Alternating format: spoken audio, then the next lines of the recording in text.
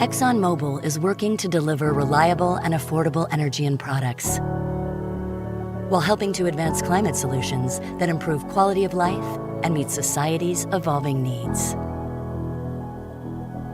We're focused on growing shareholder value safely and in support of a lower emissions future.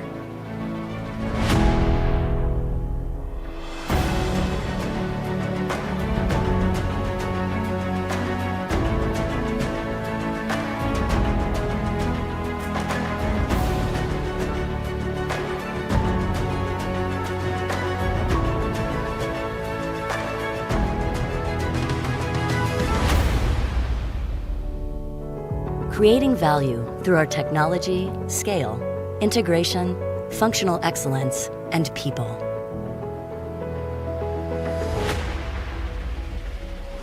New energy resource discoveries and innovative solutions built on fundamental science and scalable technologies, and a plan to play a leading role in the energy transition.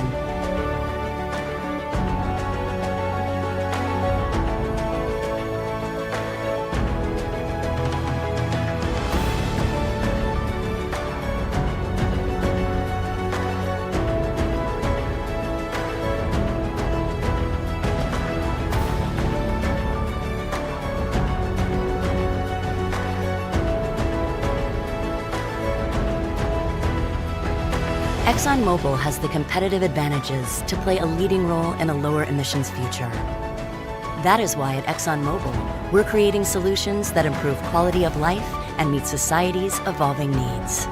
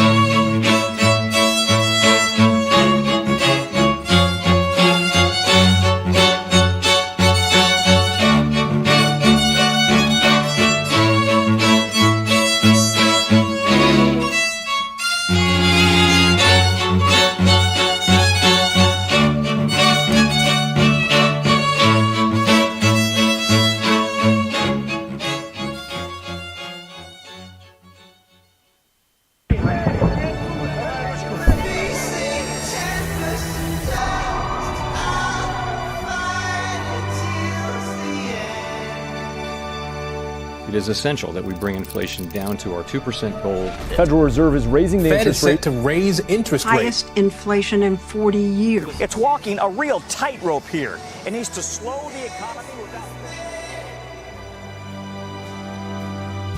You know, this is all about taking that first step, taking that first trade. There's no need to overcomplicate it. We'll go through the pros and cons, then we'll jump on the platform and set a trade up here. Right, let's get into it.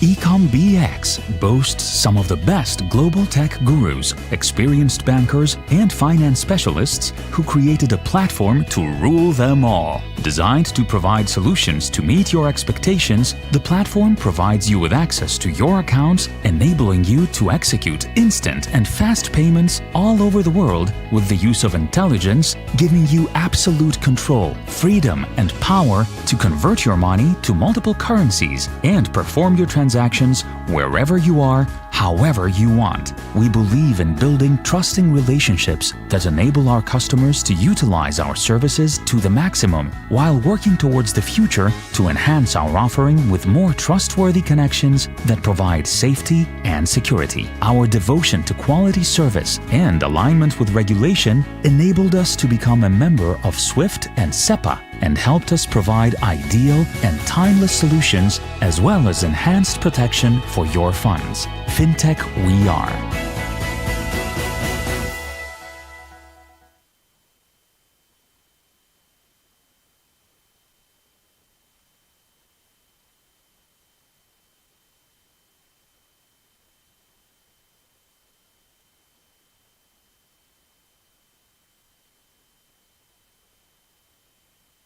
(1,700 journalists, 138 Pulitzer Prize Awards in journalism. The New York Times, the newspaper with the largest impact in the world. The New York Times Sunday edition, now in Cyprus.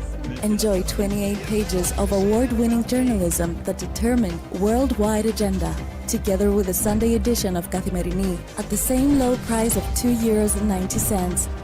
The New York Times and Kathimerini every Sunday. Kathimerini. Knowledge is truth.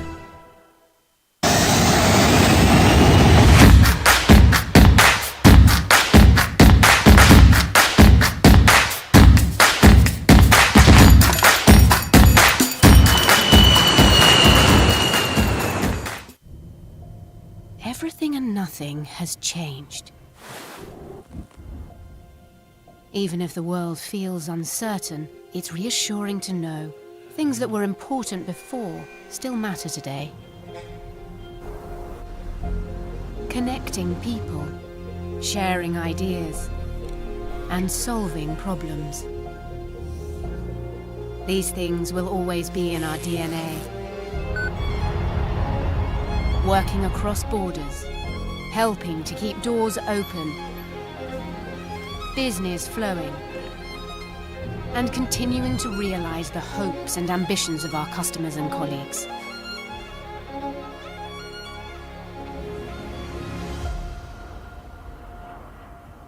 When you think about it like that, thankfully, not quite everything has changed.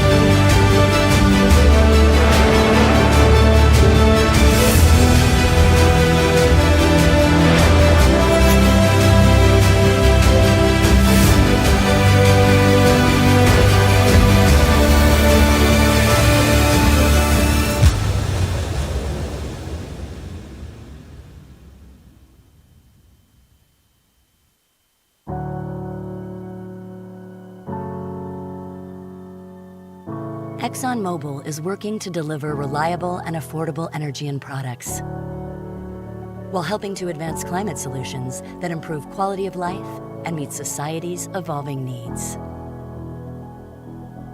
We're focused on growing shareholder value safely and in support of a lower emissions future.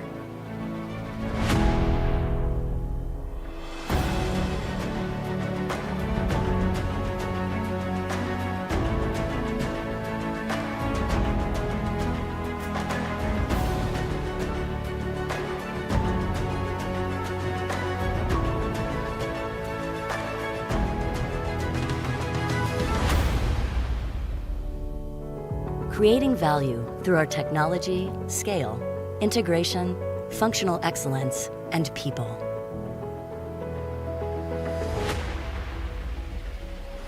New energy resource discoveries and innovative solutions built on fundamental science and scalable technologies, and a plan to play a leading role in the energy transition.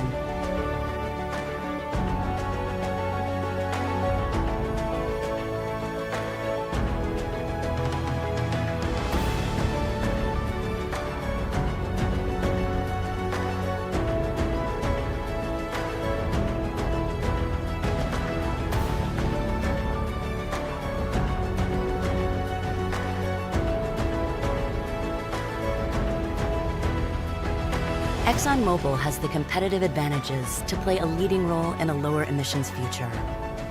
That is why at ExxonMobil, we're creating solutions that improve quality of life and meet society's evolving needs.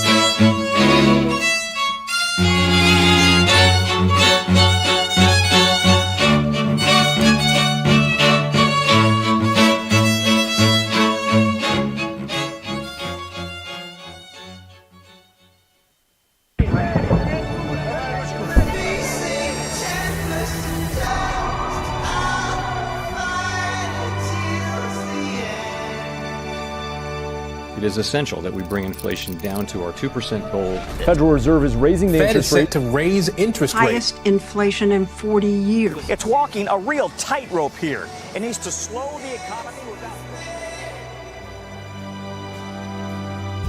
You know, this is all about taking that first step, taking that first trade. There's no need to overcomplicate it. We'll go through the pros and cons, then we'll jump on the platform and set a trade up here. Right, let's get into it.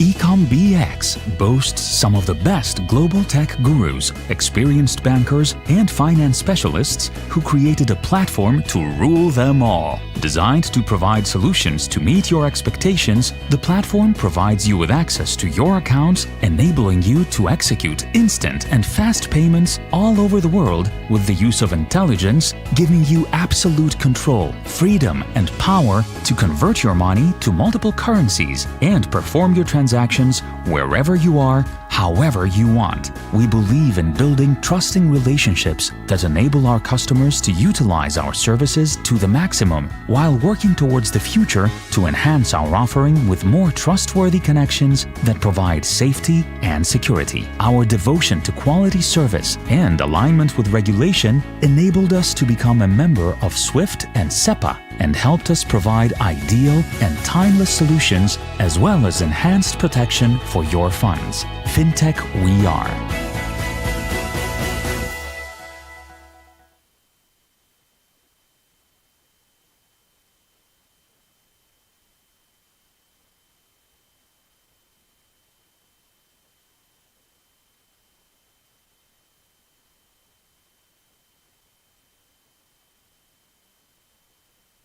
(1,700 journalists, 138 Pulitzer Prize Awards in journalism.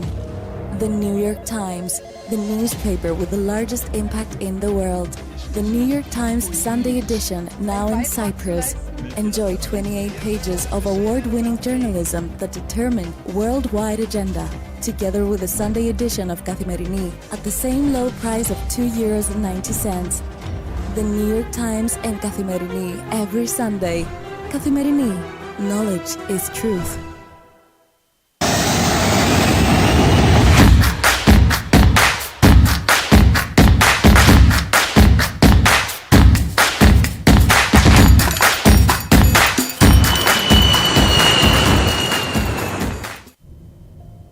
Everything and nothing has changed.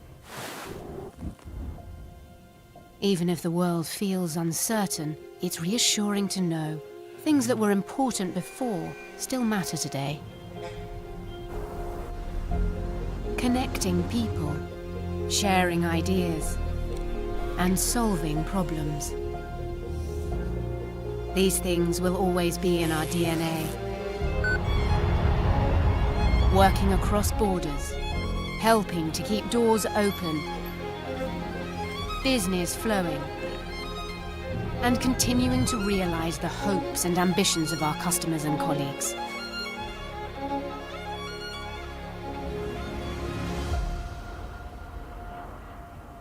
When you think about it like that, thankfully, not quite everything has changed.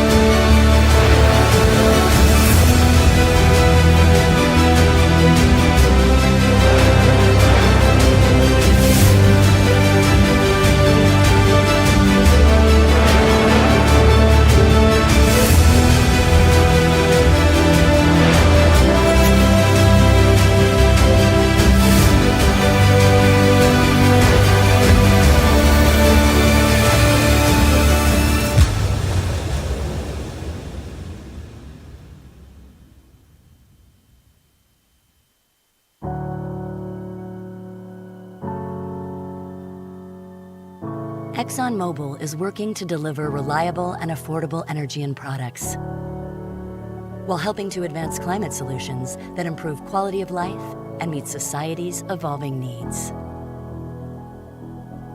We're focused on growing shareholder value safely and in support of a lower emissions future.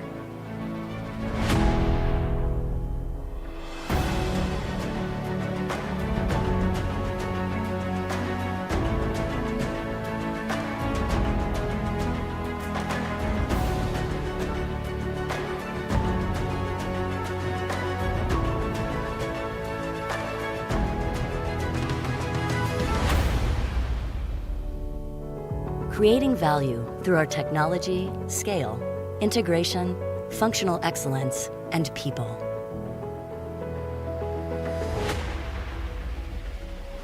New energy resource discoveries and innovative solutions built on fundamental science and scalable technologies, and a plan to play a leading role in the energy transition.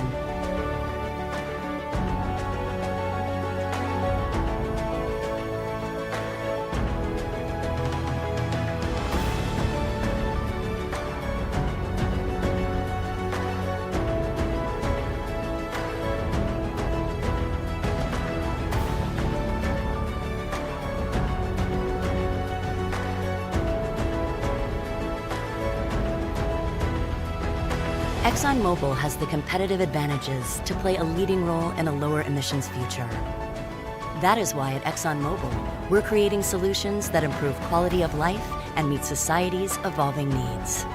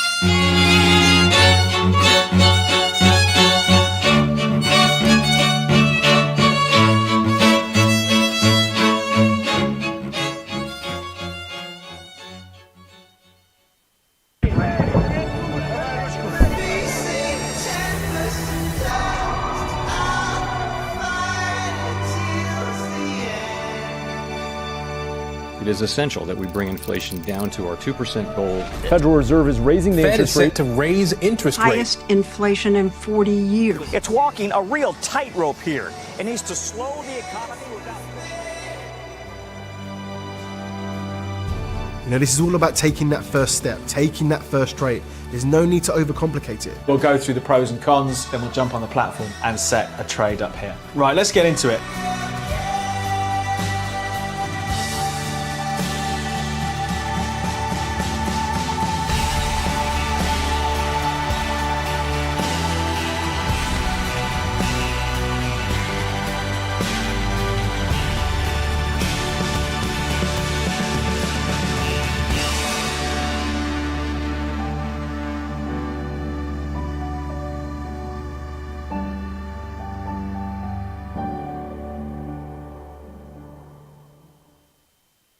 EcomBX boasts some of the best global tech gurus, experienced bankers, and finance specialists who created a platform to rule them all. Designed to provide solutions to meet your expectations, the platform provides you with access to your accounts, enabling you to execute instant and fast payments all over the world with the use of intelligence, giving you absolute control, freedom, and power to convert your money to multiple currencies and perform your transactions wherever you are, however you want. We believe in building trusting relationships that enable our customers to utilize our services to the maximum, while working towards the future to enhance our offering with more trustworthy connections that provide safety and security. Our devotion to quality service and alignment with regulation enabled us to become a member of SWIFT and SEPA and helped us provide ideal and timeless solutions as well as enhanced protection for your funds. FinTech we are.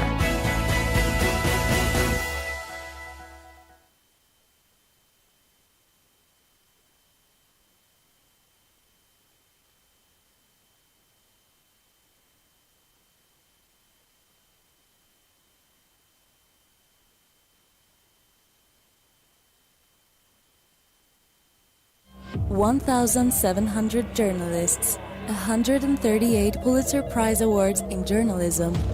The New York Times, the newspaper with the largest impact in the world.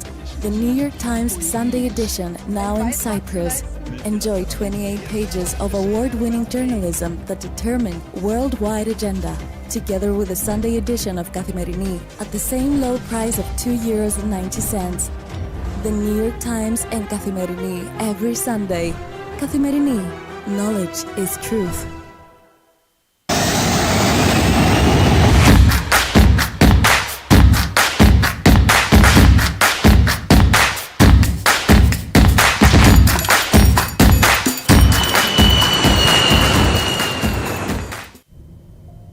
Everything and nothing has changed. Even if the world feels uncertain, it's reassuring to know things that were important before still matter today.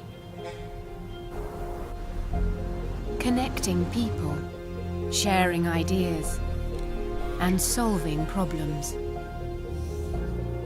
These things will always be in our DNA.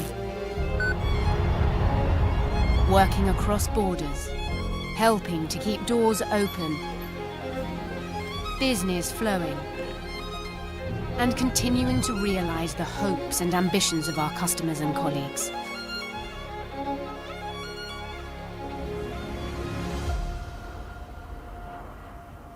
When you think about it like that, thankfully, not quite everything has changed.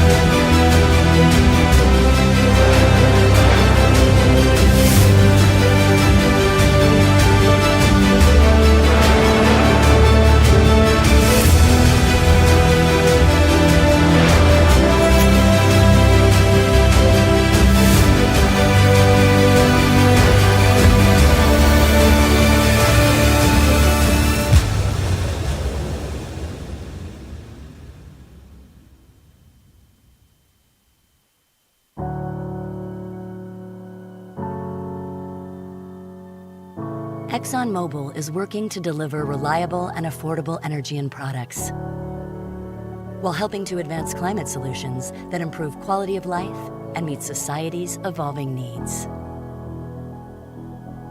We're focused on growing shareholder value safely and in support of a lower emissions future.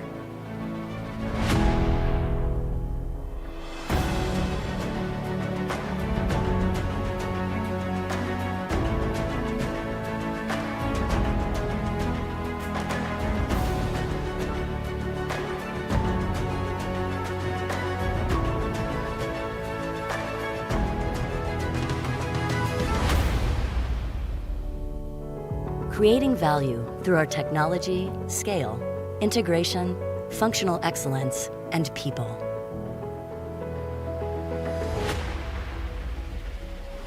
New energy resource discoveries and innovative solutions built on fundamental science and scalable technologies, and a plan to play a leading role in the energy transition.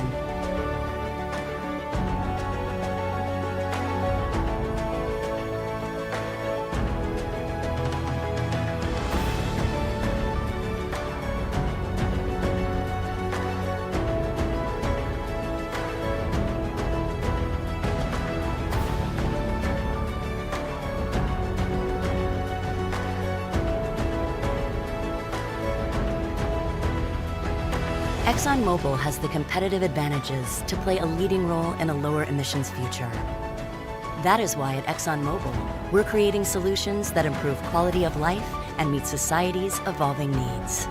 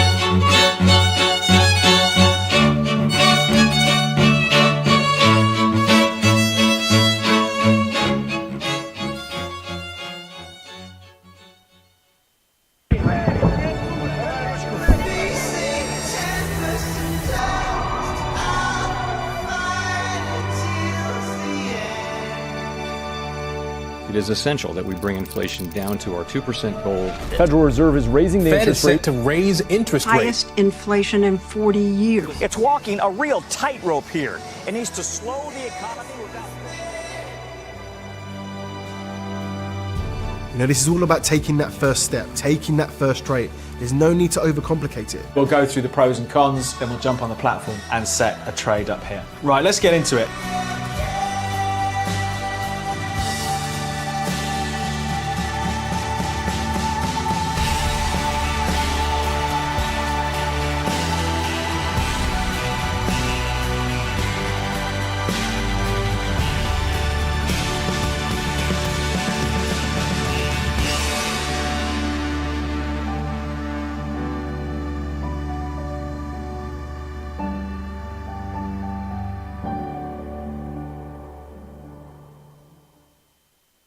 EcomBX boasts some of the best global tech gurus, experienced bankers, and finance specialists who created a platform to rule them all. Designed to provide solutions to meet your expectations, the platform provides you with access to your accounts, enabling you to execute instant and fast payments all over the world with the use of intelligence, giving you absolute control, freedom, and power to convert your money to multiple currencies and perform your transactions wherever you are, however you want. We believe in building trusting relationships that enable our customers to utilize our services to the maximum while working towards the future to enhance our offering with more trustworthy connections that provide safety and security. Our devotion to quality service and alignment with regulation enabled us to become a member of SWIFT and SEPA and helped us provide ideal and timeless solutions as well as enhanced protection for your funds.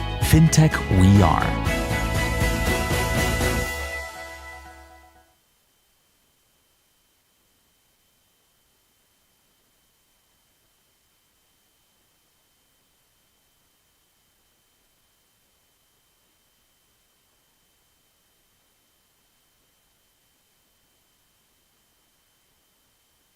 (1,700 journalists, 138 Pulitzer Prize Awards in journalism.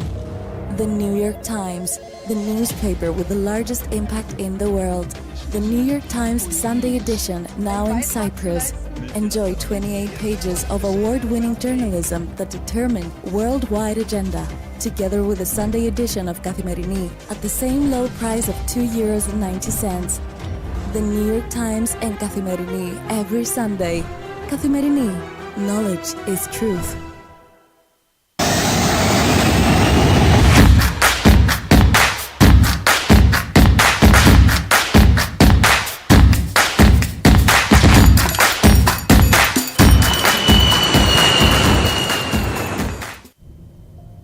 Everything and nothing has changed. Even if the world feels uncertain, it's reassuring to know things that were important before still matter today. Connecting people, sharing ideas, and solving problems. These things will always be in our DNA. Working across borders, helping to keep doors open, business flowing, and continuing to realize the hopes and ambitions of our customers and colleagues.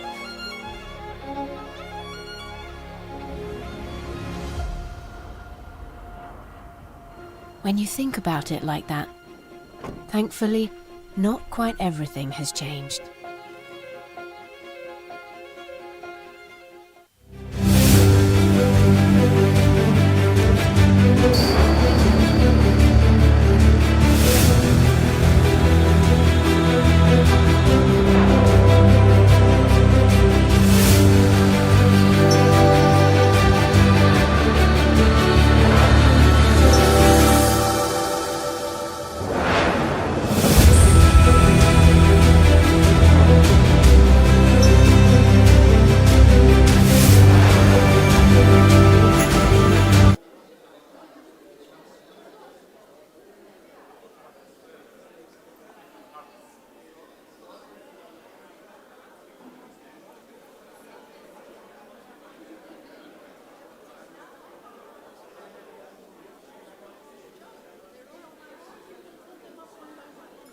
All right.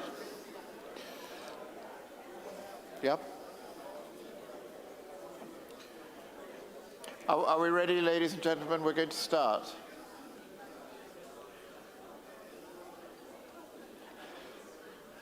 We're going to start on day 2 of the 18th Cyprus Summit. As you know, my name is John Peet. I'm the Brexit and political editor of The Economist.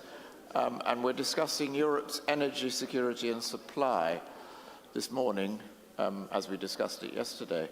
So I'd like to invite Natasa Pilides, the Minister of Energy, Yanis Maniatis, former Minister for Environment of Greece, Christian Aspre from Exxon, and F from Telemish from New York to come and join me on the panel.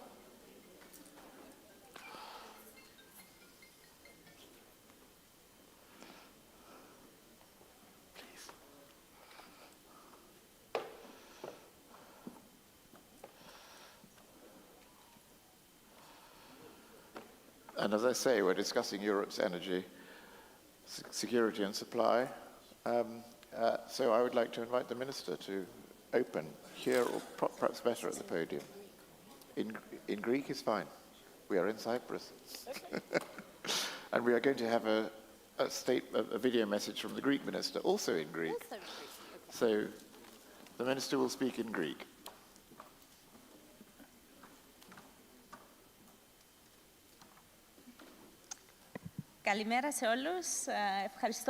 Good morning to all. Thank you all very much for the invitation. Starting this very brief intervention, please allow me to congratulate the co-organizers of this 18th Cyprus Summit of the Economist, Haslis and Rivas, and the European Commission representation in Cyprus. Undoubtedly, we're currently going through an extremely critical period for the energy sector in Europe, the Eastern Mediterranean, and beyond.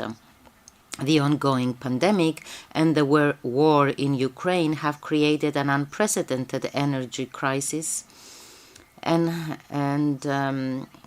have created challenges on a global and energy and European level. The EU is trying to remain united in tackling these challenges, and of course, unity, I believe, is a prerequisite for the right combat of the crisis in the right way, to send the right messages to Russia, but at the same time not to burden the European consumers to a degree that they cannot bear.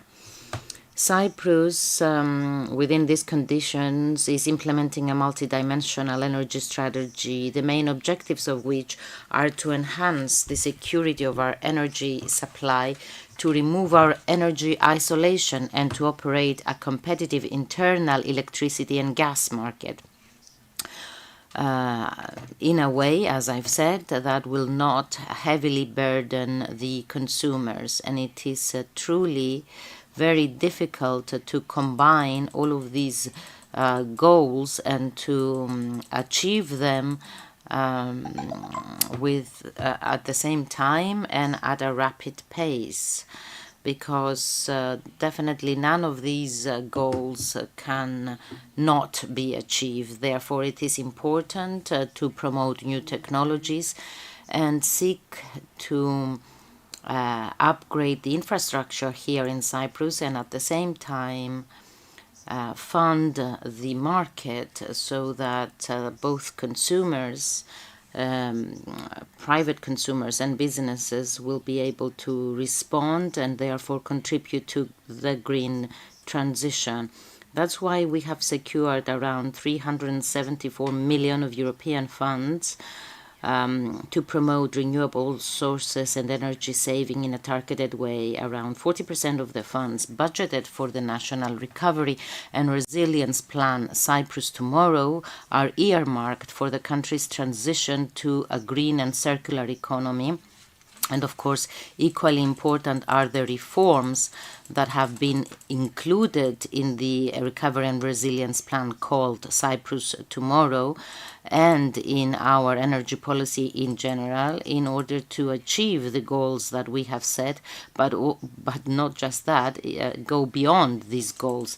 The plan also includes investments for smart meters, for energy storage, and 100 million for the interconnector of the Euro-Asia interconnector between Cyprus, Greece, and Israel, which also includes around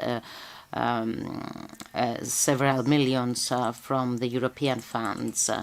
Last week, as you may have observed, has been a very important week for the energy sector in Cyprus. First of all, on Friday, we had the opening ceremony for the Cyprus-Crete leg of the Euro-Asia interconnector. This happened after years of work and close cooperation between the state and the implementing body, and we are at the pleasant position right now to be entering the implementation stage, the construction stage of this project that we hope will be ready 2 to 3 years before 2030, so that it will substantially contribute to our goals for 2030. Definitely, electricity interconnection changes our goals. We can be more optimists and more ambitious, and therefore this project is very important to be completed as soon as possible, at least the Cyprus-Crete leg, while the Cyprus-Israel leg will now go underway much faster. Electricity interconnection secures our country's energy supply, which is very important for the Republic of Cyprus, while it also diversifies our energy mix. And definitely, it is important on a regional level, because it's not just Cyprus that will benefit from this, but also Greece and Israel and the wider Eastern Mediterranean in general. On Friday, we also had the opportunity, in the framework of the Cyprus presidency of the International Intergovernmental Organization East Mediterranean Gas Forum, to organize an energy conference here in Cyprus, the EMGF Energy Transition Conference, in the presence of the President of the Republic and the European Commissioner for Energy, where we examine the ways in which the Eastern Mediterranean can play a leading role in the key issues of energy security and energy transition, both at EU level and in our own region. And we discussed this privately with the Commissioner and the President of the Republic, and we truly hope that the goals that have been now set and the opportunities that have emerged will help to accelerate the exploitation of our natural resources in the exclusive economic zone of Cyprus. Also, coordinated action on a regional level was discussed, because we've seen already that they can bring about results, not just for the exploitation of natural gas, but also for green transition. Eastern Mediterranean is a particularly sensitive region, and our president will have the opportunity at the COP27 next month to present the Cyprus initiative, because definitely the Eastern Mediterranean can play a substantial role in green transition through initiatives that will have a regional but also a global impact. I think I'll stop here, and we can have a discussion. Thank you again for inviting me. I have a video message from Konstantinos Skrekas, the Minister of Environment and Energy of Greece. If it's working. It is my great pleasure to be joining this panel of distinguished colleagues and good friends. Greece has always been a pillar of stability and energy security in the region. Our government has been actively promoting crucial infrastructure projects, fostering diversification, green transition, and regional integration. To highlight a few examples, our TSO is ready to become a shareholder in the Euro-Asian interconnector, linking Greece with Cyprus and Israel. We rapidly promote our 3 gigawatt green interconnector with Egypt. We're working on a strategic energy partnership with the United Arab Emirates, unlocking green investments towards the hydrogen era. Virtual gas pipelines connecting Greece to Cyprus and Israel through Egypt also gain traction in parallel to our support to EastMed.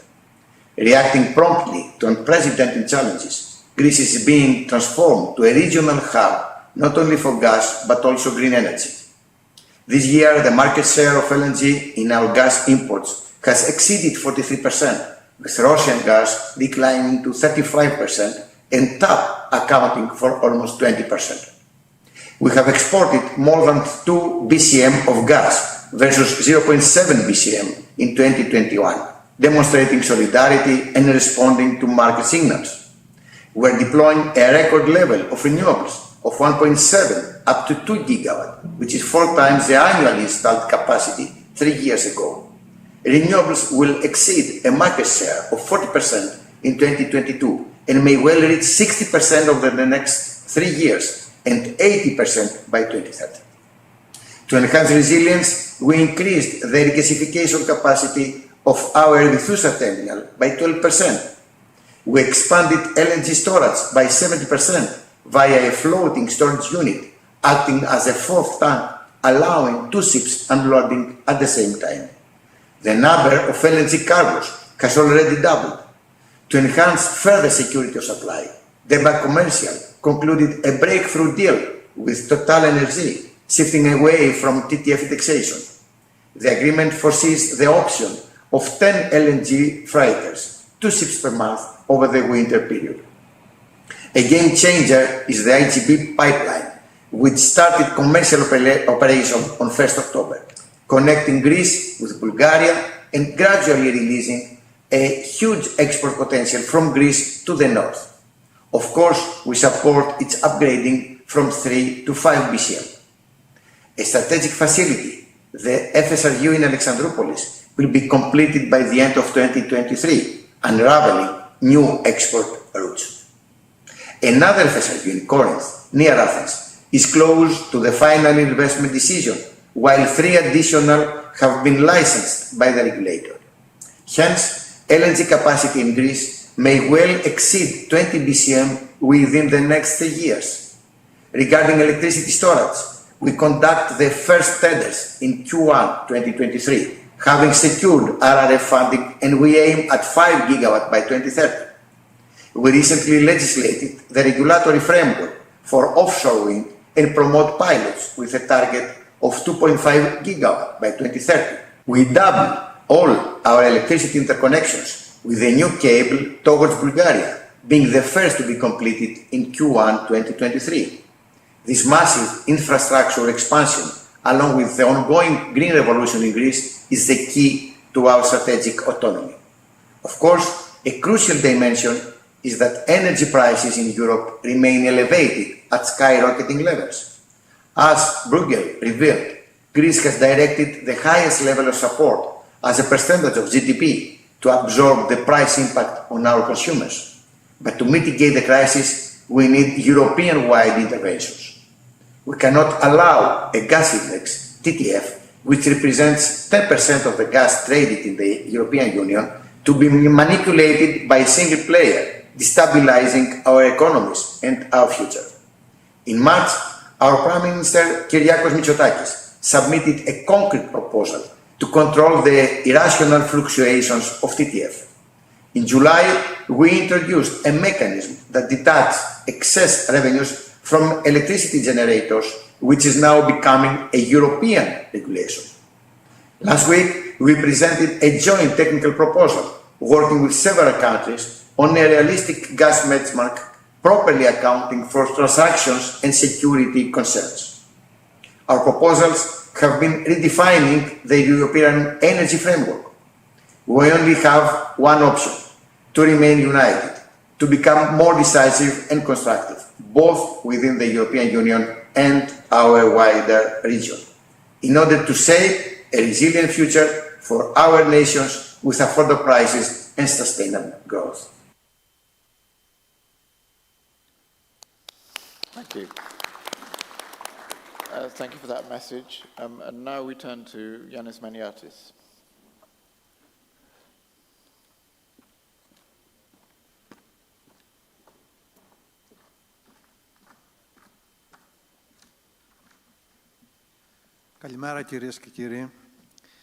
Good morning, ladies and gentlemen. I would like to thank you for the invitation to be with you here today.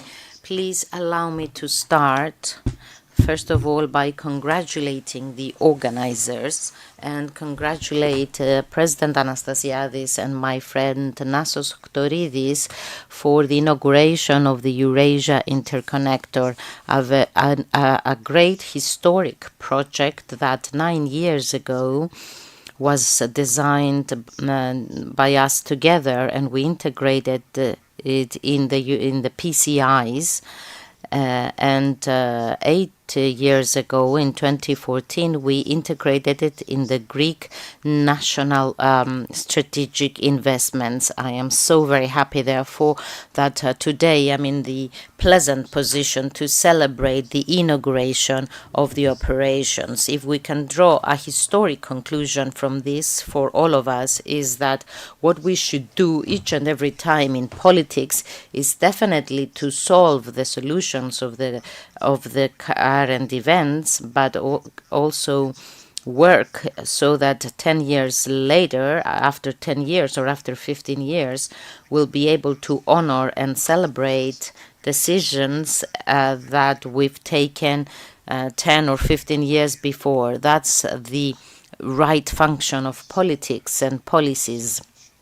Please allow me to note, before I go into the main part of my speech, that I am glad because Greece, in the worst period of its history, in the period of fiscal crisis, it managed and conquered the 6th best place in the world in the per capita production of photovoltaic energy, per capita solar energy from photovoltaics, and the 6th best place in Europe, together with Germany, in the participation of RES in the production of electricity.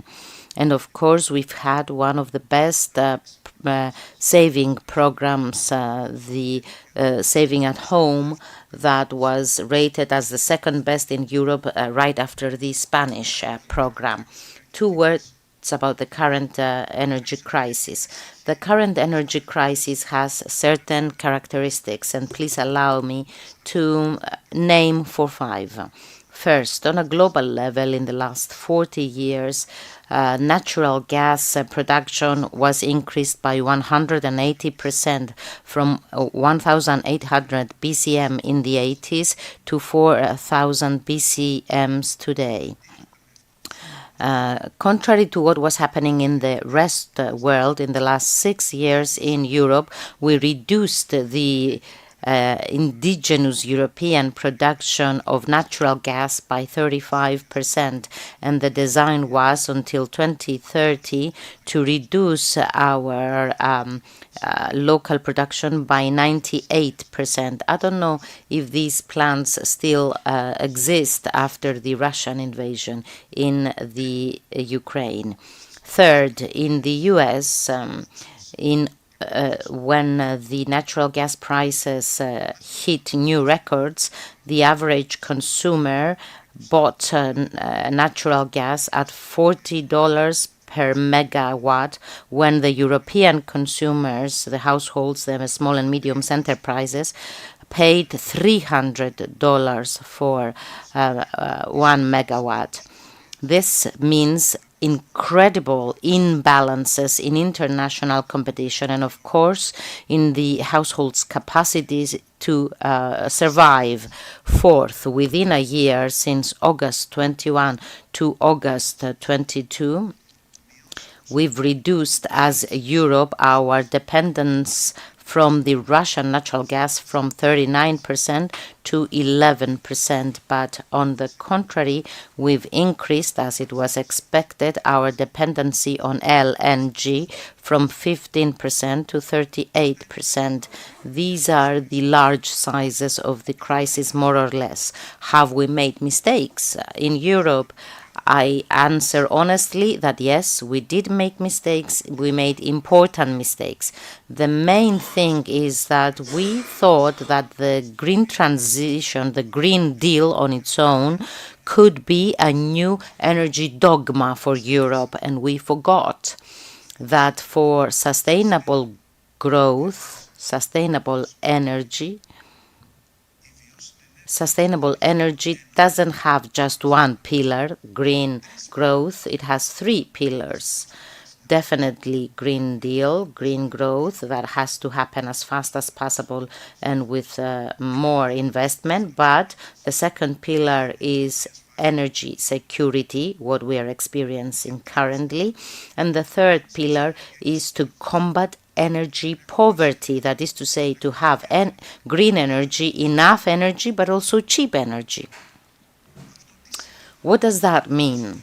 It means that on a European level, on a pan-European level, trying to survive, not very efficiently, I have to say, and trying to solve the current crisis, again, not very efficiently, we have to create at the same time a new energy dogma, an energy dogma for the decade 2020, which is a decade completely different than the decade of the millennium of 2000.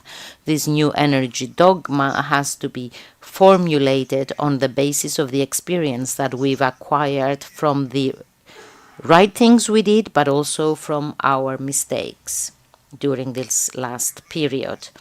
2 words about EastMed. EastMed is a huge project, a historic project. TAP, EastMed, IGB, the Eurasia Interconnector, the FSL of Alexandroupolis, the upgrading of Revithusa, and a series of other projects were designed and integrated in the European funds in 2013, 9 years ago. But that's how energy goes. You design today, and you know that your project will be ready after about a decade. EastMed, I have to note one word, is a project that must be a first priority, not just by Italy, Greece, Cyprus, and Israel governments, but also by the European Union. You can't be begging Aliyev in Azerbaijan or the King of Saudi Arabia as Europe to give you additional natural gas or oil and have your own gas in the Eastern Mediterranean and not have a European policy to exploit and protect them. A European policy, I repeat, not just the national policies. And I finish with one phrase about something that concerns us all in Eastern Mediterranean, the issue of regional partnerships. Greece and Cyprus were countries that stood at the front line at difficult periods and created the environment to have energy partnerships in this turbulent region. What we're experiencing today has a historic analogy only with the wars of 1967, 1973, and when the Turkish invasion happened in Cyprus. Today, unfortunately, we are experiencing equally difficult conditions with wars in the wider region, Libya, Iraq, Afghanistan, etc., migration, crisis, imbalances, and of course the war in Ukraine. Is there a response to the problem? The response is only one: partnerships. Partnerships, however, on the basis of one fundamental principle: the principle of implementing the principles of international law and marine law, the law of the sea.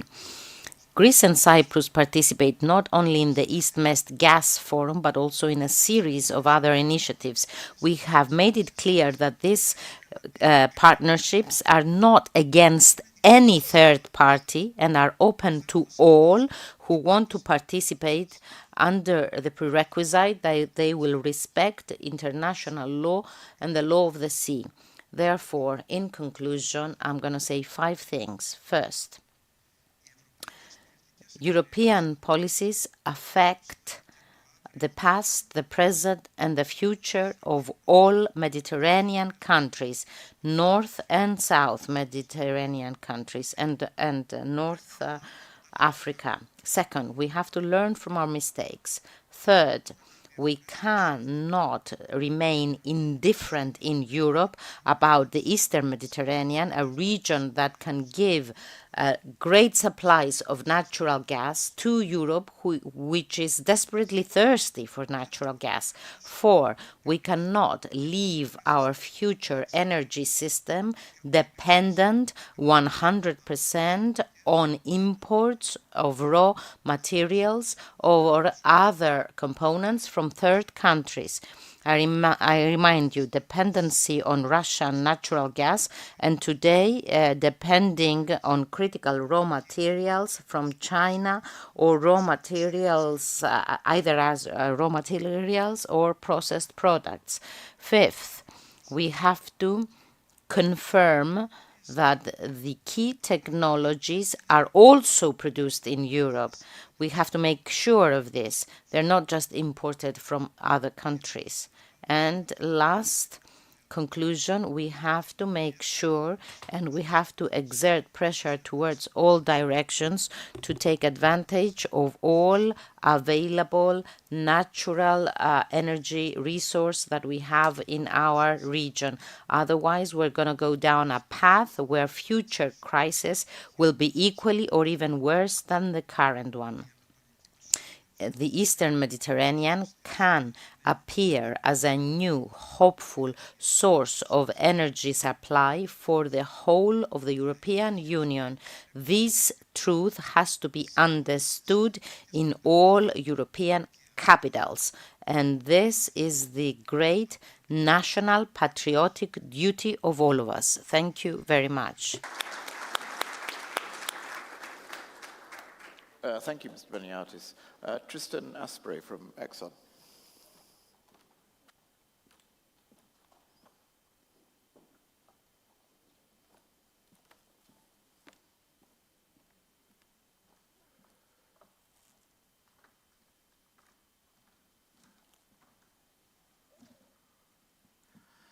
Good morning, ladies and gentlemen.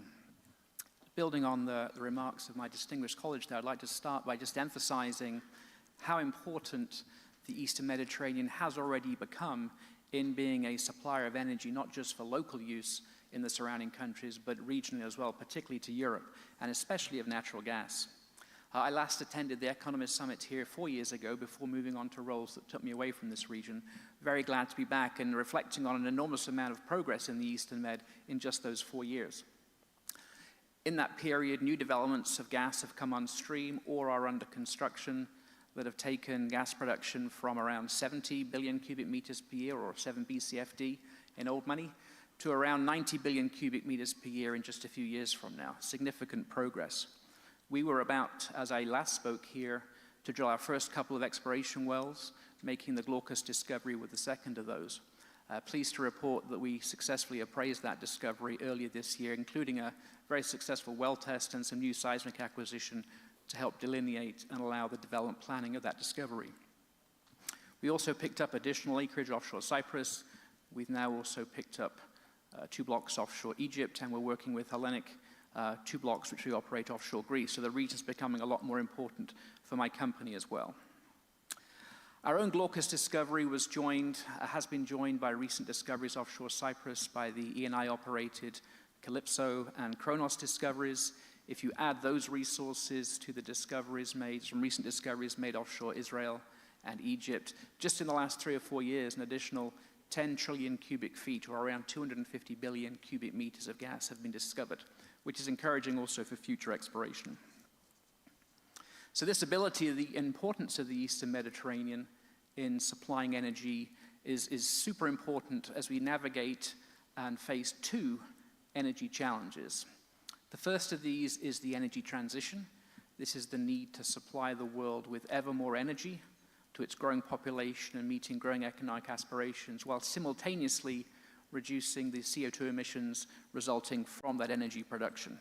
Energy transition has been underway for many years, and it will take many decades to play out. And natural gas is playing and will continue to play a very important role in that transition, as I'll expand on shortly.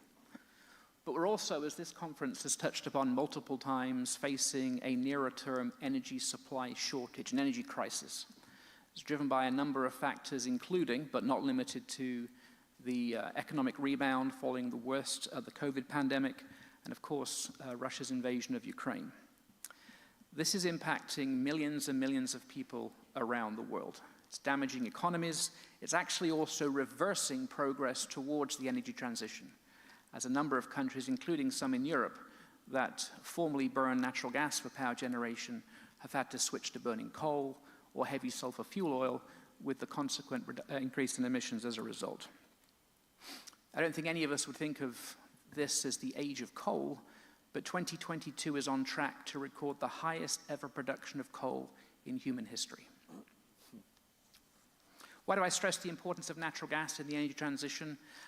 Natural gas has played and continues to play a significant role in substituting for coal over recent decades, particularly in the United States and parts of Europe. Natural gas, when burned for burned for power generation, emits less than half the CO2 emissions and none of the particulates that come from burning coal. Secondly, natural gas is also acting as a reliable and fast-reacting backup and partner of intermittent wind and solar power in many countries. But natural gas will also play and is also playing a role as a future source of hydrogen via the so-called blue hydrogen route, removing the carbon from the methane molecule, burying that underground, often synergistically with industrial CO2 emissions, and then using the hydrogen to fuel industrial processes. You burn hydrogen, you produce only water vapor. So continued supply over the long term of natural gas will help kickstart hydrogen infrastructure across Europe and beyond. But back to the recent energy supply crisis, we're seeing a number of reactions across the region, and Europe in particular. Governments are cutting energy demand, energy use, restarting previously mothballed coal-fired power stations in several countries, extending the life of nuclear power stations that were scheduled to shut down in the near future. Also, a strong emphasis on filling gas storage ahead of this coming winter, which is actually slightly ahead of plan. We're also seeing some very pragmatic fast-tracking of permitting for a range of gas import projects, particularly in Germany, which is progressing no fewer than 10 LNG import terminal projects. Now, these are near-term responses to the energy crisis. The development of new gas resources in the Eastern Med cannot react on a month's time frame, but do offer a solution more in the medium term. But they will need appropriate government support. The discoveries that I mentioned earlier, offshore Cyprus, Israel, and Egypt, these recent discoveries are relatively small when you compare them to the giants that we know so well, like Zohr and Leviathan. These are on average about 1/10 of the size. We're finding these fields now further and further from shore, typically in deeper and deeper water. So this won't be low-cost gas to develop. It'll require billions of dollars investment to bring these resources to market. And that'll require government support, appropriate fiscal terms, and some security of demand as well. With those provisions in place, though, I'm confident that these new discoveries that we've made recently can be brought into development, further strengthening the Eastern Mediterranean's role in supplying energy and contributing to decarbonization goals. I look forward to any of your questions. Thank you.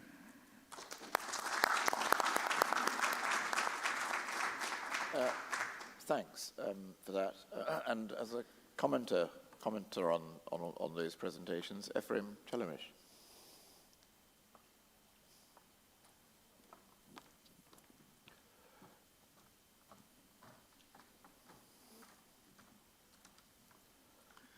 Good morning.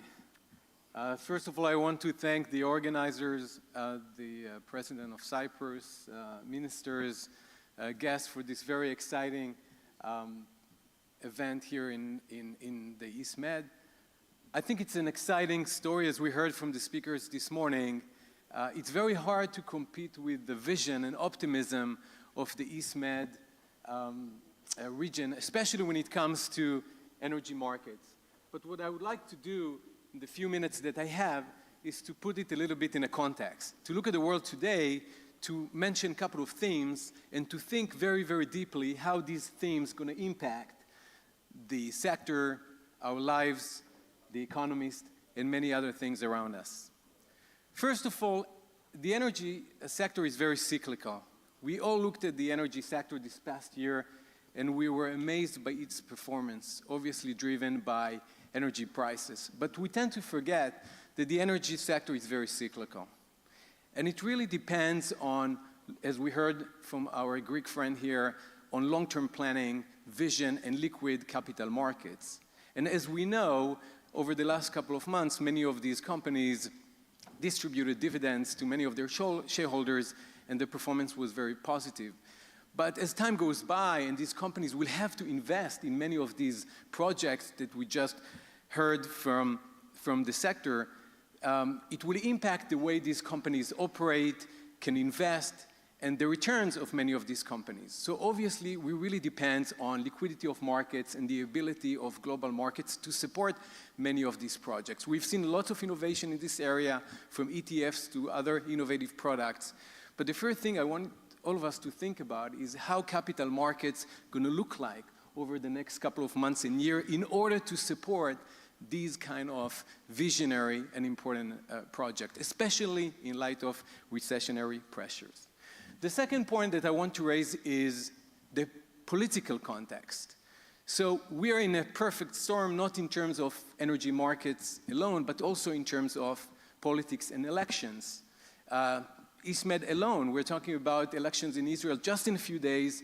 We're talking about elections in Cyprus very soon, Turkey and some other parts of the region, which means that the companies that we're hosting here today, they are looking very carefully what these governments are actually doing, not only today, but what they're going to do post-elections. And the last thing we want is a world full of inconsistent policies, as we experienced in the EastMed energy story just a decade ago, before we were full of optimism about the EastMed as a regional energy story. So I think tracking these inconsistent policies is a very, very critical component of this story. I'll just give you one number and one part of this story from the big world, which applies to the EastMed as well. One of the main institutions for solving disputes between energy companies and governments is ICSID in the World Bank in Washington, D.C. If you actually look at the cases managed by ICSID from Argentina on one side of the world all the way through Asia, almost 50% of the disputes between companies, private and public, and governments, it's actually in the oil, gas, renewables, and the electricity sectors, which means that what we're going to see over the next couple of months and years is a spike in disputes between energy companies and governments as a result of all types of changes in policies. For example, new taxes, lower taxes, and reforms in the energy sectors in different parts of the world, including in the EastMed. And I would like to say that this is particularly important in light of recessionary pressures, because if we learn anything from previous cycles is that during those kind of cycles, governments tend to change their policies. I would like to say a few words about agreements. We had very exciting agreements over the last couple of weeks, from the Lebanon-Israel agreement to some other agreements that the ministers mentioned this morning. But I want to mention one element which we didn't mention this morning, which I think is critical. And this is the human element. This is the bottom-up part of agreements. It's very easy sometimes, we think, to sign agreements on the government level. It's much more difficult to bring people together, companies, projects, and to make sure that this government actually take this vision to the ground. And if I learn anything from the EastMed and the Middle East stories, that bottom-up agreements tend to be a little bit more successful than others. Just look at the Abraham Accords, which is really based on people from the Gulf and Israel come together on a regular basis. And then two additional points, actually three, one on technology, another one on the human talent, and I'll finish with renewables. When we think about traditional energy markets, we heard so much about oil and gas from our friends here on stage. We don't think too much about innovation. We don't think too much about technology. It's been perceived as an old school industry. But in fact, if you follow the traditional oil and gas sector today, especially in the EastMed, it's full of innovation. Just take as a mini example what's going on with floating LNG. In the past, when you looked at traditional LNG technologies, you were concerned about the fact that it takes years to build facilities. It used to be the case that it takes years to build refinery in the States or LNG facility in the EastMed region. Now people think about floating LNG and other technologies to be innovative and to try to bring solution. So I think technology is a big part of the story, and we will see more and more traditional energy, technology and innovation hubs in the region, and I call all of us to be part of the story. With respect to the human element, clearly we're all aware of shortage of employees in different sectors. We tend to think that the energy sector has enough employees to support many of these projects that we heard about this morning, but it's not always the case. So we didn't mention this morning the support of the government on labor and its leadership. And then finally, with respect to renewables, I hear quite often criticism when people say, why do we talk about renewables only world by 2030, 2040, 2050? Why do we have all these deadlines and all these visions while we know that in reality it's very hard to get there, especially in light of what we heard this morning about natural gas and the high demand for that?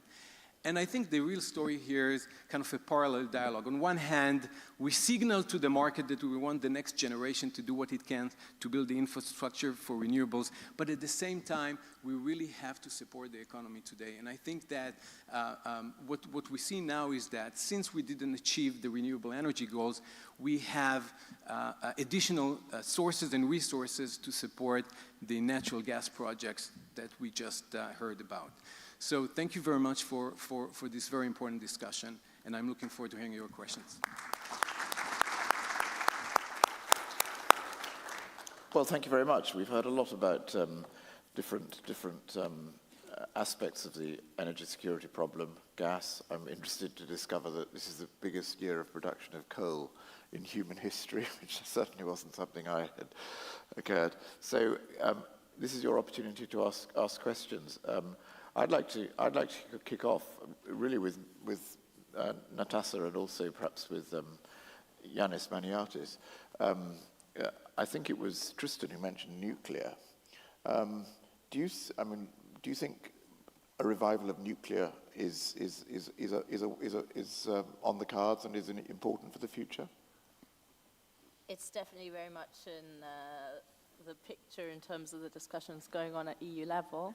I think, well, together with natural gas, nuclear is always one of the bridge, let's say, forms of energy that can lead to a green transition much faster. And certainly certain countries which already use nuclear are very much in favor of extending that possibility or embracing that possibility to a much greater extent. So yes, I do think that that's going to be discussed a lot at EU level. Obviously, there are countries which have tended to be contrary to such a policy. Perhaps the changing landscape will have some impact in changing that. Certainly here in Cyprus, it is a sensitive subject because of the ACU planning and the security ramifications that it could have. But sort of on a wider level, I think nuclear could assist a lot in a faster green transition, as could natural gas if it's slotted in as a bridge fuel until 2050, which I understand is perfectly possible and has been confirmed several times by the Energy Commissioner in the last few months. Do you have a view on? Well, I follow this discussion about nuclear energy, and especially the evolution on the small modular reactors coming from France, Great Britain, United States, etc.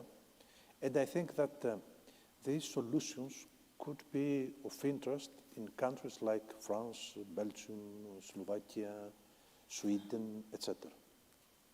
Talking about our region, we must say that at least in Greece and in Cyprus, there is not even a discussion on the issue of nuclear, of the usage of nuclear. And since if we start discussing about nuclear, we will start with some studies, and then for the following steps, we are discussing about a project for the next 20 years. In the meantime, I would prefer to put our forces in implementing more renewables, more biomass, more geothermy, in order to see, of course, in exploring and developing our natural gas fields, and of course, let's see what will happen with the scientific and political debate and evolution on small modular reactors. Let me just say that what is interesting at a global level is the fact that today there are about 50 big reactors constructed by China and about 20 constructed by Russian technology. So we should always have in mind that maybe in few years, besides the, let's say, Western technology on reactors, we will have many reactors coming from Chinese and Russian technology, whatever it means about maybe changing safety regulations, etc. It's a huge issue, but in any case, I think this debate is very, very interesting, especially in Europe for the middle and northern European countries, the usage of nuclear energy. Okay. I'm still looking to see if anybody has a question from the audience. Yes, please, over here. There's a microphone coming.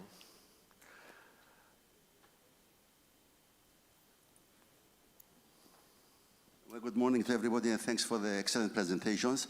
I have a different proposal to Mr. Maniatis. The East Med has always been moribund. The US, Italy, France have withdrawn the support. The cost and the technical problems are too huge. The best monetization option for both Greece and Cyprus is the LNG. In the past, it was the land-based onshore LNG. Perhaps ExxonMobil can revisit its past proposal. But now, as the professor has mentioned, we have the new technology, FLNG, to fast-track the best interests of Cyprus. We can bring all the gas here and transport it via Greek tankers to Alexandroupolis, and via the IGB, recently operated, we can export to all Europe at best prices. There was a great delay in not bringing gas here. Perhaps Aphrodite can go to Irkut, Damietta in the existing infrastructure, but the best LNG option for the economy of Cyprus, for it to become a hub, is to bring our gas here from all the fields and export it to Europe and everywhere. Prices has never been a difficulty, a constraint. It was our inability to have a vision. Please, Mrs. Spilidou, bring the LNG, the gas here to Cyprus. It will create great infrastructures for the economy of Cyprus and give it an industrial base and huge incomes and huge growth rates for Cyprus. And also support the European energy security. Thank you very much. Ms. Spilidis, Yeah, Cyprus is an energy hub. I agree that having a floating LNG facility in the Cyprus EEZ is a very good option, particularly because of the proximity of some of the plots. So Eni and Total have under their management plots 6 and 7, whilst ExxonMobil, Qatar Energy have plots 10 and 5. They're all in the same vicinity, I think, and of course we have Chevron, which is now very closely looking at the different alternatives. I think with Chevron, the transport to Egypt is more likely the solution that is going to be proposed to us by the JV.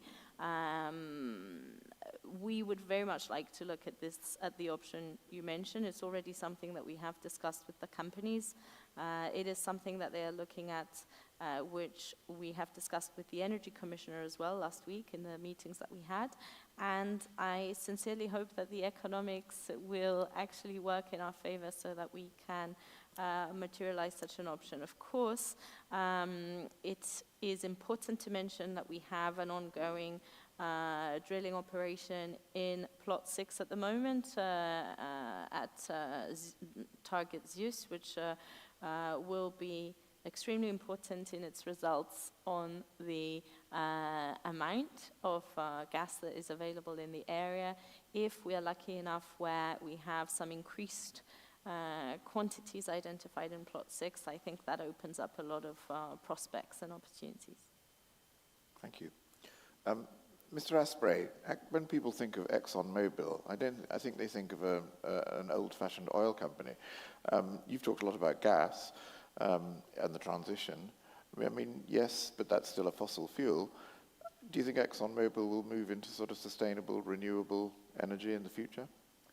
Well, certainly, and I think we have a number of areas where we're already kind of out in front already. So if you take our whole approach to the energy transition, first of all, decarbonizing our own facilities. Energy production requires a lot of energy, so we have a lot of, every single asset and facility around the world has a roadmap to get to net zero by 2050. Our Permian operations in West Texas and New Mexico, which is our largest area for producing oil and gas, more than 40% of ExxonMobil's oil and gas come from the Permian operations. We're first company to target getting to net zero there by 2030. So that's being done through massive purchases of renewable power, wind and solar. Secondly, we have a whole pipeline of projects around carbon capture, sequestration, hydrogen, including green hydrogen, but mostly blue, and biofuels. So to give you a number, the world has around 40 million tons per year of carbon capture and storage capacity. And we operate 10 of that, a quarter of that, more than any other company. We've got about 15 projects in the pipeline on CCS, some coupled synergistically with blue hydrogen. Those are everywhere from the early engagement with stakeholders, governments, all the way through to things that are fully funded and being built. Just announced another one, again with blue hydrogen, Baytown, a couple of months ago. That will produce about 10 BCM per year of hydrogen, zero carbon hydrogen through the blue hydrogen route, and add an additional 10 million tons of carbon capture capacity. That's already getting started. So that's another 20% to global carbon capture capacity. So that's a pretty significant contribution.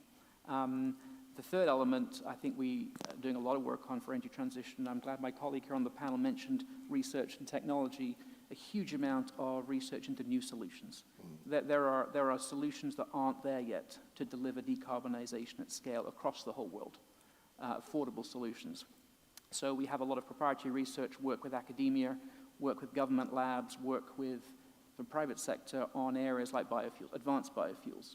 So our research in that one particular area is focused on making biofuels from cellulose and from algae.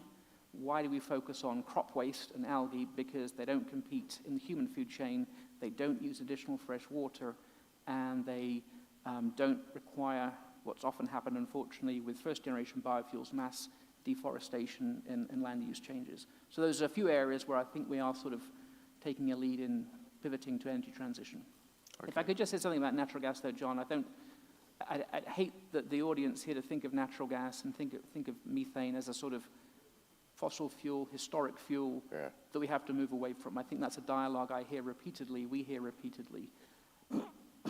In the UK, and I'm subject to a little bias here, talking about my beloved home country, but if you just indulge me for a second, the UK has cut its CO2 emissions from power generation more than any other major economy in the world, 70% in the last 10 years alone. It's done it through two mechanisms: replacing coal with natural gas as base load, in contrast to some European countries that are planning to use coal for another 2 decades or beyond.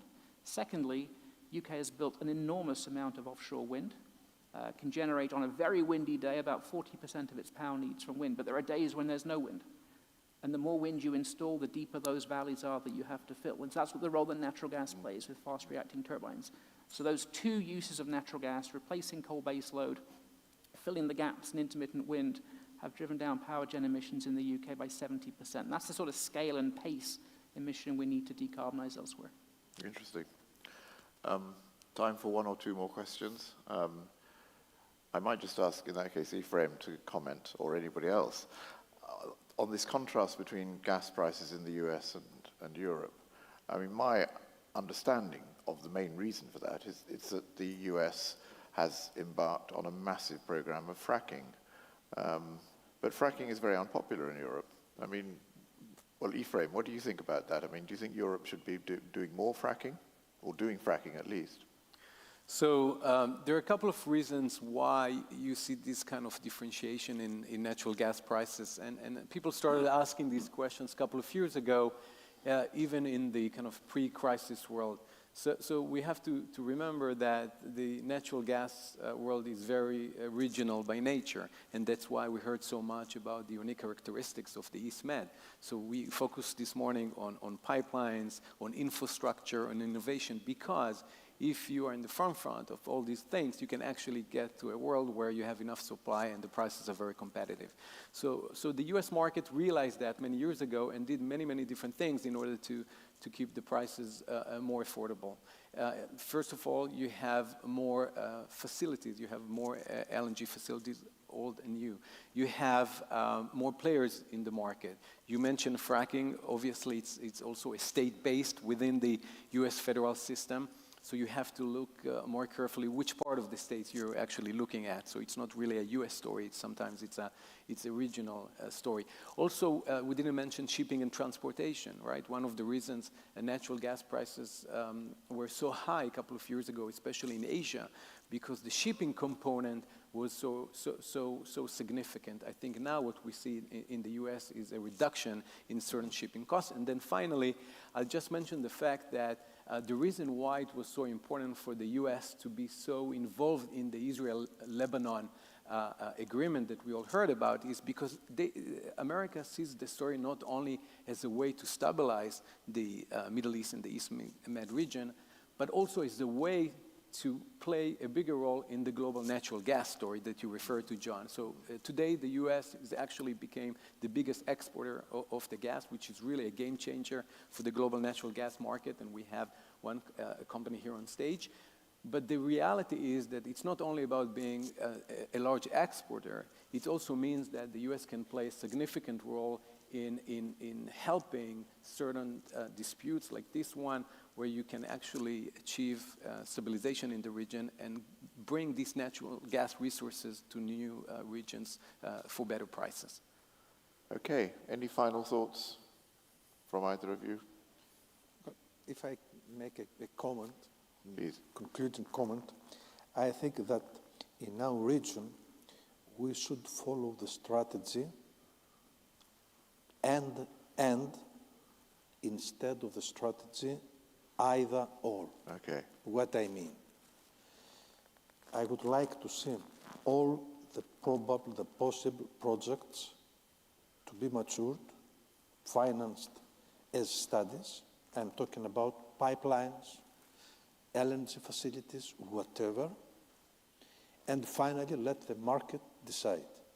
I prefer to see this strategy implemented in our region and not the strategy, either pipeline or LNG. I strongly believe that our deposits, our fields, the necessity, the desperately thirsty for natural gas Europe, and the so far steps towards regional cooperation, Israel, Cyprus, Greece, Egypt, etc., give us a good example how we can see these infrastructures not on a competitive basis, but on a complementary basis.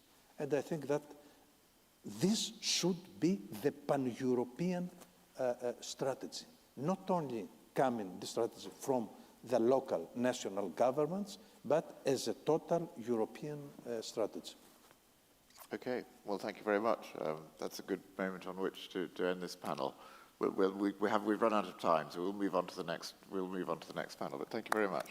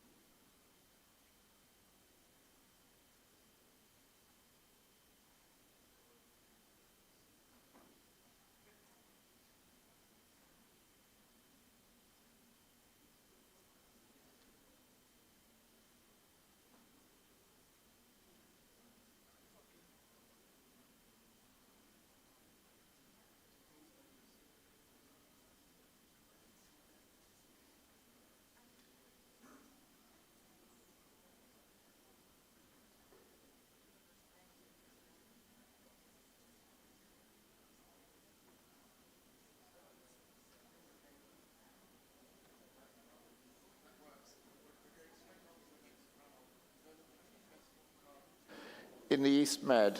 We're going on to the next panel, developing an investment hub in the East Med. And we're going to start with a video message about the Greek experience of developing an investment hub in the East Med. So I suggest we play the video straight away. And could Evgeniu, Vidias Pilidis, Pantelis Sklias, and Andreas Yasimidis come and join me on the panel?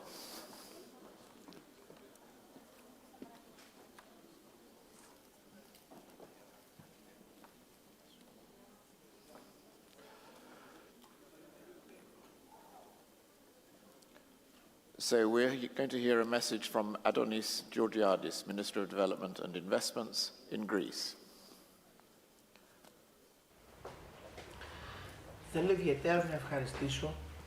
I would like to thank for the honor to invite me to the conference. Cyprus is in my heart. I love Cyprus. I don't separate it from Greece. It's Greece. And I would definitely be there if my schedule allowed it. Unfortunately, this was not possible, and that's why I'm sending this video message. I am very happy as Minister of Development and Investment, because in this field Greece has progressed greatly in recent years, not because I say so, but because that's what the data is showing, the course of the economy, the Eurogroup reports, the international fund reports, but also now we have received a mass investment, the biggest on the planet in the recent years, and I can tell you that this will continue. The announcements of the investments that are about to happen in the next few months will be equally big as the ones that have been done so far, and this makes me feel very optimistic and joyful. At difficult times, Greece is taking a step forward. How did we achieve this? I can't tell you in 3 minutes, but I'll give you the main principles. First and foremost, we changed the image of the country abroad. Up until 2019, up until Kyriakos Mitsotakis became Prime Minister, Greece was synonymous to problem.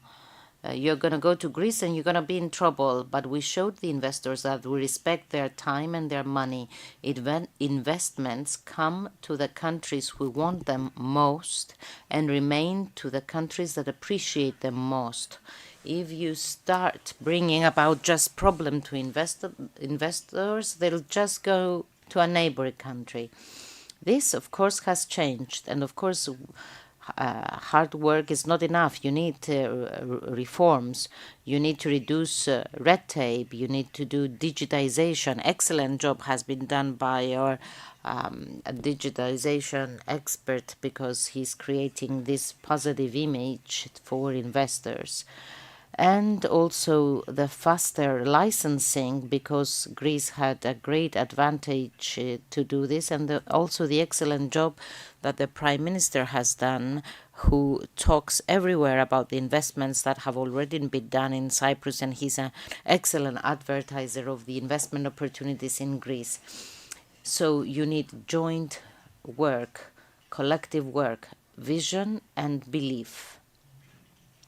I think that our Cyprus has all the necessary features to do the same and even better than us. You have a faster legislative system, judicial system, and I'm sure that everyone is happy with Cyprus's successes.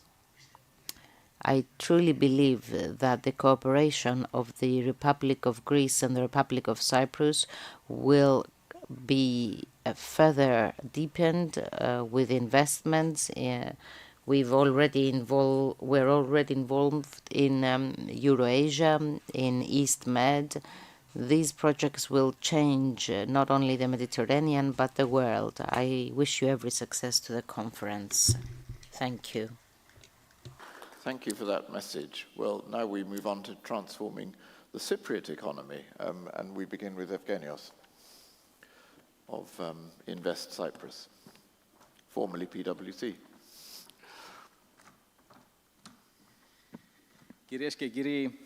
Ladies and gentlemen, good morning. I'd like to thank the organizers for the invitation to be here with you today. It is a great pleasure and honor. I am naturally an optimistic person, but at the same time, I believe that optimism must be accompanied by action and readiness for what is coming. A series of factors compose an extremely difficult environment. From the unprecedented experience of the pandemic, we were led to the war in Ukraine. Economic challenges are connected and are affected by geopolitical turmoil. Uncertainty prevails. The International Monetary Fund, in its last report, foresees a global growth of 2.7% for 2023. This is the weakest growth internationally since 2001, with the exception of the global financial crisis and the pandemic. Most people and businesses internationally will experience this as recession. Against the pandemic and the war in Ukraine, the Cyprus economy is still standing strong, with growth, with upgradings from the credit rating organizations and with fiscal reserves. This, of course, doesn't mean that we don't have citizens or businesses that are going through tough times. And of course, we must not rest on our laurels. On the contrary, we need to act to build an even more resilient economy for the difficult situation that is still coming. It is important that amidst these challenges, there is a plan for the transformation of our economy. What is required is effective implementation at a fast pace. 2035 vision, the action plan that was created for the Finance Council and the Ministry of Finance is aiming to creating a Cyprus that will become a model to live, work and do business, where we aim to create a prosperous, resilient, competitive economy with sustainable growth and an inclusive society. It's an ambitious plan, but a plan that can be implemented. And it doesn't have one dimension. On the contrary, it requires flexibility, adjustability on the basis of the rapid changes that are about to come. We also have the resilience and growth plan that was submitted to the EU with actions that comply with the 2035 agenda. Apart from the effective and fast implementation of the existing plans, we need to have sound fiscal management. The recent experience in Great Britain reminded us that you cannot experiment with economy. It is self-understood that the Invest Cyprus orientation is completely aligned with the growth strategy of the above plans. We have three axes. First, we aim at attracting investments in our countries by international companies of high specialization, especially in the field of technology. Second, foreign investment in priority sectors, including green and digital growth. And a third, investments in the financial sector. The results have been very important. In 2021, Cyprus jumped 50 places on the Greenfield FDI Performance Index and now holds the 18th place. According to the FDI intelligence, 600% of tech investment happened in the first semester of 2022. Cyprus is included in the 10 top countries for investment recovery after the pandemic, with an increase of 150% in the first semester of 2022. There are many benefits. I will only refer to the first axis. According to a study that was carried out for Invest Cyprus in 2021, the contribution of ICT in the economy was 1.9 billion euro. In addition, this field contributes to the diversification of the country's economic model and the reduction of the trade deficit, while for every 500 jobs in the sector, another additional 900 jobs are created in other sectors. These were the collective. These were the result of the collective action of the state, the parliament, the private and the public sector. Now the wager to win is to connect it to the educational institution. Ladies and gentlemen, in a recent publication of The Economist, there is an exceptional analysis regarding the changes that shall arrive in the international economy. The main article is closing by saying, "Change is coming, prepare." I am still optimistic for the future. We need to handle our finances in a sound way. We need to implement the plans as quickly as possible and as efficiently as possible in order to build an even more resilient economy. At Invest Cyprus, we remain dedicated to the 3 action axes that we have set. We are ready to use new opportunities and continue the efforts to improve the experience of investors who choose Cyprus. Thank you. And now Phidias Spilidis, past president of the Cyprus Chamber of Commerce and Industry.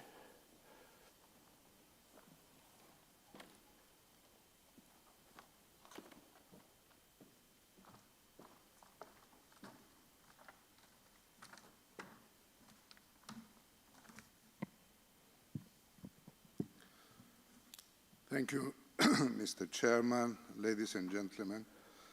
I would like to express my sincere thanks to the organizers of this summit for inviting me on behalf of the Cyprus Chamber of Commerce and Industry to be part of a session that will discuss the need to rethink the growth model so that Cyprus will not only remain, but will further strengthen its position as a promising business hub.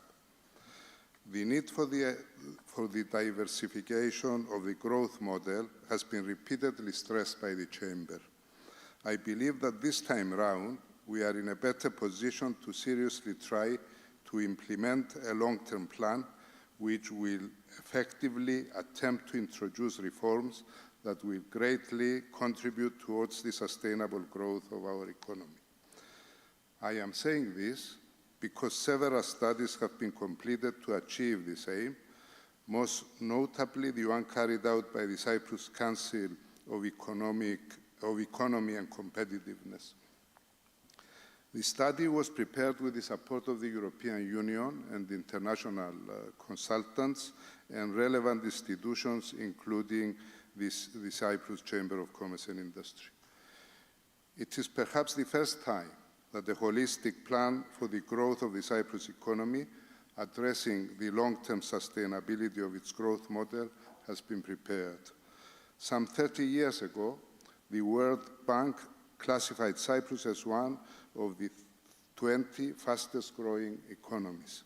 Furthermore, the IFM ranks Cyprus as an advanced economy, together with only 36 other economies globally.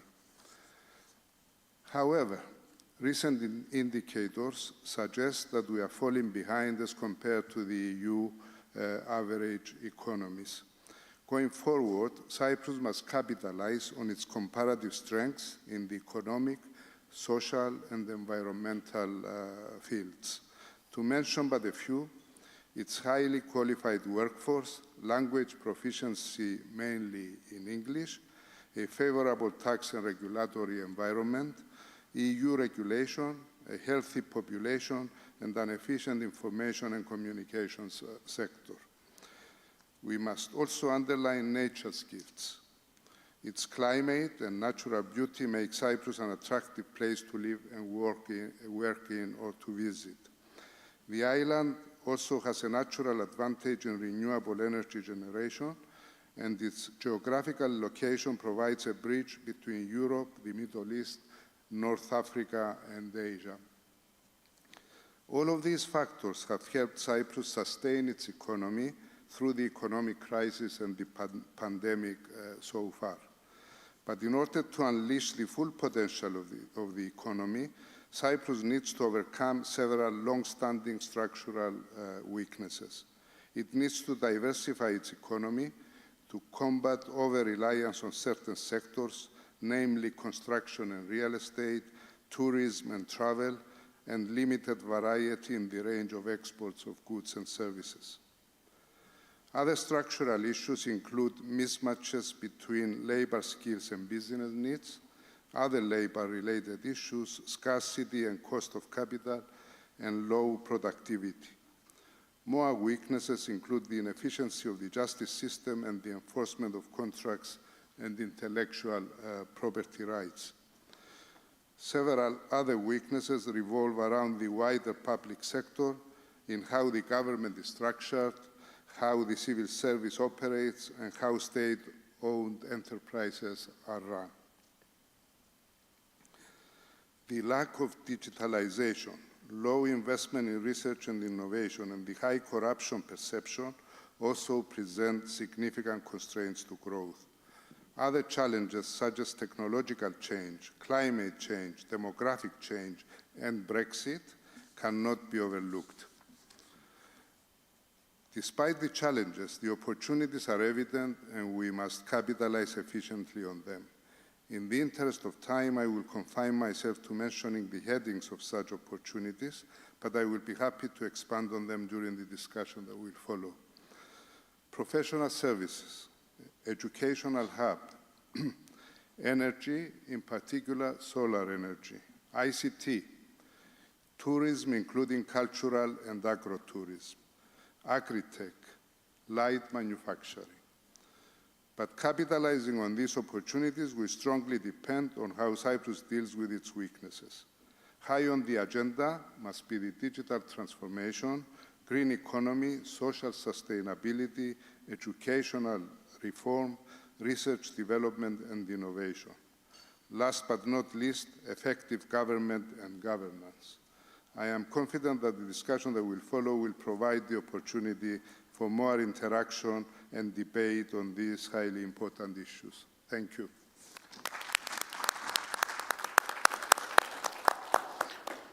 Thank you very much, Mr. Pilidis.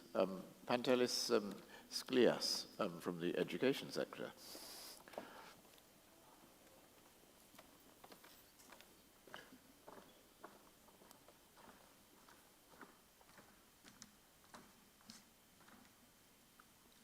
Αξιότιμοι προσκεκλημένοι, κυρίες και κύριοι, θέλω με τις... Distinguished guests, ladies and gentlemen, I would like to thank the organizers for this opportunity to be here in this very important conference and to share with you some thoughts and ideas. I think it's not necessary to mention how complex our times are and how many the challenges that we are facing for the first time in such a cumulative way. At the same time, and at the global level, other speakers before me, more experienced than I, have done so. But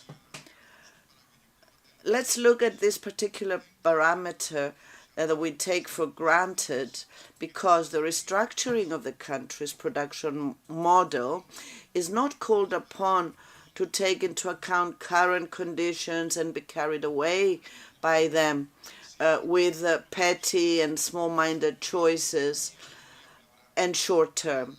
But it is called upon to anticipate in a realistic and operationally feasible way the medium and long-term consequences of these conditions in the environment of the new productive base and the paradigm of a new productivity.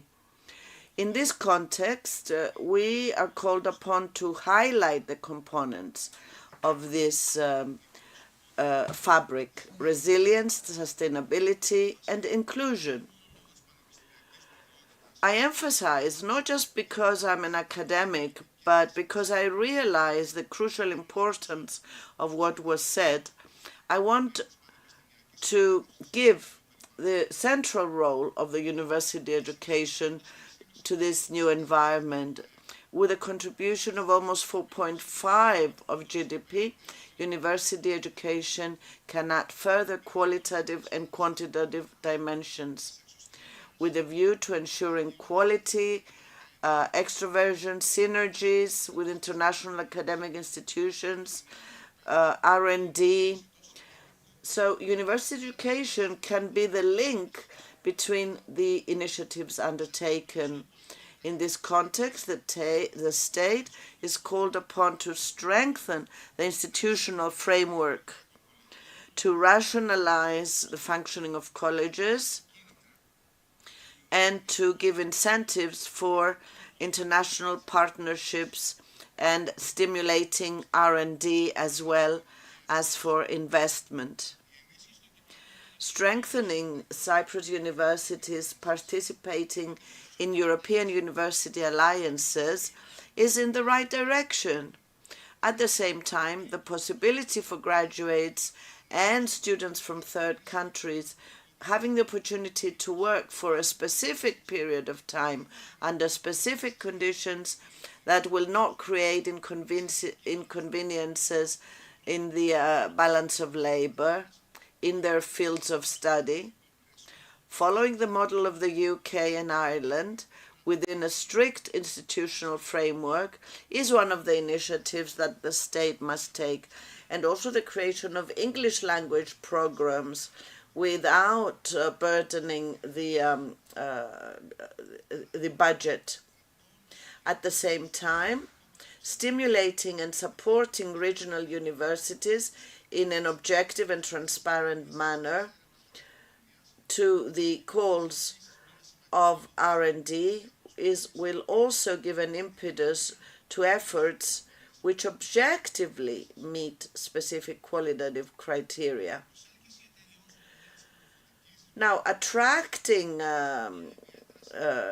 companies to IT and biotechnology sector is a very important initiative of the government, and as we heard yesterday, is bringing significant positive results to the Cyprus economy and to its business, cross-border business activity. Additional sectors could be added, in my opinion, to further strengthen the resilience and sustainability of the effort, and to diversify the basis of the new production model, such as food technology, health, rehabilitation, or well-being. Areas, in other words, where technology is as important as the natural environment and the geographical position of Cyprus. Here too, university education, together with R&D, can play a key role and to be the link in this effort. Let me also note that these sectors can be the trigger for strengthening the mountainous areas of Cyprus, to revitalize them, to retain the population, especially young people, to restructure in basic infrastructure with an emphasis on the primary sector. A country at a growth rate of about 5.5% in these difficult times is called upon at the same time to strengthen the growth rates of the productive fabric and the business and businesses, to safeguard against the practices that distort functioning of the market and will result in circumstances such as the one we're going through. The inflation and depreciation of the Turkish lira, for example, are creating distortions in the market, and this is where the state, with intervention, strengthening operational capacity, must intervene to protect what has been achieved. Finally, I hope that the above thoughts will contribute, even to a small extent, to this debate that is developing with regard to restructuring the production model. At the same time, by including all the productive forces of the country. Thank you very much.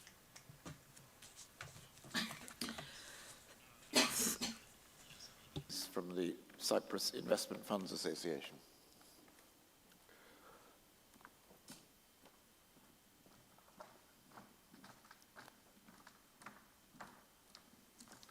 Κυρίες και κύριοι,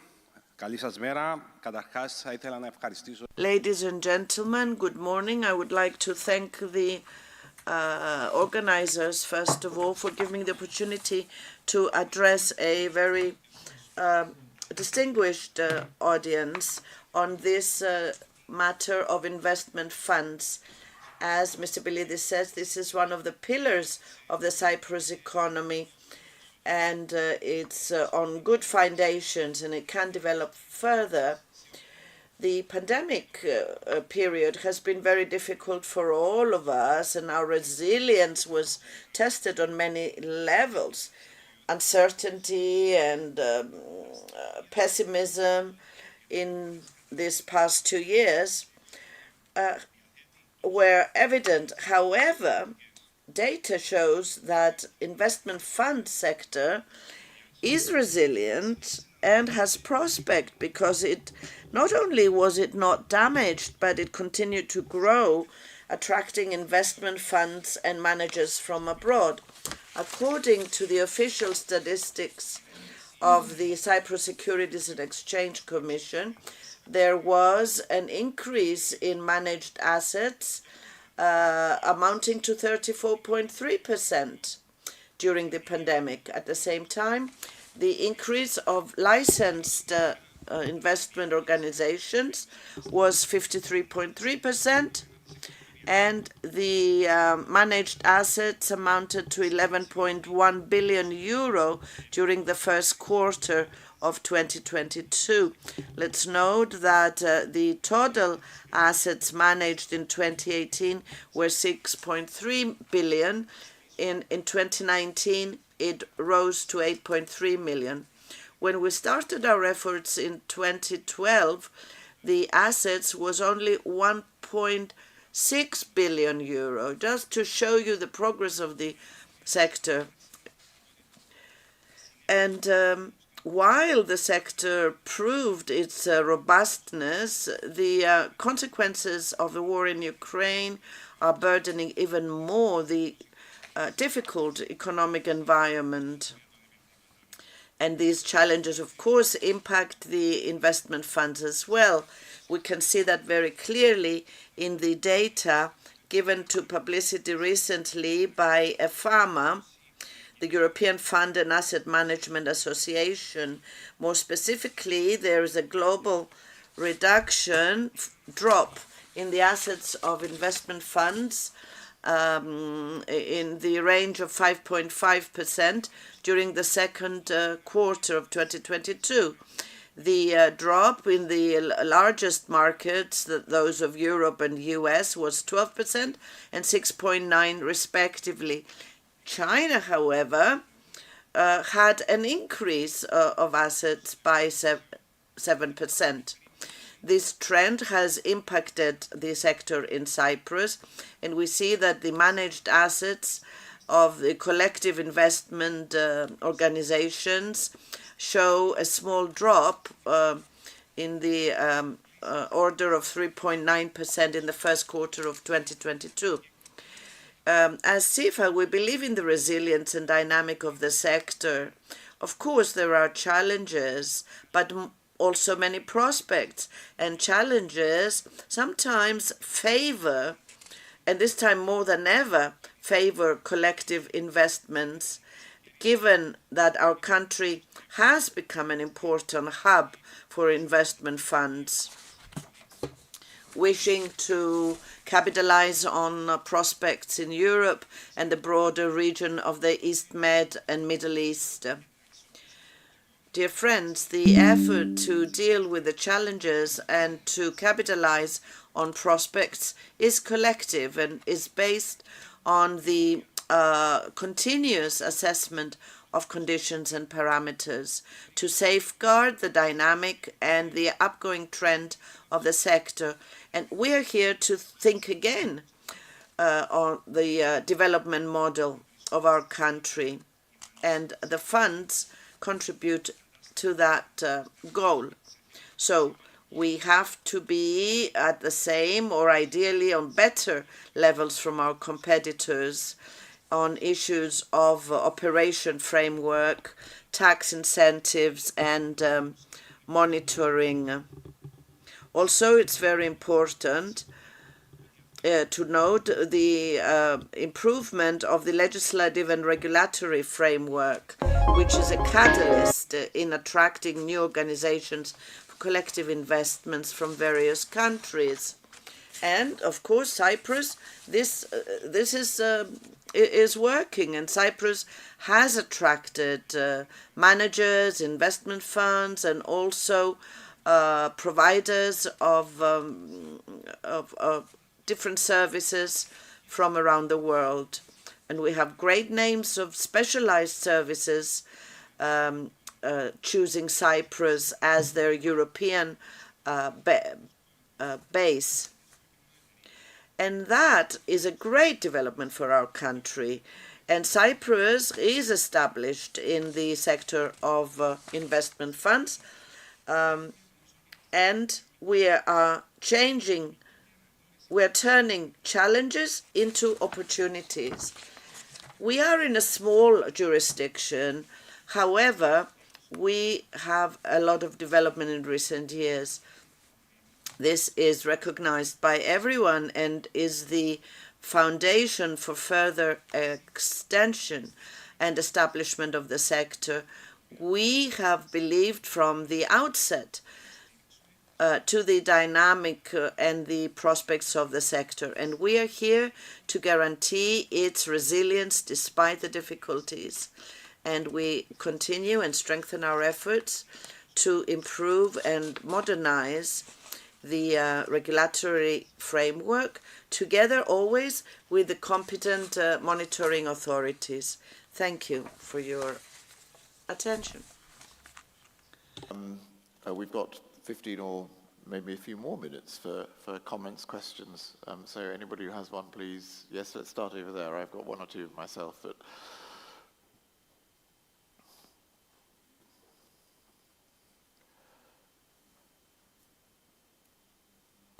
Thank you very much.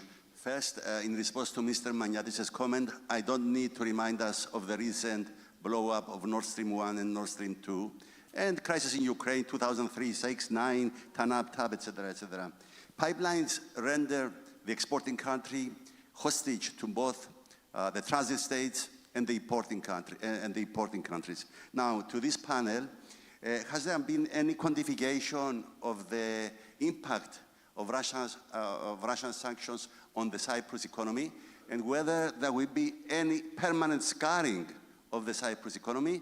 And finally, if we should demand additional support from the EU to cope with this negative impact on the growth rate, employment, etc., and permanent loss of business. Thank you very much. Who wants to tackle loss of business with Russia? I mean, Cyprus is getting quite a lot of money from the EU Recovery Fund already. Yes. But well, I'm not aware of a quantification of the impact, but I believe that the current, obviously, situation in Ukraine, the Russian invasion in Ukraine, and the resulting sanctions, obviously, had an adverse impact certain sectors of the economy, like tourism, potentially, to some extent, professional services, etc. But on the other hand, you know, the Cyprus economy proved to be, as I said in my remarks, resilient, adaptive. So in the tourist industry, there was a big inflow of tourists from other markets. Professional services have diverted their attention using the skills that they have and the expertise they have to other markets and other services. In fact, a number of international companies in the technology space, US-owned to a great extent, which had employees based in Russia, Ukraine, Belarus, have relocated their people to Cyprus in 2022. So the answer is there is no quantification, but I think there have been pluses and minuses, and I think the growth rates of the Cyprus economy demonstrate that you know, we're resilient, we're adaptive, and I think we can weather the storm extremely well. Regarding scars, I think it's a good opportunity to diversify the economy in many respects, both in terms of markets, but also in terms of the services that we provide. And yes, the EU Recovery and Resilience Fund is there. It's up to us to go ahead with the necessary reforms and use the funding appropriately. Yeah, I will second what Vianney was saying. It's very difficult to quantify the impact, because there have been pluses and minuses. However, what we can say is that the impact was far less than initially feared. Everybody knows that the contribution of Russian business and tourism from Russia was very significant for Cyprus, and especially when we witnessed that competing countries in the area of tourism, such as Turkey, for instance, would not enforce the sanctions, and especially the prohibition of flights from Russia, that it would have been really almost disastrous. However, as Evgenios explained, the impact has been far less. I mean, that seems to me because Cyprus diversified from dependence on Russians long before the invasion. I think I agree. By chance? I don't know whether it was by chance or by design, but I think people at the outset of the crisis, when I was asked to comment, I was perhaps one of the few that was saying, yes, there is an impact, but we will be able to absorb it and move on. It's not going to be devastating. Many people at the time were panicking. They thought that everything, because we had to realize that actually a lot of diversification had already happened, a lot of opening up of new markets, and also it's not the market it's not the market that is primarily important, but it's whether you have the skills or the product to sell. And in many respects, we have a good product in terms of the tourist industry, in terms of the service industry, and you can divert that skill set and that product to other markets. So it's and one must not ignore the fact that there is a long-standing Russian business community in Cyprus. Which is here.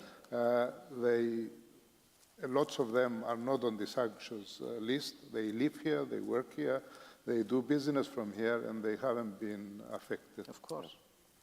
If I can add a small comment on what has been said, I totally agree with Mr. Review and Mr. Pilidis regarding the exposure to the Russia, and not so easy to quantify the impact. Regarding the collective investment scheme, the investment funds, because we have the data from the regulator, obviously, we have done this exercise, and the exposure of investment fund in the Russian economy is more or less 10%, less than 10%, which is quite manageable for the whole industry. And at the same time, as CIFA, we increase our effort to attract fund manager funds from other areas such as Middle East, US, UK, and I believe the total impact is quite manageable. I wanted to ask a bit more about tourism. I mean, actually, I think Mr. Pilidis suggested Cyprus may have been over-dependent on tourism, but tourism is clearly a very strong growth industry. We heard yesterday, I don't know which of you were here yesterday, but we heard yesterday some discussion about cross-border business on the island, and the subject of tourism came up then. I wonder if any of you have a view on whether tourism could be expanded to, in some ways, to embrace the whole of the island, to make it easier for tourists to visit both north and south. Yeah, well, first I will, with your permission, object to the term cross-border. There are no borders in Cyprus. There are no two recognized states, and borders imply that. We are talking about Green Line trade, and perhaps tourism should come under that category. As far as I am aware, EU citizens and even third country citizens can freely cross over from one side to the other. Lots of them come to Larnaca or Paphos and go and spend maybe a few days over there as well.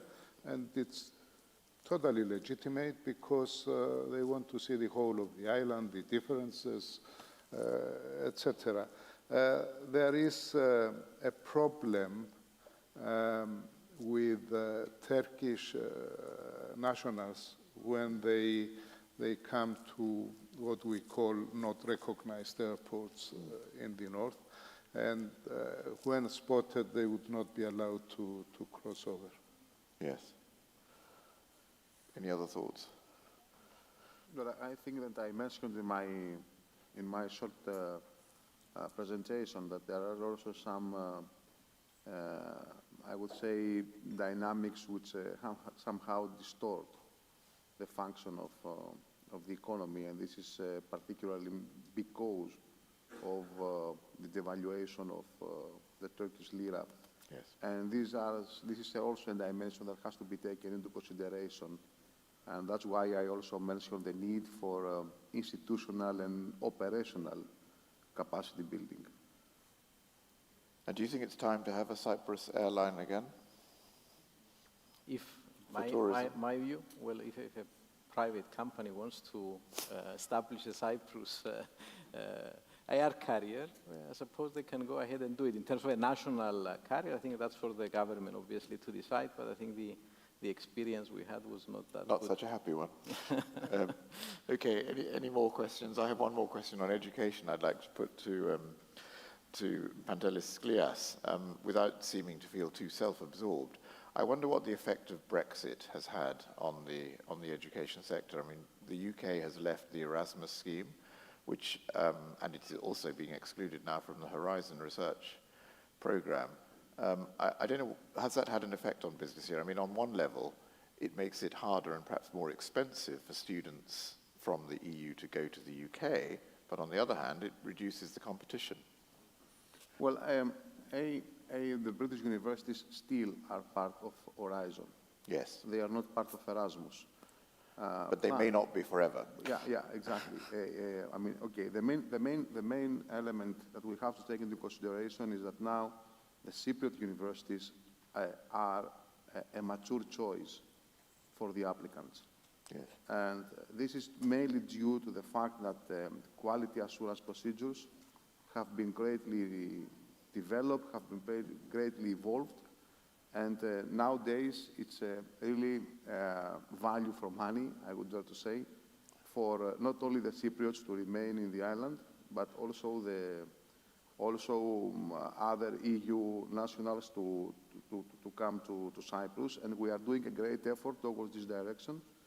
And I'm quite pleased to tell you that this has already been working in favor of the Cypriot higher education system and the Cypriot universities. Still things to do, but we are very much in the right path and we are quite confident. And you offer courses in English, I think, to quite a lot of your universities. We do all offer courses in English. I mean, all private universities, we offer English courses. And now there is a discourse about the opportunity for the public universities to offer courses in English as well. So we do offer English courses, and we have an increase in both Erasmus students, but also in fully registered students in our undergraduate and postgraduate programs, including third country nationals, right. but quality students. One area where we have seen interest from UK universities is the research and development space in the context of our first pillar of attracting to Cyprus companies of high specialization and talent. Some UK universities have technology parks or incubators attached to them, and obviously some of those companies that start as startups, they scale up, and at the point of scaling up, they are considering, and we're actively discussing with them, relocating some of those companies in Cyprus to take advantage, obviously, of the incentives of the technology ecosystem that is developing, but also to be located within the EU in an English-speaking and sort of, common law system country as opposed to continental Europe. So that is potentially a benefit for us of Brexit that goes back to the UK universities and their startups that they want to scale up and enter the European Union. You even drive on the left. Yes, one more here, if there's a microphone. Yeah.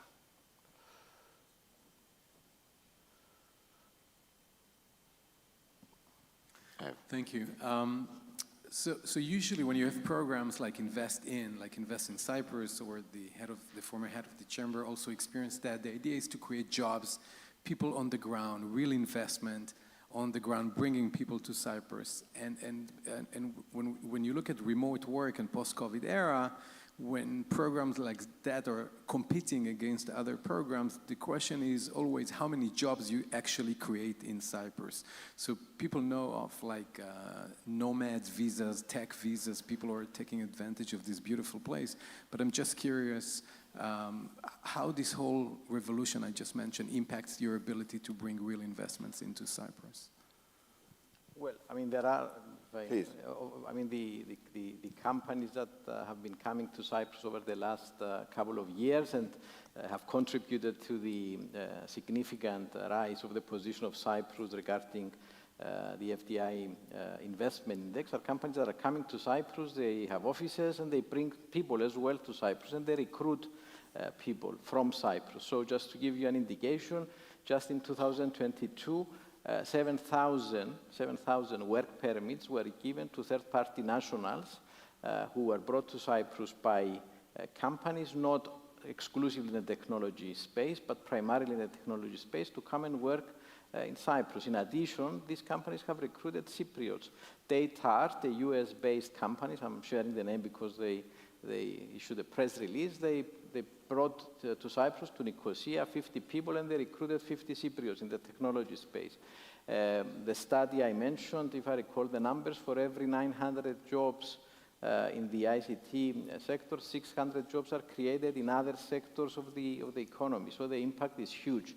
If anything, the complaint we get from Cypriot business people, but particularly those in the technology space, is that they cannot retain their people because they are being recruited by these new technology companies that have relocated to Cyprus. So they brought thousands of people that are making a huge contribution, obviously, to the economy in terms of renting houses, consuming, putting their children to schools. Another issue we have, shortage of places in schools.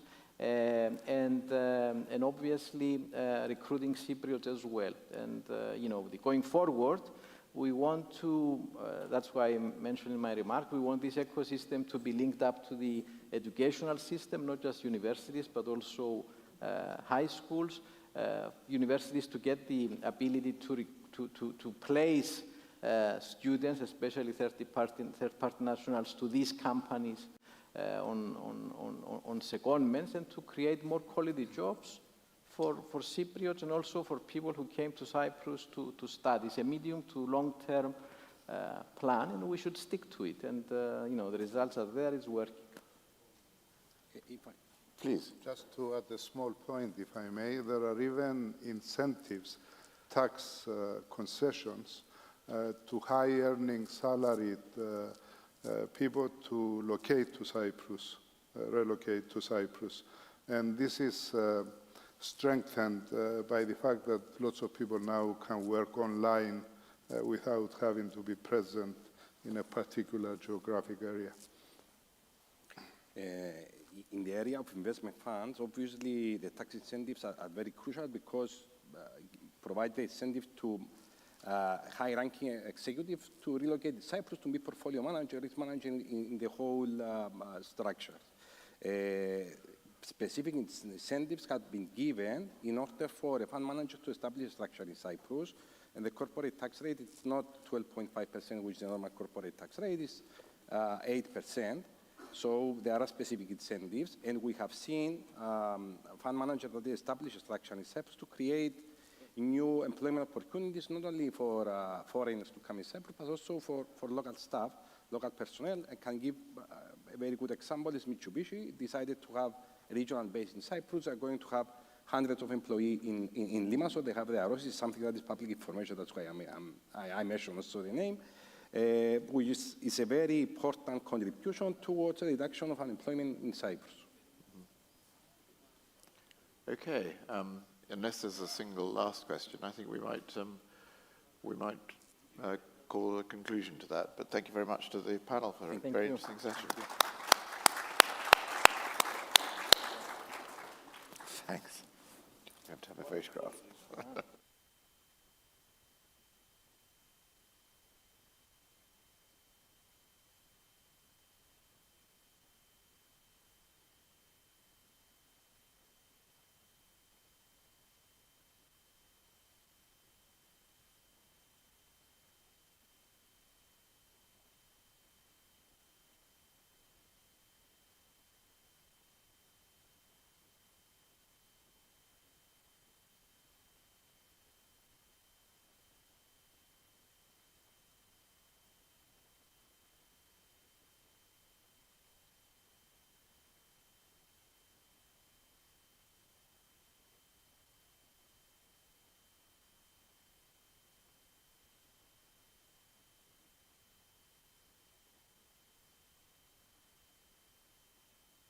coffee break.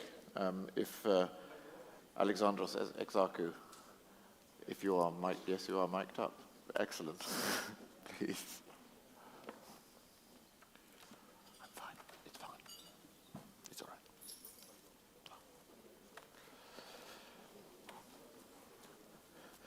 Okay. Alexandros Exarchou, Vice Chairman and Chief Executive of Intracat. Do you want to introduce yourself and say something about Intracat? And it's a very large infrastructure and construction company based in Greece. But would you say something about it? And then we can perhaps have a dialogue. Well, I don't know if you can hear me. Yes, we can hear you. Yeah, oh, great. Well, Intracat is one of the biggest companies in Greece, as most of you may know. We have serious, very big project in Cyprus, hence our interest for what's going on in Cyprus. And we have, as you know, a new management. I am the CEO of the new management and shareholder of Intracat. Within the parameters of the change of management in Intracat and our involvement in Cypriot projects, and of course, our interest for Cypriot projects, I think there are a lot of issues that concern Intracat in Cyprus and of course in Greece. We have serious problems as well as opportunities here, and has my presence here. Tell us about the problems. Well, problems, yes. Well, they're not Cypriot problems by origin. You know, the construction sector, the last 10 years has suffered for various crises. Actually, we are during the third one. We started with, especially in Greece, Cyprus, and Southern Europe. 10 years now, we are in a huge financial crisis, which has caused significant losses for construction businesses all over Europe. I would say not Southern Europe, but especially Greece and Cyprus, I think, were very severely affected. I mean, the construction sector in Greece, as a result of that financial crisis, has been diminished significantly. There were periods of years and months there were no projects at all, and therefore most of the companies either shrunk or were liquidated, or some very big companies like Lactor, Terna, and Intracat suffered significant losses. Then, as soon as we managed to start believing that we do have some backlog in front of us, some new pipeline, and therefore hope for recovery, we have COVID, pandemic. Yes. And 2 years after the pandemic, as soon as we felt that we are now ready to go and we have significant opportunities ahead of us, here comes the war, which affected significantly, as you understand, the construction sector, mainly because of the unpredicted, unforeseen, unforeseeable, crazy increase of construction material prices. And if you can understand what's going on, the construction sector is a risk of the sector. We place an offer months or years before we are awarded the project. There is a method by which we can predict risk, but we cannot predict war, and especially a war like this. I mean, we are talking of a war somewhere in Northern Europe, Russia and Ukraine, far away from us, but the effect of such war, because it's an indirect war between Russia and European Union in practice, has significant effects in areas that they are not directly involved with the war, or the hostilities, let's call it like this. They are very much involved in the war, but not the hostilities. The financial result of it for construction companies like Intracat, where, for instance, here in Cyprus, we have bid for a big serious project in Paphos. We bid it in 2019 at the prices at that time, with what we could predict or what could have been foreseeable at that time if it would have been very small inflation, the usual European inflation of euro. And now we are faced with a situation where we have significant inflation in Europe, totally unpredictable, totally unavoidable, I would say. And the legal system, both in Greece and Cyprus and a lot of European states, is such that prevent us from recovering, at least at ease or at good time, the difference in prices, hence very serious financial problems for all construction sector in Greece, Cyprus, and of course, I believe, in most of the European countries. In my opinion, this is an issue that needs to be handled at the European level rather than state level. And in Greece, we do have some attempts to ease the problem. It's not necessarily absolutely effective, but there are attempts. And I would say that it is absolutely necessary for Cyprus and the rest of Europe to tackle the problem. It would become, eventually, in my opinion, a very serious financial problem for most countries of the European Union, because the construction sector has a significant impact on the GDP of all countries. And if contractors suffer or start failing, the result will be significant for all economies of the European Union. It is a problem that needs and requires significant attention at the European level, European Union level, and of course, member states level. And you're talking about energy particularly, or even raw materials as well? I'm talking about construction material, yes. Energy is one issue. It is involved in increasing prices per se, but indirectly increase significant construction materials and the availability, of course, of some construction materials that originate from Ukraine or Russia. That is, again, a serious problem, but it's not the most important problem. The most important problem is the prices, which are affected by the energy crisis, and of course with and the problem of transportation, because as a result of the energy crisis, transportation becomes very expensive, and therefore material becomes very expensive. I mean, I suppose some people would say, well, this is a problem for all businesses. Why should construction be treated specially? First of all, because the budget of construction projects is significant, and it's a risk that lies as a result of, I would say, legal systems all over the world. The risk of war lies with the states that are involved in the war, and eventually lie with the state that created the war or initiated the war. But it is totally unreasonable and outside the framework of any legal or understanding of the risk of construction to say that the contractor that is doing, in practice, it provides a service for the state.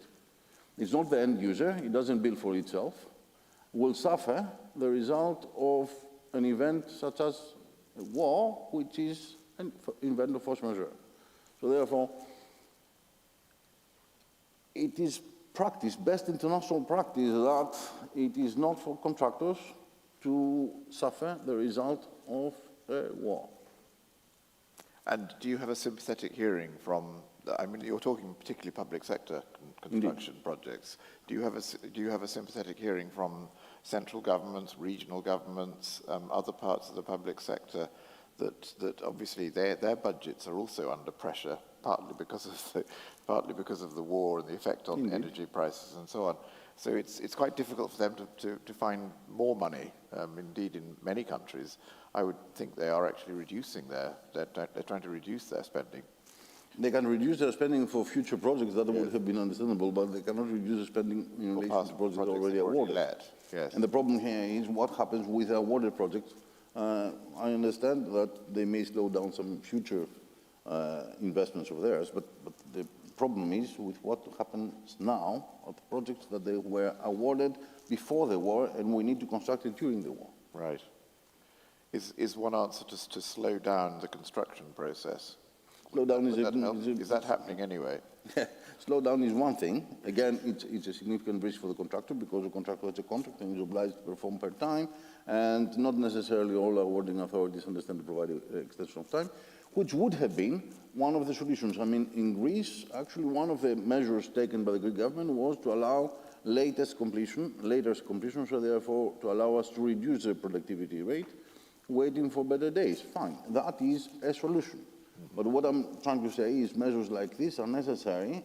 Member states need to enact them, and it would have been far better if these measures were imposed, or at least recommended by European Union at that level, within the perimeters of measures taken to protect European Union from the war, or the war effects. I mean, there has been, we've been hearing also here about the European Union Resilience and Recovery Fund, which was set up after the COVID impact, and there has been discussion in some countries of setting up something similar to deal with this sudden rise in the price of energy and the outcome of the war. But of course, there are some countries in Europe that are reluctant to keep doing these sorts of things because there is a belief, I'm not sure it's correct, but there is a belief in some countries, Germany, the Netherlands, Sweden, and so on, that all this really means is that they have to pay for Southern Europe. Yes, but now... Do you hear that argument, and what do you think about it? I've heard that argument for 10 years now. It's not a new one. What I say is that now Germany and all the states of the north understand what it means to suffer from an unexpected, unforeseen circumstance, which is a war. I understand that they are taking measures for themselves. We expect the same measures taken for COVID at that general level taken by COVID, which was a pandemic that affected all European states, the war to be treated on the same basis. And because the war has effects in Germany as well as in Cyprus, in Netherlands as well as in Greece. And how do you tackle the environmental impact of construction as people get more and more concerned about climate change and CO2 emissions? Young people particularly worry about this. Construction, like shipping, like some other sectors, is quite a big contributor to this. Is there a way forward that you can do things in a more green way? Of course there is. It currently would cost more. money. And therefore it depends on the member states. We're talking about public works projects here because, you know, the private sector, you can do various things to avoid risk and cost. And of course, if the private sector wishes to pay more to be more green, no problem at all. Otherwise, you don't do it at all. But public projects, the states are obliged to do necessarily, both to boost the economy and because they have actual needs. It depends on the member states to enact towards what you suggest, which would have been great for us. I mean, the greener, the better. But the greener, the more expensive. And fine, we are delighted to do that if the member states, at again, European level, and then member states impose measures towards performing works in a more green fashion. Yes. Now, I don't know how far your company spreads. I mean, you particularly mentioned Greece and Cyprus, but I think you're active through southeastern Europe as well. Are you active in Turkey, for instance? Turkey, you said? No, no. I assume probably not. No, not really. Although, I mean... It's a political risk that we would like to avoid for the moment. And anywhere else in the East Mediterranean?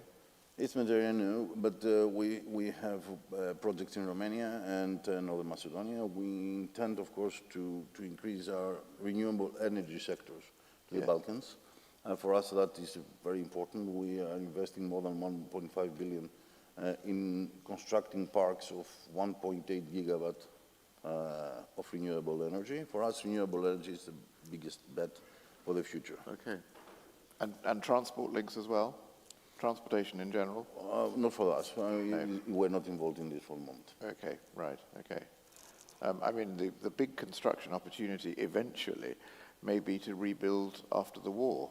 But I guess at the moment that's not on the cards. But there will be a lot of work that needs to be done if and when the war finishes, particularly in Ukraine. Will be, the issue of COVID is that it created a lot of opportunities for public works projects, at least in Greece and some other European states. We are focused on that, and I think the significant amount of money that Greek state and other Southern Europe states will spend in terms of public works projects. Had we not had the war, we would have been in a very good shape. Yes. Well, Greece, I mean, as we have been hearing here, both Greece and Cyprus have actually recovered quite strongly both from COVID now, but before that from the financial crisis. So, I mean, you're in a better place than in some countries. Well, Greece is recovering. Yes. And to some extent, Greece had recovered. Still, we are hopeful that we are away from what happened a few years ago. We have a very good growth rate. Maintaining this and increasing it depends very much on sectors like construction. I know I'm becoming boring, but, what Greece has, tourism, it goes great. I mean, this year was the best ever, and it has the backlog of construction projects in order to create some growth. It was a significant bet for Greece, and it was achieved. I'm afraid that as a result of the war, this may slow down, and that's a really pity because we suffered a really big financial international crisis in order to end up having this opportunity, only to see it gone as a result of a war far away from us. There's going to be a recession next year, unfortunately, so the times are not very good. Anybody from the audience want to ask Mr. Raxakos about his experience and the future, the need for European help, or a more helpful attitude by public sector procurement agencies? Otherwise, the one other thing I wanted to ask you about was, you mentioned, in fact, right at the beginning, that Intracat has changed its business quite a lot recently. Perhaps you could tell us a bit more about what drove that, and are you trying to slim down your cost base, or? Well, Intracat was an old-fashioned construction company in Greece, not unlike some others. We want to revitalize completely. We have the intention to recapitalize completely the business. We want to focus on issues and projects like PPC, renewable energy mainly. As I told you, we have a 1.5 billion investment plan for renewable energy. And we want to change the outlook of Intracat. I mean, performing works at a loss, it was good business sometime, using the turnover, but eventually you suffer huge losses. We now clean the past, we paid for it. We're ready to recapitalize significantly Intracat with a significant increase of share capital plus some additional borrowing investment, rather, for renewable energy. And as I told you, we have significant plans on renewable energy and concession projects. The old model of doing public works at a loss, we will avoid it. We will continue having a sector performing public works, but very selectively, making sure that we enter economies or countries that we can control the P&L. Yes. And the recapitalization is taking place in Greece, is it? Yes, or, in Greece. Yes, on the Athens market. Indeed. And the management has changed? Completely. The shareholding have changed. It was a buyout that took place in July. Yes. The shareholders are completely different now, and the management is utterly different. Great. Well, good luck for the future. Thank you very much. Thank you. Thank you. Any last question? Otherwise, I think we might break for lunch. Break for coffee, actually, not lunch. Sorry, lunch is at the end. You have to stay right the way through to the end before you get anything to eat, but you can now have a break for a coffee. Thank you very much. Thank you. Very interesting.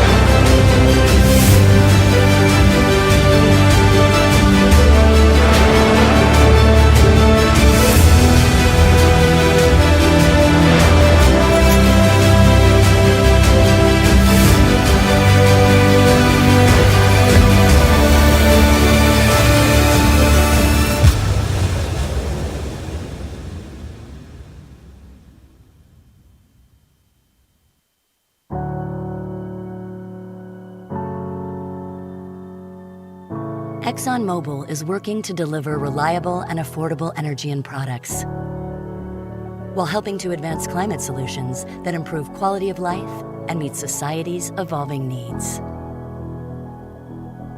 We're focused on growing shareholder value safely and in support of a lower emissions future.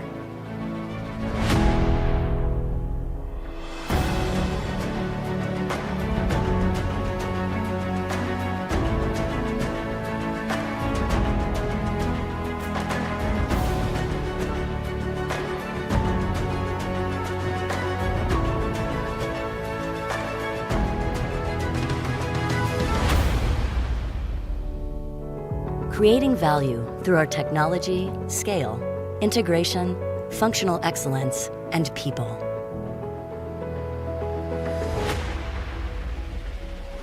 New energy resource discoveries and innovative solutions built on fundamental science and scalable technologies, and a plan to play a leading role in the energy transition.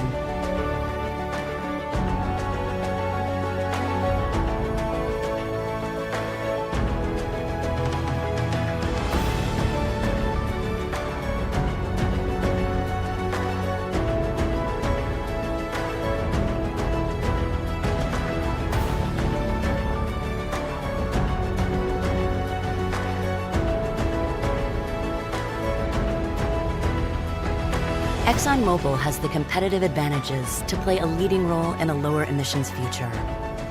That is why at ExxonMobil, we're creating solutions that improve quality of life and meet society's evolving needs.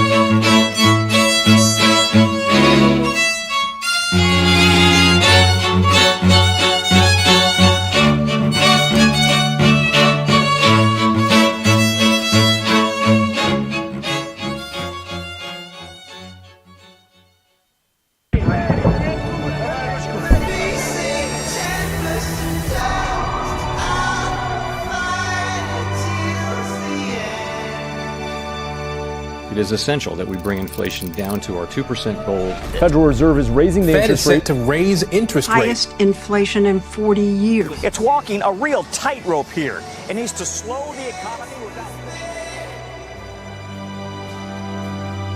You know, this is all about taking that first step, taking that first trade. There's no need to overcomplicate it. We'll go through the pros and cons, then we'll jump on the platform and set a trade up here. Right, let's get into it.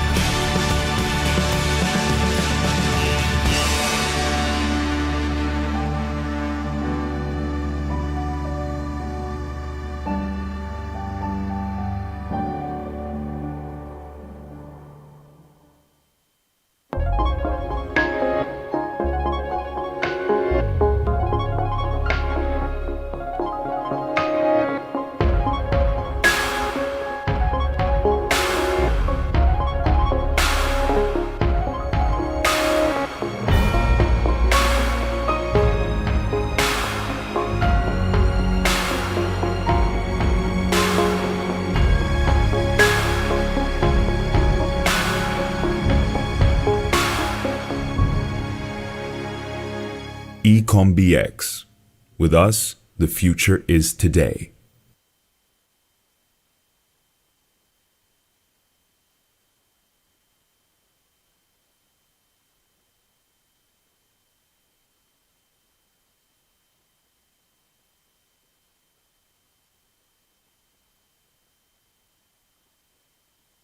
(1,700 journalists, 138 Pulitzer Prize Awards in journalism. The New York Times, the newspaper with the largest impact in the world. The New York Times Sunday edition, now in Cyprus. Enjoy 28 pages of award-winning journalism that determine worldwide agenda, together with the Sunday edition of Kathimerini at the same low price of €2.90. The New York Times and Kathimerini every Sunday. Kathimerini, knowledge is truth.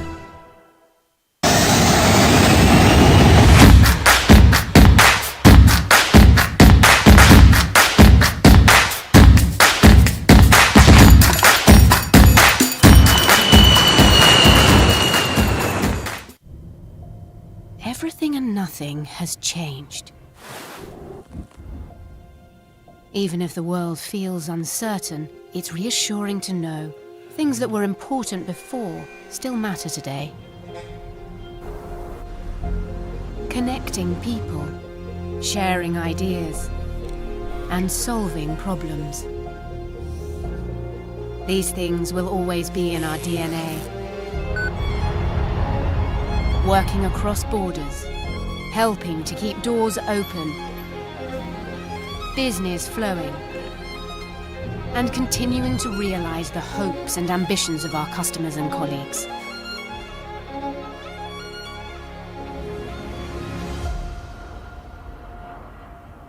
When you think about it like that, thankfully, not quite everything has changed.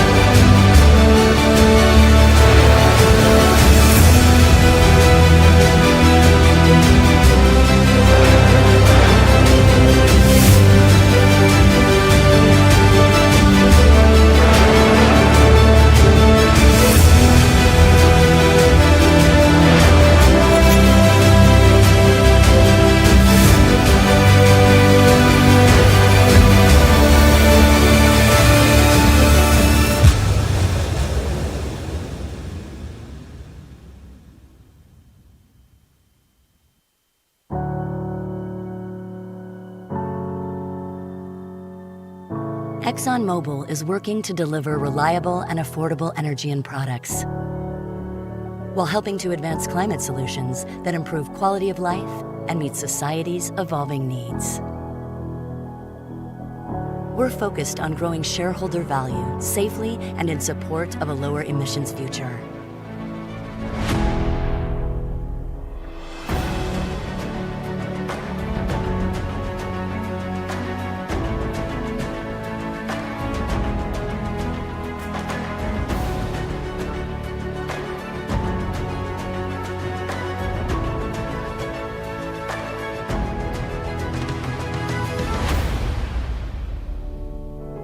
creating value through our technology, scale, integration, functional excellence, and people.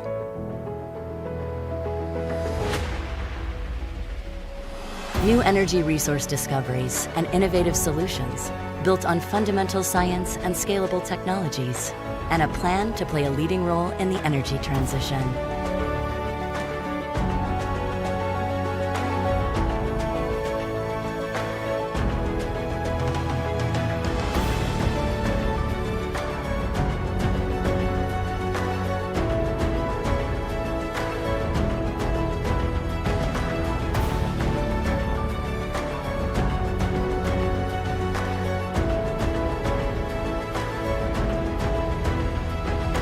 ExxonMobil has the competitive advantages to play a leading role in a lower emissions future. That is why at ExxonMobil, we're creating solutions that improve quality of life and meet society's evolving needs.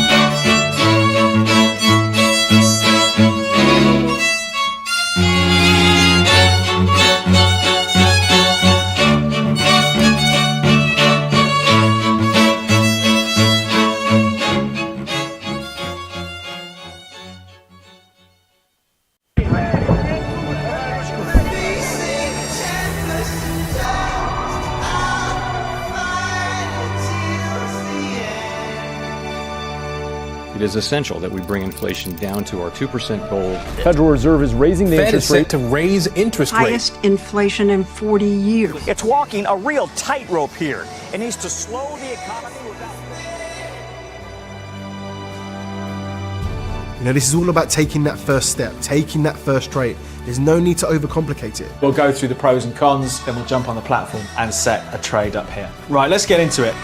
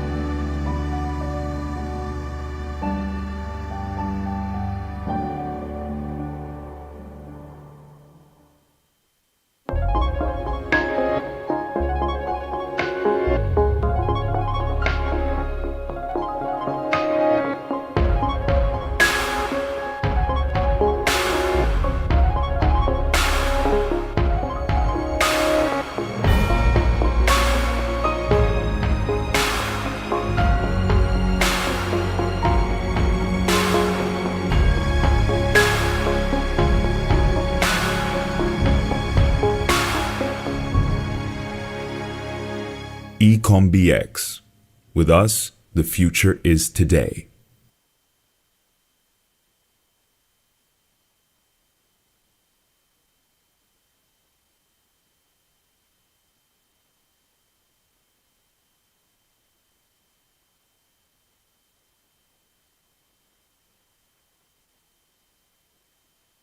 (1,700 journalists, 138 Pulitzer Prize Awards in journalism. The New York Times, the newspaper with the largest impact in the world. The New York Times Sunday edition, now in Cyprus. Enjoy 28 pages of award-winning journalism that determine worldwide agenda, together with the Sunday edition of Kathimerini at the same low price of €2.90. The New York Times and Kathimerini every Sunday. Kathimerini. Knowledge is truth.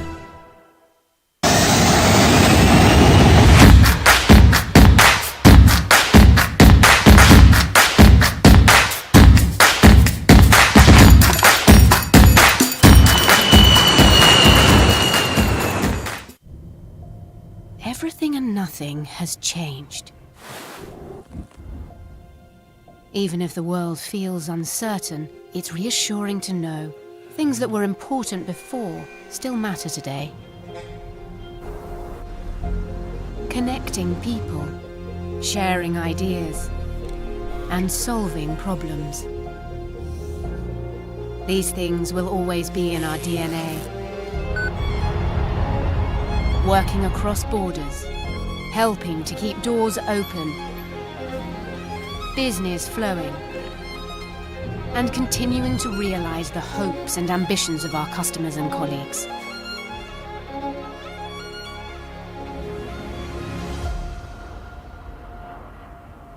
When you think about it like that, thankfully, not quite everything has changed.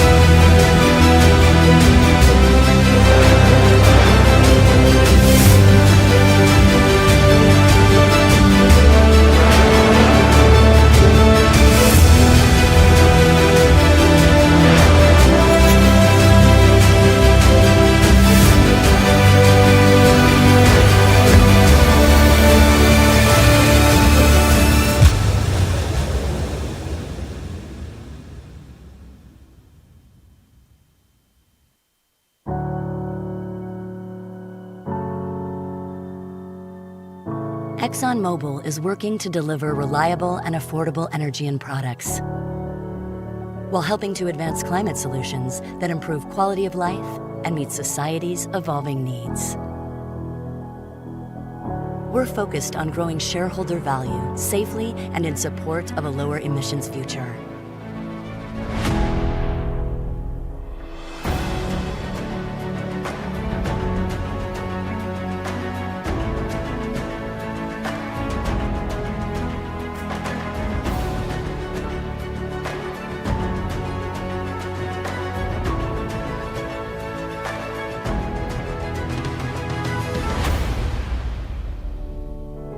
creating value through our technology, scale, integration, functional excellence, and people.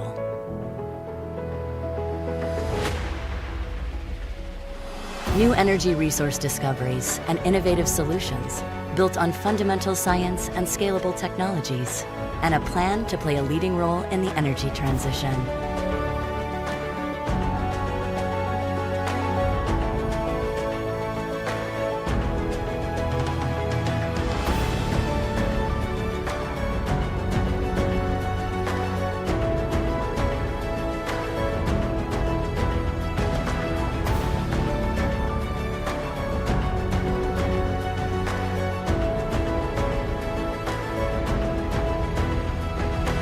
ExxonMobil has the competitive advantages to play a leading role in a lower emissions future. That is why at ExxonMobil, we're creating solutions that improve quality of life and meet society's evolving needs.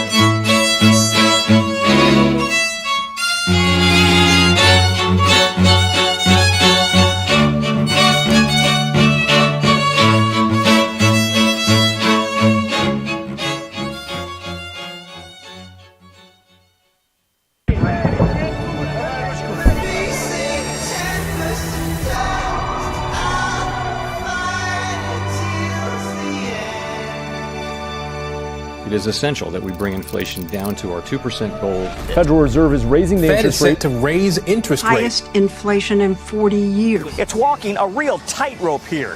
It needs to slow the economy without... You know, this is all about taking that first step, taking that first trade. There's no need to overcomplicate it. We'll go through the pros and cons, then we'll jump on the platform and set a trade up here. Right, let's get into it.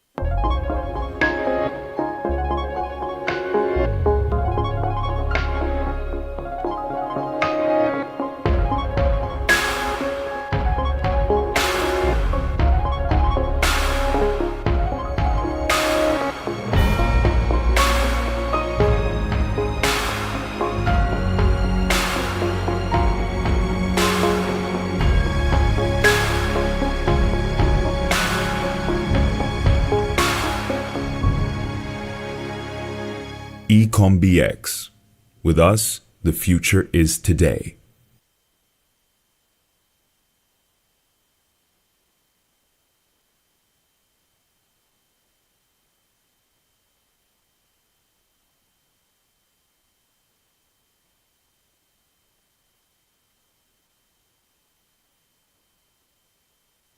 (1,700 journalists, 138 Pulitzer Prize Awards in journalism.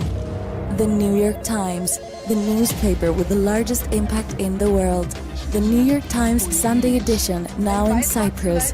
Enjoy 28 pages of award-winning journalism that determine worldwide agenda, together with the Sunday edition of Kathimerini at the same low price of €2.90. The New York Times and Kathimerini every Sunday. Kathimerini, knowledge is truth.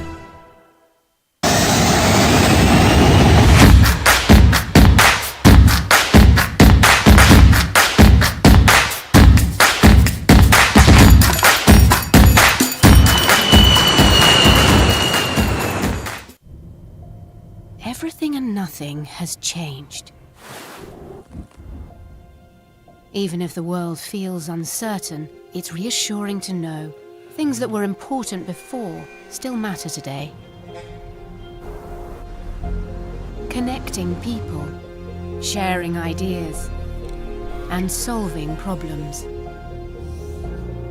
These things will always be in our DNA. Working across borders, helping to keep doors open, business flowing, and continuing to realize the hopes and ambitions of our customers and colleagues.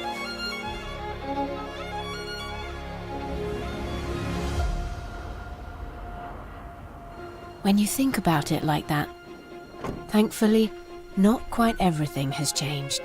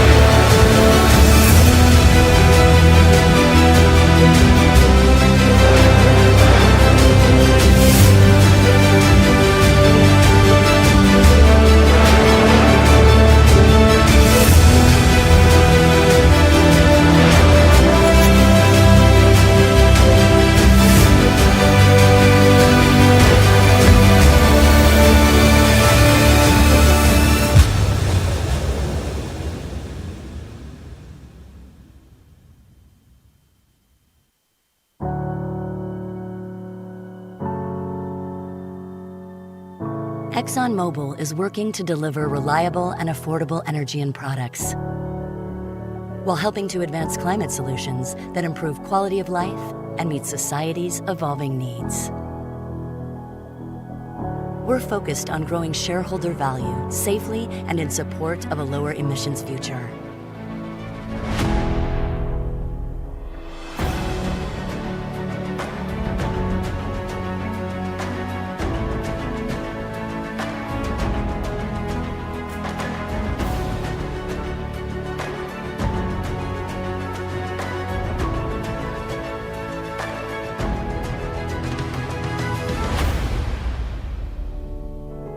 creating value through our technology, scale, integration, functional excellence, and people.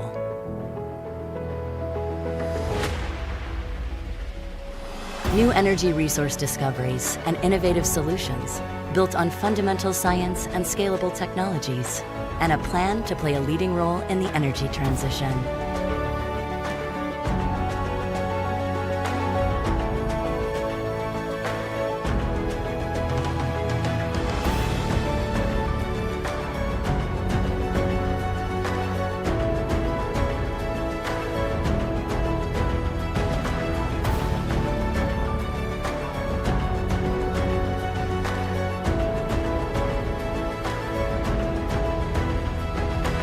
ExxonMobil has the competitive advantages to play a leading role in a lower emissions future. That is why at ExxonMobil, we're creating solutions that improve quality of life and meet society's evolving needs.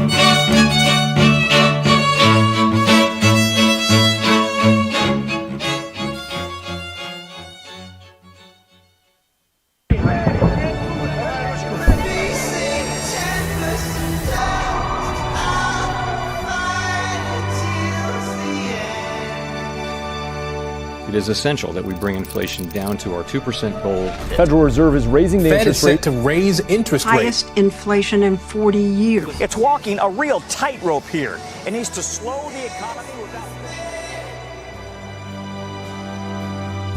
You know, this is all about taking that first step, taking that first trade. There's no need to overcomplicate it. We'll go through the pros and cons, then we'll jump on the platform and set a trade up here. Right, let's get into it.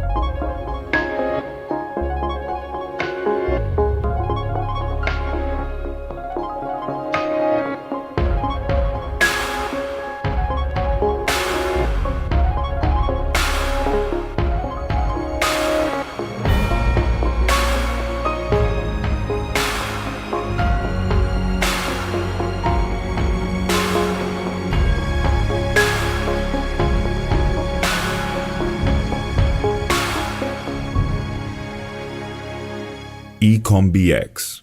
With us, the future is today.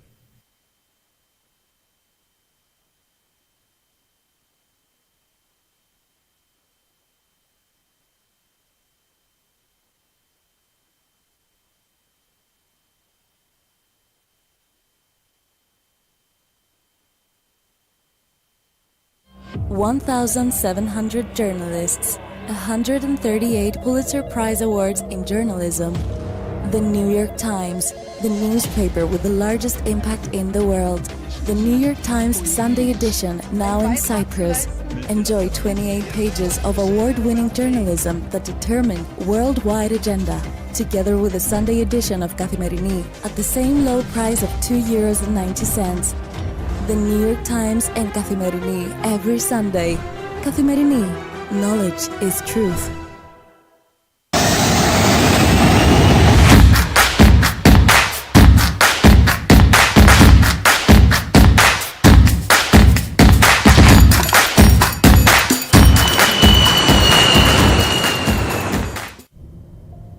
Everything and nothing has changed.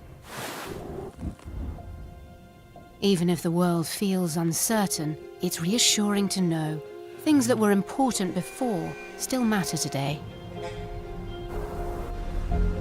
Connecting people, sharing ideas, and solving problems. These things will always be in our DNA. Working across borders, helping to keep doors open, business flowing. Everything and nothing has changed.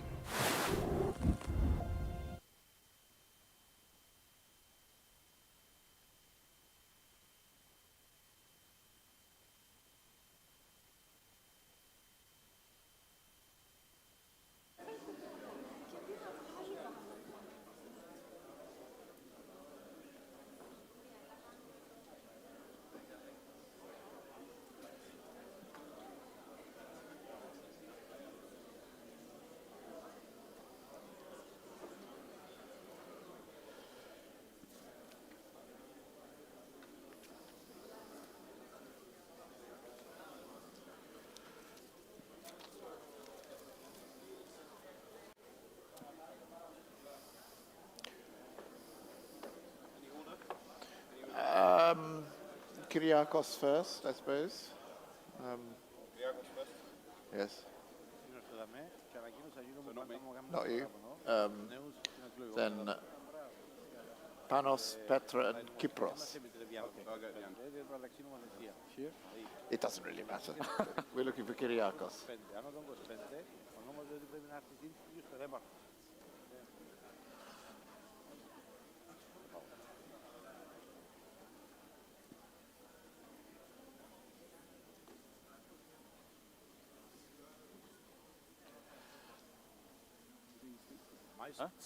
Perfect. Okay. Should we begin? All right, ladies and gentlemen, we're going to restart our summit with a discussion of the Eastern Mediterranean as a leading tech hub in the region. What are the next steps? We have at several panels discussed digital and the importance of digital for the future of Cyprus, and we will have a statement from Kyriakos Kokkinos to begin with, Deputy Minister of Research here in Cyprus. Then we will have two comments by connection before we discuss startups. So let's begin with Kyriakos Kokkinos, please. You have the floor, here or there, as you like. From here it's fine. Fine. We don't need to. This is an informal discussion. Informal discussion. Panel discussion among friends. First of all, I thank Economist for inviting me to participate in this very important panel discussion. Our theme is Cyprus a technology hub? And the answer is a closed question. It's a yes or a no. I think everybody agrees that Cyprus has evolved in the recent years as a technology hub in the region. Is there room for growth? Is there room for becoming an international center? Yes, but one step at a time. We have to acknowledge that we do have infrastructural and other inhibitors that at the moment we need to carefully reconsider and visit so that Cyprus becomes an established technology hub at the global scale and global level. Although it's part of the questions that will follow, allow me to say that our strengths are very obvious and have been highlighted already from previous speakers before. And our geographic position, we're at the crossroad of 3 continents. It's the member state, very close to Israel, accessibility to Middle East, proximity to Middle East, North Africa, etc. Our ease of doing business, our quality of life, and a peaceful place, a very friendly place to do business. But also we need to acknowledge the things that we need to address in order to make this sustainable and grow. And I think that our weakness has to do with or areas of improvement, I wouldn't call it weakness, has to do with the availability of talent, the infrastructural elements like housing, schooling for hosting more international companies, and also the footprint and the impact on the environment, which is something that is not very well tackled because in a city of 100,000 native citizens, to accommodate another 100,000, you need to respect the environment, you need to see the impact on the traffic, on the road infrastructure, etc. And I will stop here and listen to the other panelists as well as to Cameron and see how we move forward. Okay, thank you very much. And now we'll move to Cameron Brooks, General Manager, Europe Public Sector of Amazon Web Services. Cameron. Good afternoon, everybody. Hope you can hear me. Yes. Oh, I'm getting an echo. Let's see if I can fix that. In the meantime, thank you very much for the opportunity to speak. Minister Kokonos, it's great to see you again. And thank you for giving me this opportunity to discuss the potential of cloud computing to improve people's lives and betterment of society within Cyprus and the Eastern Mediterranean. First, I want to just introduce AWS a bit and our presence in Cyprus as well as Greece. AWS is the world's first and most broadly adopted cloud platform. We're also the most comprehensive one, offering over 200 fully featured services from compute, storage, and databases to emerging technologies such as machine learning, artificial intelligence, and Internet of Things. And we've been rapidly expanding our presence in the Eastern Mediterranean. In Greece, for example, we've demonstrated the vast opportunities offered by the cloud with 2 landmark projects during the pandemic, the passenger locator forum and the vaccination rollout platforms that both ran and are running on AWS. We've also announced plans for the creation of an AWS local zone in Athens. This will be one of 32 local zones around the world for the first time outside the US. And a local zone is a piece of AWS infrastructure deployment that places our AWS compute, storage, database, and other select services closer to large populations, industry, and IT centers. Customers can use them to run applications that require single-digit millisecond latency as well as for hybrid applications, keeping some of their most sensitive data on premises and running applications through local zone. There are several use cases in financial services, healthcare, real-time gaming, engineering simulations, and other applications. This month, AWS also announced a major public sector project in Greece, Smart Island, a project we've been working on with the Digital Governance Ministry. The idea behind this project is to turn the Greek island of Naxos into a smart island. Our goal is to harness the power of AWS Cloud to offer a better quality of life to its residents, opportunities for local businesses, and a more attractive offering for tourists, digital nomads from around the world. I'm happy to talk a little bit more about that later. But now let me turn to Cyprus. We signed with the Deputy Ministry of Research, Innovation, and Digital Policy a memorandum of understanding aimed at supporting the modernization of state infrastructure and speeding up the adoption of cloud services in Cyprus, both public and private sectors. Collaboration with AWS, a global leader in cloud services, provides a unique opportunity to boost Cyprus's transition to the cloud. This is an integral part of the country's national digital agenda and a key lever in advancing its posture as a regional tech and data hub. The MOU provides for facilitation and support throughout all necessary activities towards a holistic cloud-first policy, including strategy and procurement, modernization of IT systems and services, capacity building, security, as well as other technical aspects. In particular, one point I want to highlight is the deployment of a wide range of upskilling and reskilling training initiatives. As part of the AWS Educate program, this will allow the acceleration of cloud-related learning and promote the development of a cloud-ready workforce, able to embrace and apply a vast and efficient transition.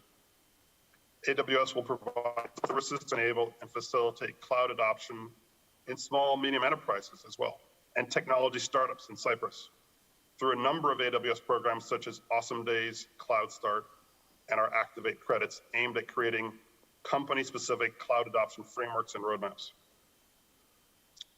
AWS will also support the Deputy Ministry in its wider efforts to develop cloud-related policies and pilot areas in such applications areas as government modernization, smart citizen services, big data, and artificial intelligence.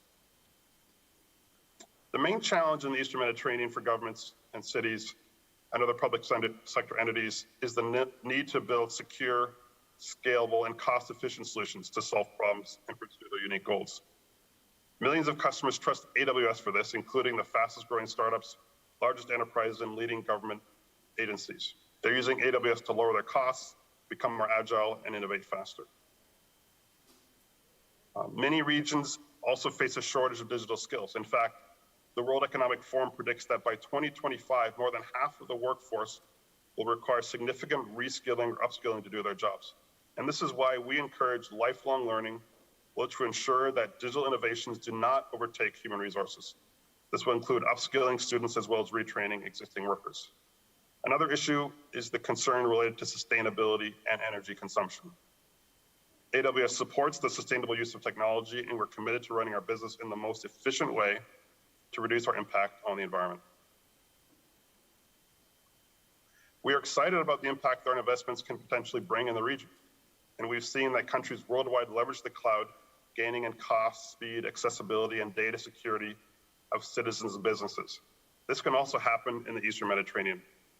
AWS has great experience in tech hub projects around the world, and we can see the potential of the Eastern Mediterranean, including cities that can harness the power of Internet of Things, machine learning, artificial intelligence, and more to offer innovative services and applications across transportation, healthcare, the environment, and more. We want to bring all this experience and know-how to the region, including Cyprus.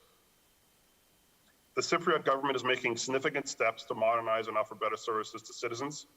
We believe Cyprus has grasped how digital and cloud-based tools can help the state and the private sector as well to radically change and massively improve processes, services, and products to the benefit of citizens and consumers. Ultimately, this means more productivity, more innovation, and a better quality of life for the people. We're encouraged that Cyprus is ushering a new era of innovation with entrepreneurs, public sector organizations, enterprises alike, sharing a vision of a modern digital society. AWS is ready, available to support initiatives that will foster innovation, help grow local startups, support IT modernization, and build digital skills for future generations. We believe that the Eastern Mediterranean region can become a digital transformation and smart infrastructure model that will be followed by other countries. We want to be part of the major effort that is underway, offering tools and solutions matched with vast know-how from projects worldwide. Thank you.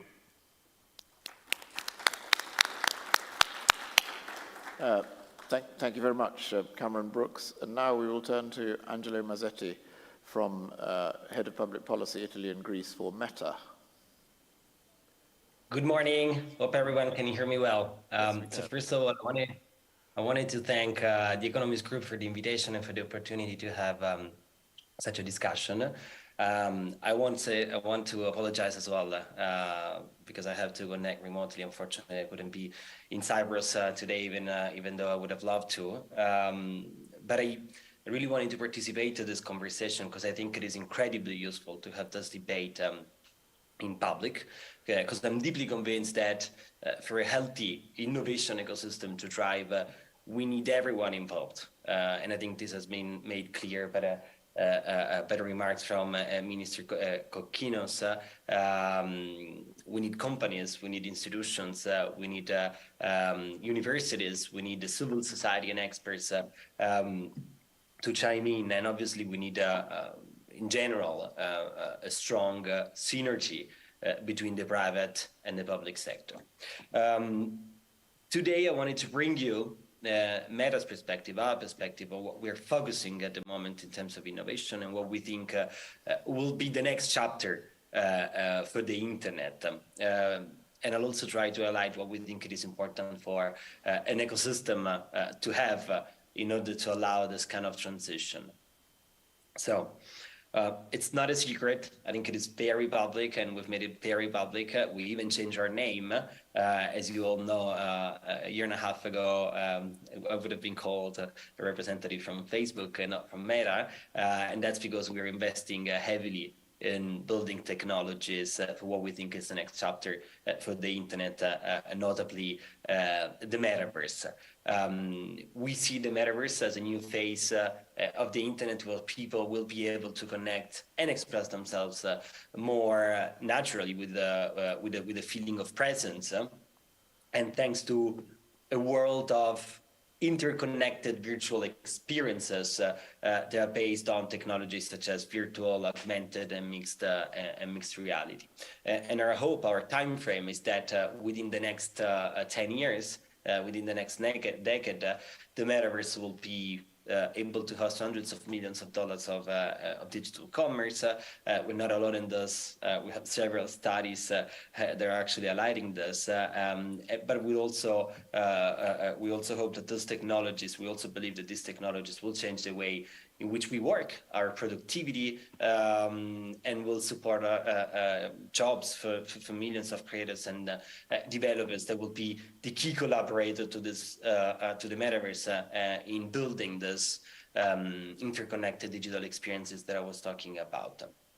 Obviously, we think that the social benefits are also vast, and we can imagine this, even though it's already happening. The metaverse can help from helping medical students to practice, I don't know, like surgery and surgical techniques, to bringing obviously education and school lessons to life in new ways. But I want to be super clear on one thing. We've changed our name. We're investing heavily in this, but I want to be clear in stating that we really deeply believe that there won't be a single company, and that's definitely not our hope and our goal. There won't be a single company operating, managing, building, designing the metaverse, because on the contrary, as I was saying, exactly like for the internet, you don't have like a Google internet or a Microsoft internet. The key feature for the metaverse will, in order to be successful, will be to be open and interoperable. And so, obviously, we need a thriving and healthy ecosystem in order for this vision to happen in the next 10 years. But what does that mean in terms of what do we need for this to happen? Policies, digital frameworks, and infrastructures we think are key to unlock this potential of the metaverse. First of all, we need the right regulatory framework that consists in clear rules that allow companies, first of all, to plan long-term investments and commitments, especially given that those technologies are forward-looking, and the time frame, as I was saying, it's on a medium and long-term perspective. Second, at EU level, this means promoting the digital single market with harmonized EU-wide rules that can foster innovation and can foster legal certainty. And we need a strong and open transatlantic partnership, for example, on the flowing of data among the two sides of the Atlantic. And I think on this, the Eastern Mediterranean countries, and Cyprus in particular, have really the opportunity to champion this pro-innovation approach within the European institution. Last point is about having the right infrastructure, as we were hearing before from AWS as well, because the right infrastructure allows to build the best enabling ecosystem for the digital economy to thrive, and this is true for the metaverse as well. We need high connectivity standards to enable AR, VR technologies to operate. Metaverse technologies will rely on high speeds and very low latencies. R&D centers, for example, will need to access the next generation of Wi-Fi in order to develop the next generation of the internet. And I'm aware that Cyprus is very committed, is committed to lots of this, and in general to boost the digital economy as set out in the 2025 digital strategy. Obviously, and with this I'm finishing. As I said at the beginning, this can only be achieved and can only be done if the entire society and economy works together towards these objectives. And so we really need everyone involved, from companies to institutions, to make sure that the region can have a growing innovation ecosystem in the coming years. Thank you. Well, thank you to our two remote speakers. Now we're going to move to the momentum for startups in the digital world, starting with Panos Konstantopoulos of Stihiman, if I pronounce it rightly.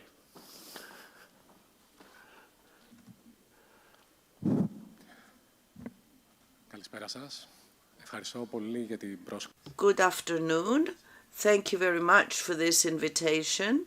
It's very important for us to be present at such an important meeting with such prominent personalities, and to discuss matters that are of interest to us all. Let me say a few words about the system in Greece and Cyprus in the last 3 years. The Greek startups in 2022 have had more than $500 million funding, 110% increase from 21. Greece is at a target of great tech giants like Google, Microsoft, Amazon, who recently announced great investments in cloud infrastructure and data centers. Recently, Google's investment was announced, which is expected to contribute more than 2 billion euros to Greece's GDP. And also, let me remind you that the JP Morgan investment in Viva, worth more than 1 billion euros, is underway. All this points to the confidence shown globally to the people and to the know-how that we have in Greece now. There are many factors, however, that contributed to develop these jobs, to have these investments, and as is reasonable, they attract not only known members of the market, but people who are now rising. So there was just a group of people, friends, 20 people, the Kaizen Gaming in 2012. So 20 friends made online sports betting platform Stichiman. And within a decade, where it was already active in 10 other countries abroad, with 1,500 people personnel, serving more than 1.5 million clients in these countries, one of the most important factors that contributed to this development was our love for what we were doing. The fact that we created an in-house technology which offered us flexibility, independence, and speed, which helped us compete with giants in the market. So whatever is valid for us is also true for other companies in the sector.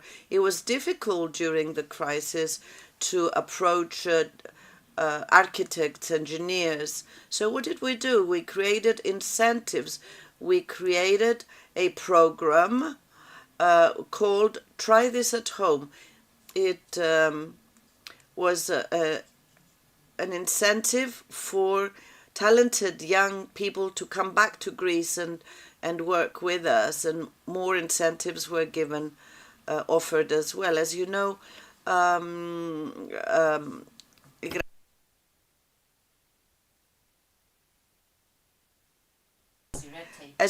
red tape and bureaucracy is a big problem in our country, and we try to help these people by helping them getting a bank account, getting a VAT number, finding a house, and so forth. And we were able to attract a large number of young people who lived and worked abroad to come back to Greece. This program is still ongoing, but it's less and less necessary to use it because the conditions have been created, not only in our country, but in Cyprus and in the Eastern Mediterranean as well. The conditions have now been created for these people to come back anyway under attractive conditions. And we've heard some of the characteristics like housing, things that sometimes are not as granted and evident as we think. On the plane coming here, I met 4 people, 2 Germans, 2 Scandinavians. We started chatting. They work for 9 months a year from Larnaca. They live and work from Larnaca. And they have cheap rent, very good quality of life. So COVID didn't just create problems, but also opportunities. These people brought their families over, and they were really happy about it. This was triggered also our discussion today and strengthened what we always say, that if the right incentives are given by the states, then people are the next important thing. What we did, and many companies that work with us in Cyprus have done as well, we invest in human resources, which is the driver, it's the lever behind any form of development. In 2022, we added 800 jobs. And for 2023, we expect another 1,000 jobs to open. So we hope that Greece and Cyprus and the broader Eastern Mediterranean region will continue to grow and to be one of the most important tech hubs globally, because we lack in nothing to achieve that status. Thank you. Exposition, and now Petra Velov of Exness. Yes, hello everyone. Thank you for inviting us. I represent here a company, a technological company who relocated a lot of expatriates here And I want to emphasize that this industry is very important for Cyprus. It has a huge economic and social contribution to the state. By our calculations, every expatriate brings around 60,000 euro to local economy due to spending salary in Cyprus, taxes, social insurance, offices, and all other things. And also, when we relocate expatriates, we have to employ Cypriots, 30% Cypriots. So it means if we relocate 2 expatriates, we create 1 job place in our company. And only by this year, only in this year, our companies, international companies, brought 8,000 new employees to Cyprus. So it means that economically, we have brought €500 million euro fresh money coming from abroad and spent in Cyprus in small and medium-sized businesses. It's a real trickle-down effect. And also, due to that 8,000 new expatriates, it's averagely 3,500 new job places created. Because these companies have to employ local people. So I would like to emphasize the importance of such companies and such people who come in here. And there's also human capital, because these people stay here, they help educational system, they also make new businesses, startups, and it's very, very important for Cyprus. There are a lot of benefits of Cyprus why companies relocate here, mostly tax benefits, also its English environment, geographical position, and that's why companies choose Cyprus to relocate here. But there are a lot of challenges as well, and I would like to emphasize on these challenges, and I think if it's resolved, Cyprus can unleash the full potential of the country. The challenges here, I would say Cyprus need to allow those companies to come. It's not so obvious, but majority of nations, they cannot easily come to Cyprus. They need to apply for special visa, and if they start relocating people, the process of relocation for working reasons, it's terrible. So it takes around 1 year. And during that 1 year, you should stay apart with your family for around half a year. So Cyprus need to welcome these people, and that's why, for example, you see a lot of Russian businesses here, just because Russians were able to come without visa to Cyprus. And you don't see, for example, entrepreneurs from Kazakhstan, but because they cannot easily come to Cyprus. The solution here could be some kind of business visa, where companies could be able to bring employees, their families, candidates, partners. We, for example, as a company, have a lot of partners worldwide, but it's very difficult to bring them to Cyprus. So visa process is very, very difficult, and usually people apply for Schengen. Sometimes it's easier to get Schengen and come with Schengen to Cyprus. So this is the first point. And about Schengen, as an entrepreneur who choose where to relocate my company, we always see different jurisdiction. And even though Cyprus is very good for tax reasons, Cyprus is not Schengen. And Cyprus will not be Schengen anytime soon. And when we decide where to relocate our companies, we see where it will be better for our people, because we also relocate them and make them new life. And unfortunately, when we relocate people to Cyprus, they think they come to Europe, but in fact they cannot come to Europe because they need to apply for Schengen, and now it takes around 6 months to get appointment in Schengen, and in embassy, almost in any embassy, and you can get visa just for half a year because they give visa for the expiration of your work permit. So it's problematic. If you open company in Czech Republic, in Poland, in Germany, you don't have such issues. So you just give work permits for your people, and they can live and travel in the whole Europe. So here the solution could be, I don't know, maybe some country agreements where a work permit is accepted as a tourist visa, because Cyprus is accepting work permits from other countries. So if if I open a company in Czech Republic and give work permit for employee in Czech Republic, this person can come to Cyprus as a tourist, but not vice versa. So if you have work permit in Cyprus, you cannot visit Europe. So this is one of the challenges, and I think it's deterred a lot of businesses to relocate to Cyprus, just for this reason. And the last thing, it's also when you make decision to relocate people, it's important to provide them further opportunity to feel home. And here I mean naturalization of those people.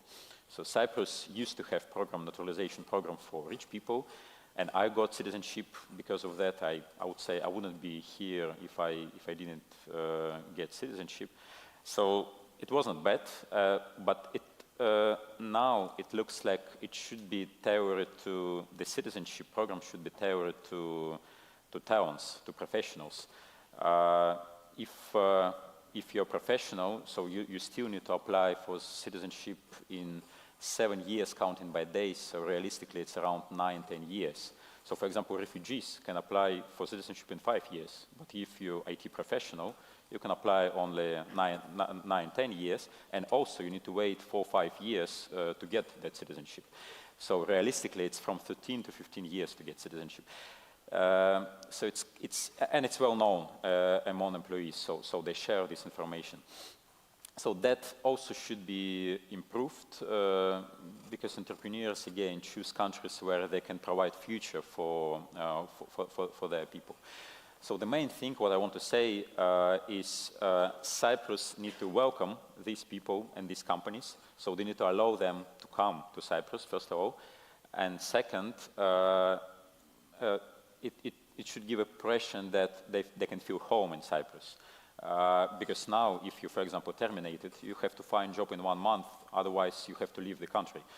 And they're really scared. In other countries, they can get kind of permanent work permit visa, where you can apply for other jobs with the same conditions, with the minimum salary and education.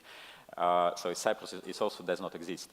So they don't feel secured in Cyprus, and they're always looking for different opportunities in other countries. So Cyprus needs to provide some kind of security for those people with the better visa conditions, even though it was improved a lot for last 2 years. So it's a very good job for migration. But still, they still don't feel home because they know they cannot get citizenship, they know their visa is not permanent, they don't feel home. So I think what Cyprus can do is to improve these factors, and by that, I think Cyprus can attract much more technological companies, which I remind have huge economical and social benefit on Cyprus. Thank you. Thank you.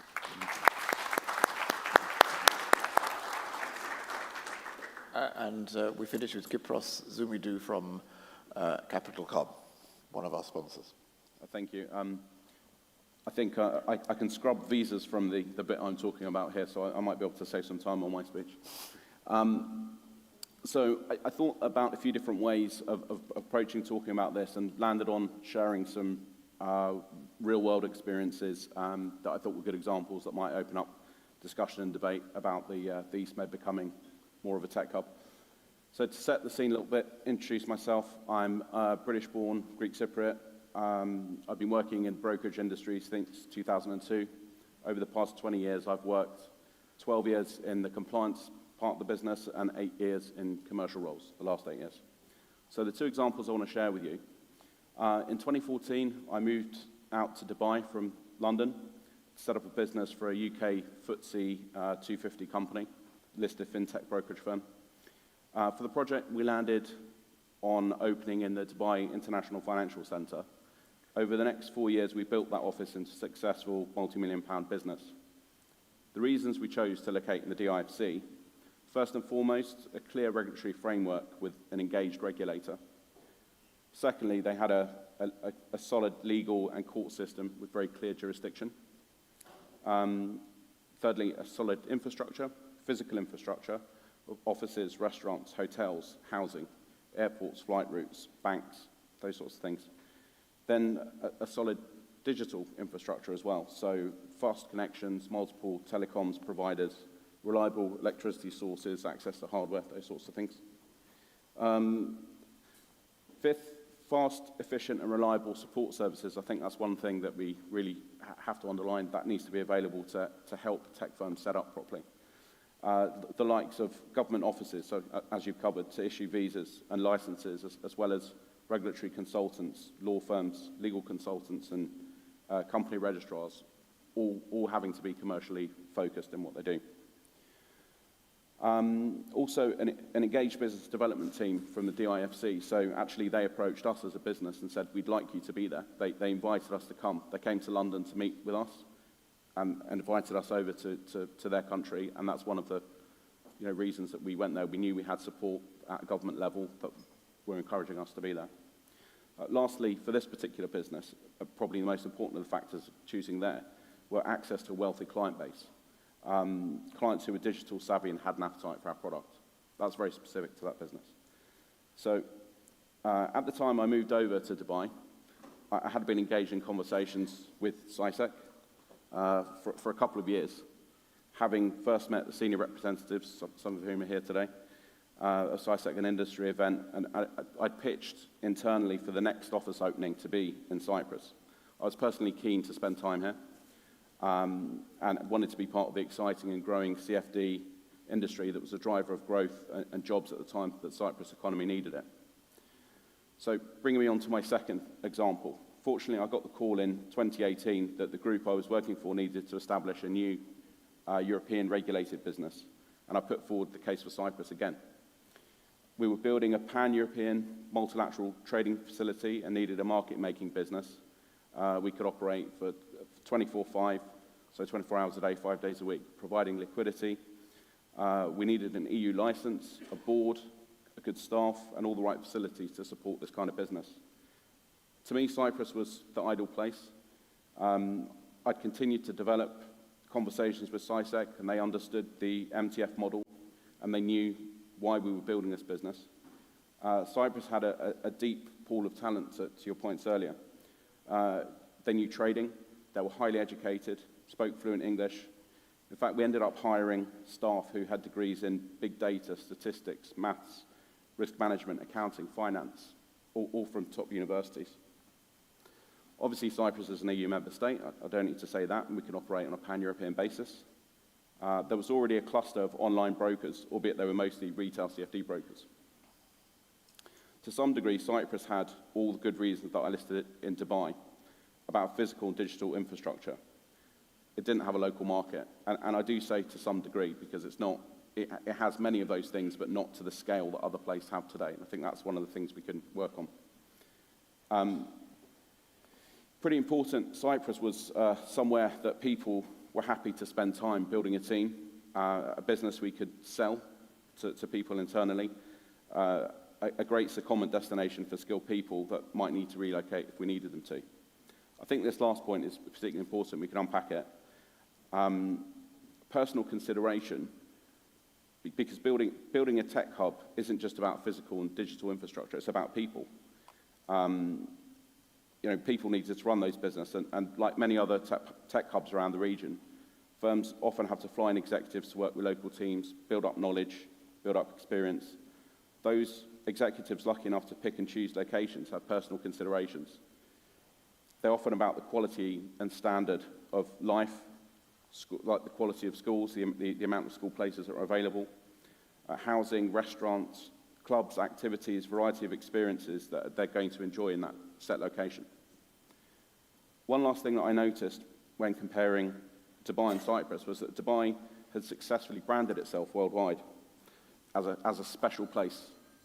It managed to attract tourists, investors, entrepreneurs, people from all over the world working in many sectors. Personally, I view Cyprus as a place that has much more to offer than the world currently knows about, and I'd really encourage everyone to get that message out there. Not much more. Still going. Yeah, carry on. So just carry on. Just to close it now. So, of course, there are specific sectors that are going to be even more specialised parts of the digital infrastructure that need to be strengthened. I mean, I haven't gone into the technicals of why we put a trading firm here, access to data centres, trading latency, all those things. for big tech firms, I think there's a whole host of other things, people better qualified to talk about that, Meta, Amazon, so I'm not going to talk about that. How does Eastern Med get closer to the goal of becoming a better tech hub? In my view, building on the cluster of firms they have, bringing in more firms who are going to deepen the experience and talent pool by stretching the products and services that they offer. Firms that are already here, like CFD firms, insurance companies, fund management companies, electronic money institutions, maybe some online banks, crypto firms, verification firms, MTFs and exchanges. Lots of good work has been done over the last 10 years here in building the tech industry, and by pulling the levers that are available in regulation, law, government, they can really encourage business, and I think we can attract more and varied firms to the region. Thank you.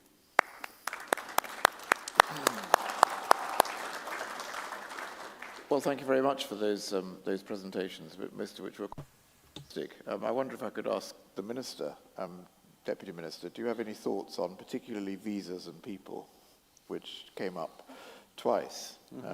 I mean, you're competing in this area, obviously, with Dubai, various other places, so it's a competitive world, and if visas are difficult, that's problematic.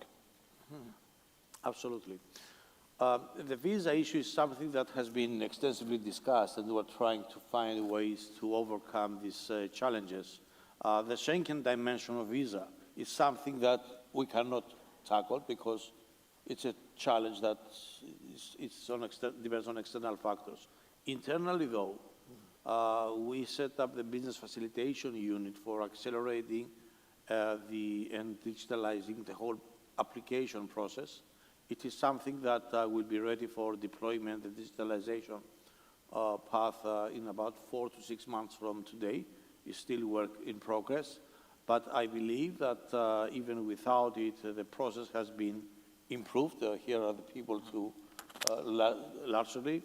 Also, through a decision of the Ministerial Council about 4 months back, we decided to have a different treatment for professionals over X amount of monthly salary, I think it's 2,000, to come without any special application process.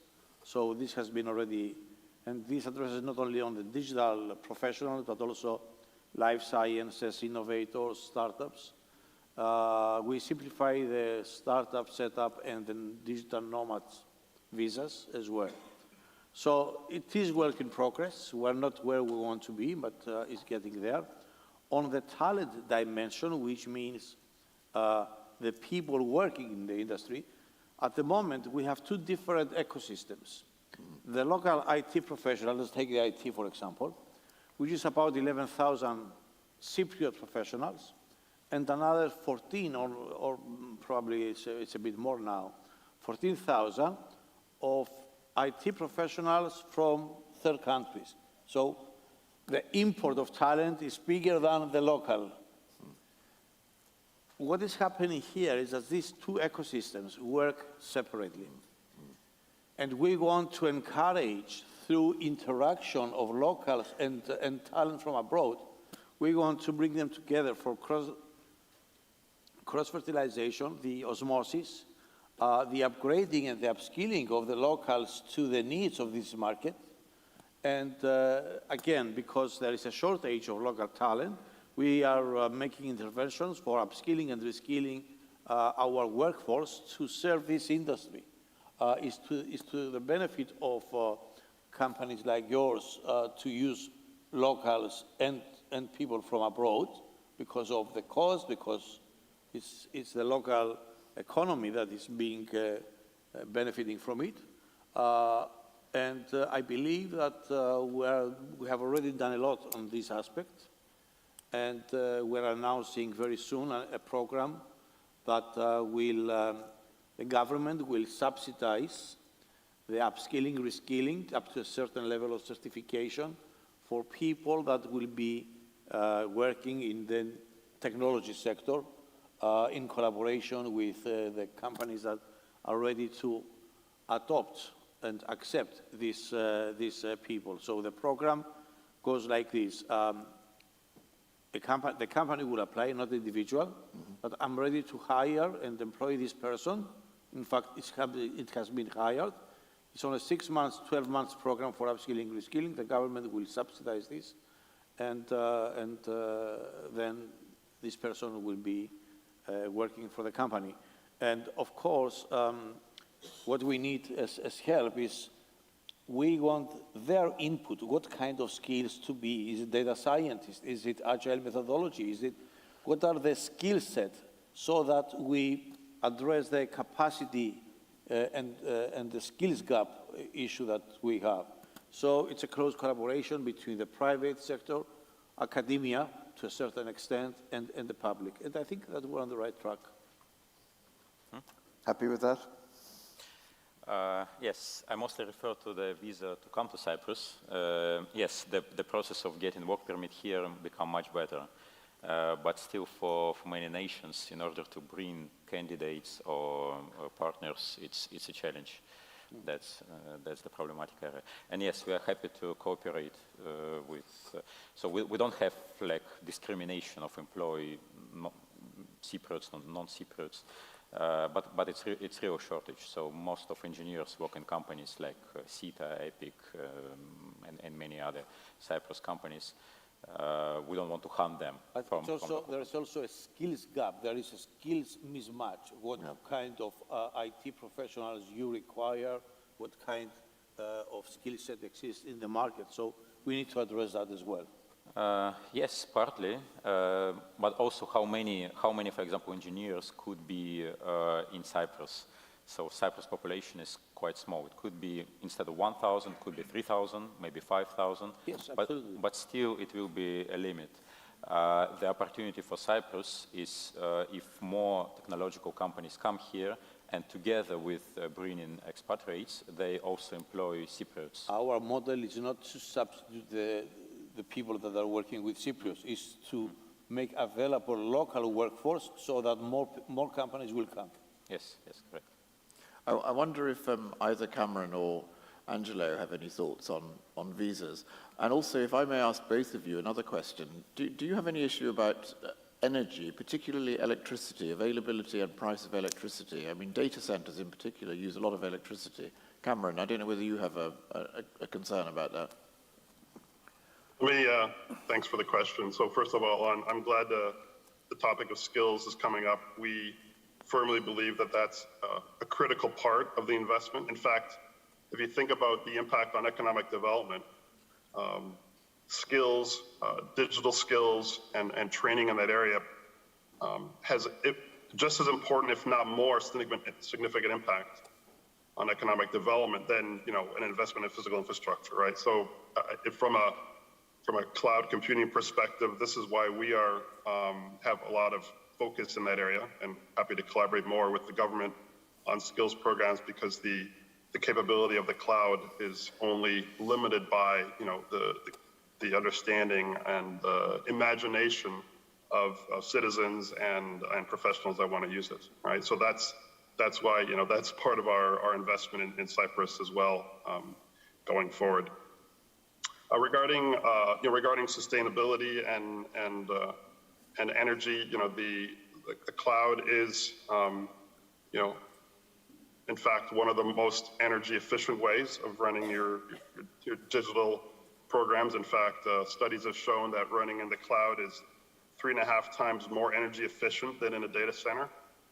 So we're focused on also making sure that our data centers are running on renewable as much as possible. We have goals to increase our renewable energy mix and to be 100% renewable by in the next 3 years across our data centers and our cloud computing infrastructure. So that's an important part of our strategy. And if you think about how that benefits citizens, I mean that is part of the equation of how to bring innovation into the hands of citizens. So for example, the Smart Island project I mentioned in Naxos has got at its heart sustainability. Things like smart grid, smart water management, wastewater management are all focused projects using sensors and Internet of Things to be able to manage, the resources on an island more efficiently. So that's part of our strategy, part of our focus as well, and look for more exciting projects in that area from AWS. Anything to add, Angelo? Actually, not particularly, besides the fact that I completely agree with what Cameron has said. I think digital skills are a key pillar to any country strategy to build a thriving digital ecosystem. If people lack the digital skills that they need to get all the possibilities of the digital economy and the metaverse in the future, and the development of digital technologies will bring to society and economy, those are wasted investments. We can build all the connectivity we want, we can build all the technology we want, but if people and companies cannot use it, or are not able to use it, or not able to exploit them at the best of their potential, those are going to be wasted, unfortunately, investments. So really, digital skills need to be at the core of any strategy, and will actually be one of the traits that will define our society in the future. The better we will be able to use the digital skills, the digital technologies, the better, the more comfortable we'll feel in using them. The most benefits we can get as a society and economy in the future, and even as well to iterate. I think the entire discussions around energy is super important, and it has lots to do with technology as well. Our commitment to sustainability is obviously incredibly serious. We have achieved net zero emissions in our global operation, and we have set a goal to reach net zero emissions across our value chain in 2030. Sorry, but keep also operating social media, big social media platforms such as obviously Facebook and Instagram. I think we also have a responsibility to make sure that our technologies are used to spread those messages and to spread the importance of investing in sustainable and in green technology, and allowing technologies and allowing this transition to a more sustainable energy supply to happen in the future. And so we're obviously investing a lot in that. We've built a climate hub to foster this debate on our platforms, and I think those 2 points are really important for the future of any country in Europe. Okay, well, thank you. Any last questions from the audience? My only other question was going to be very briefly to Panos.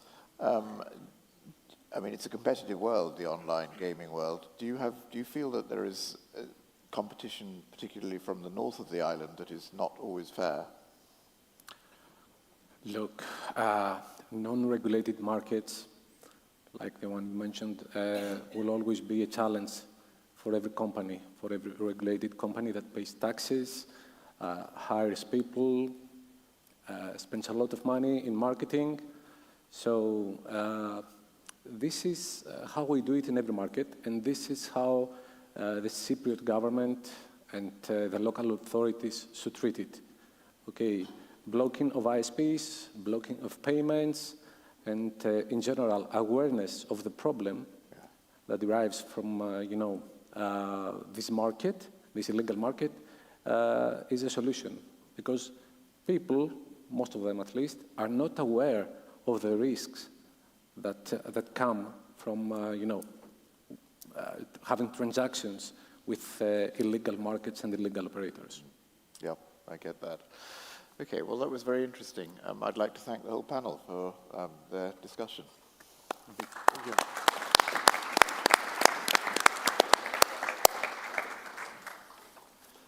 Thank you very much. Okay. Thank you. He wants a photograph. Thank you, everybody.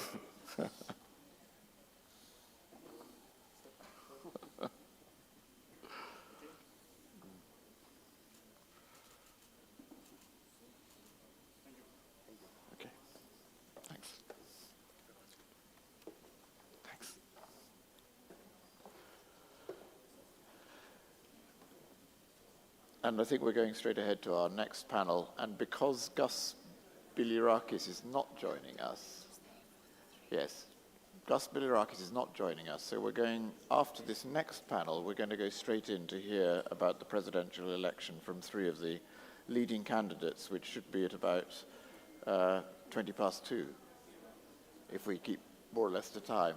So I'd like to invite Vasilios Dimitriadis to join me on the platform.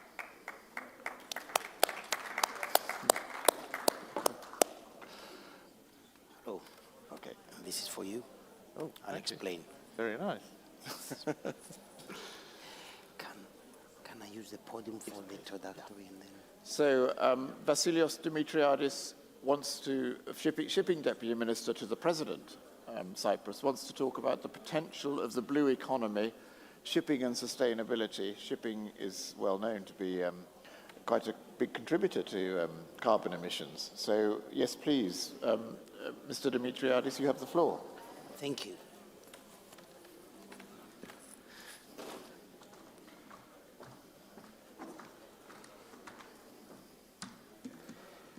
Well, ladies and gentlemen, it's a great pleasure to be here.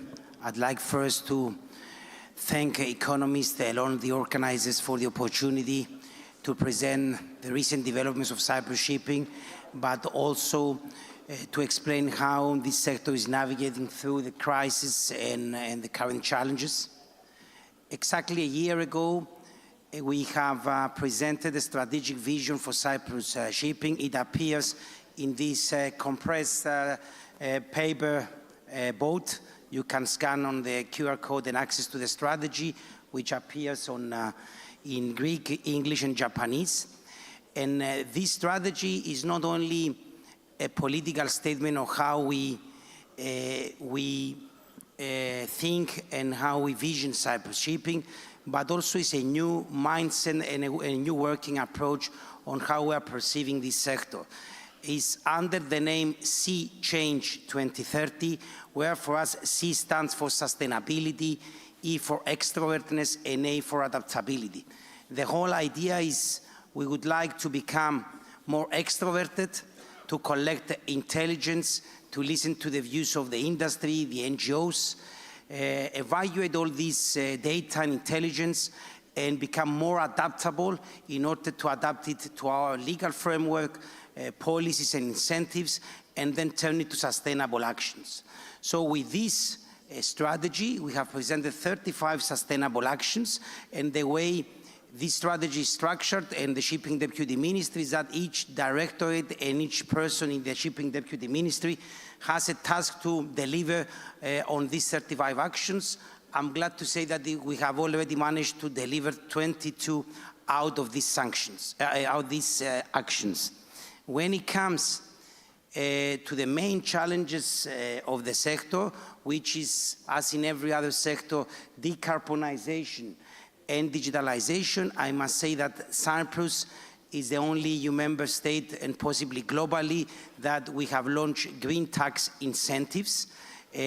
So ship owners, ship operators, when they demonstrate meaningful emission reductions beyond their global commitments, they can enjoy up to 30% discount on their tonnage tax. This is an EU-approved scheme, and it's a live document. The more stricter is becoming the global and EU commitments, the more stricter is becoming this scheme.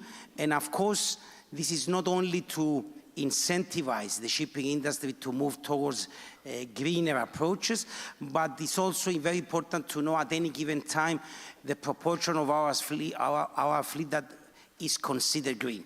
This incentive is also very important for financial and banking institutions to consider and evaluate projects, because what is green now is $1 million question. Nobody has a clear view what is considered green at this stage, which is, let's say, a transitional phase till we reach a carbon neutral economy. So this is very important for us, but we are not only doing this, we are just facilitating also our ship owners flying the Cyprus flag to use biofuels or alternative non-fossil fuels in their practices. Plus, we are actively involved in all the deliberations at EU under the Fit for 55 and globally in order to have a framework to ensure meaningful emission reductions when it comes to shipping. signaling that the sector is of global nature and climate change is a problem that faces no borders. So this is very important to signal that we need global solutions.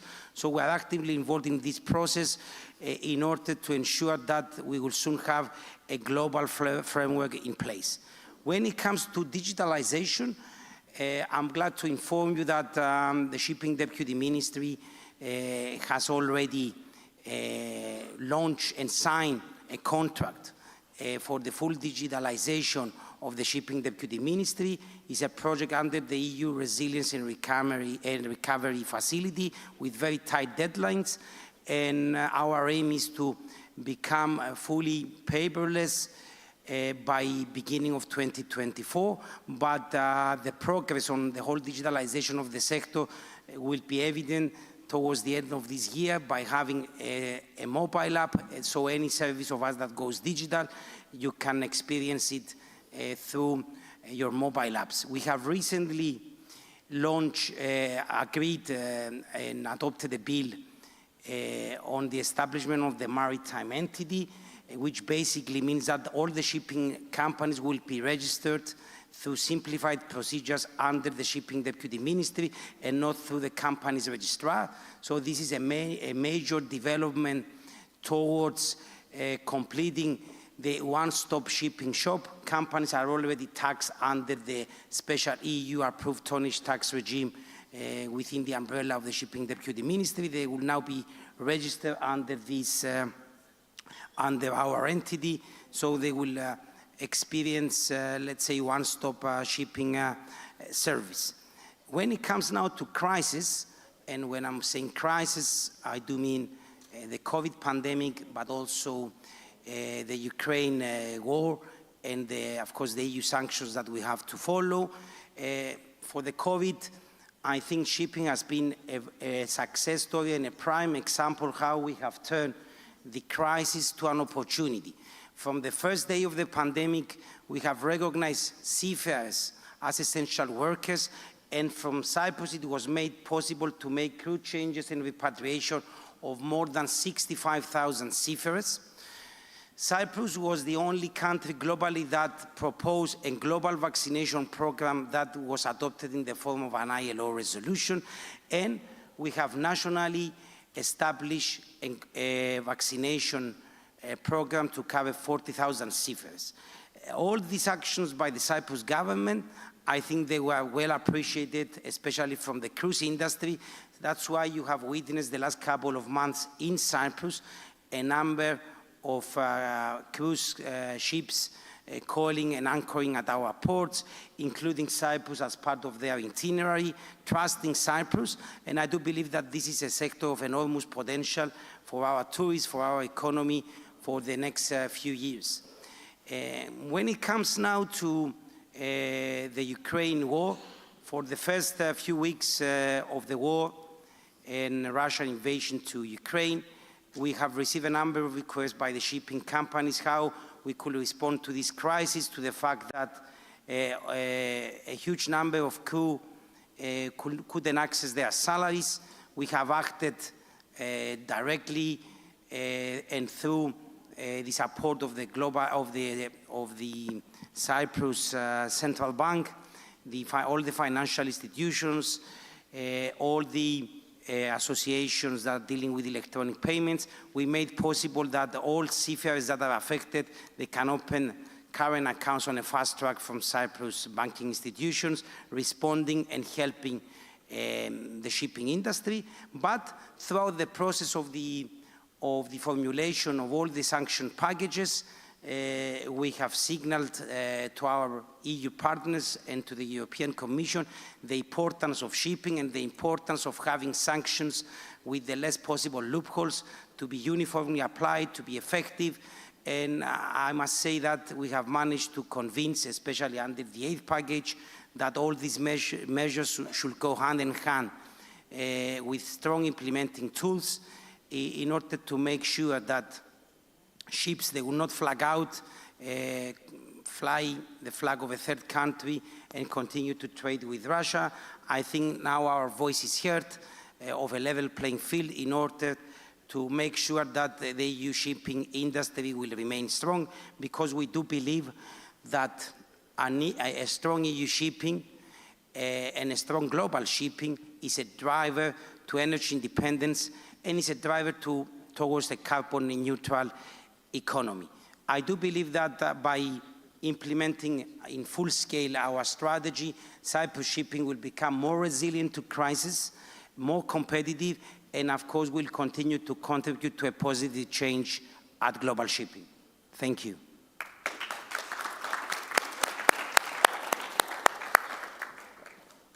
Thank you very much, Mr. Dimitriadis. You touched at the end on dealing with third countries. I wonder if you have any more thoughts on this. I mean, is your main Greece will be a big competitor with Cyprus in the shipping industry, but they are also quite regulated. But third countries like Panama, China, they may not observe the same high standards as you do. Is that a problem? Well, for us, competitiveness of shipping does not lie only attracting new ships, but attracting quality ships, quality companies to experience Cyprus. And you know, I'm using a different term. I'm not referring to headquartering. I'm using the term branching. Right. The way I'm approaching the shipping sector globally is not necessarily to establish the headquarters in Cyprus, but just to try us. If they register a ship in Cyprus or if they open a small branch in Cyprus, I'm sure they will experience the high quality of service from Cyprus, from the shipping deputy minister, but how customer friendly and oriented is Cyprus with a big quality shipping cluster. So for me, I don't believe Greece or the other nations that you referred are considered as competitors. We have a very strong, very clear, strong vision on how we would like to Cyprus shipping to move forward the last couple of years. And that's why we are opening also our doors to the Far East. We will soon open an office in Tokyo, because we do believe that Cyprus shipping has the potential to grow, to expand, and to attract more and more quality companies and ships under the Cyprus flag. And the ports, do the ports need further investment in Cyprus? Well, yes, although... Mainly, is Limassol the most important? Limassol is the main port. Now there are huge developments in Larnaca. I must say that, okay, ports are not within my competency. No. It's under the Ministry of Transport. But of course, there are a lot of synergies how we could explore Cyprus business through the ports development. But coming back now to your reference about non-EU shipping registries. I can mention just an example how we do see also the regulatory framework when it comes to sanctions. For us, it's very important to ensure a global level playing field.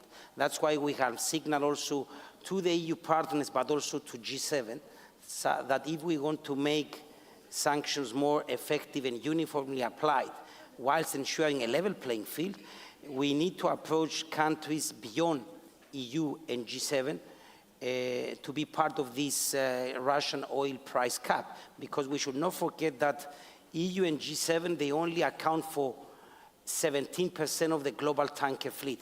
We need to attract more mass in order to make this effective. That's why we have to understand that shipping is global, and in order to reduce loopholes to the extent possible, we need to have a framework that protects our fleets.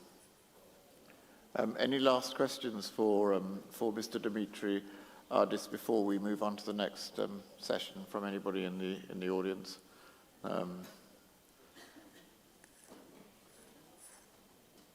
I think they're all looking forward to looking. Well, we leave some of these wooden compressed ships with you. You can access it through the QR code. It's available in Greek, English, and Japanese, and soon in German. Okay. Well, okay.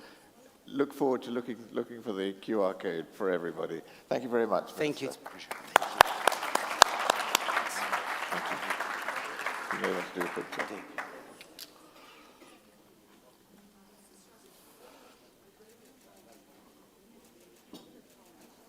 Thank you. Thank you. Thank you. Thank you.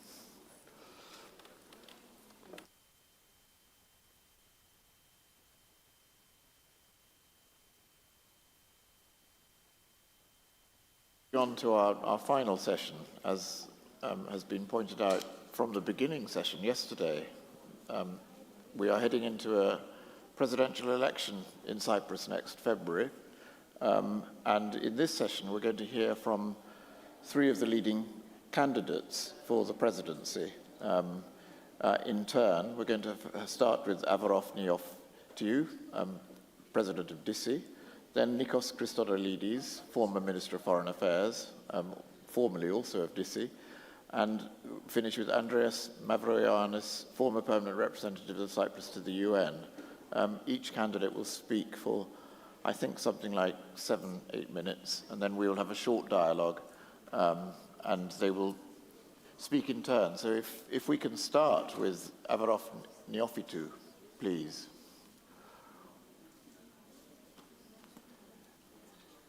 If he's here.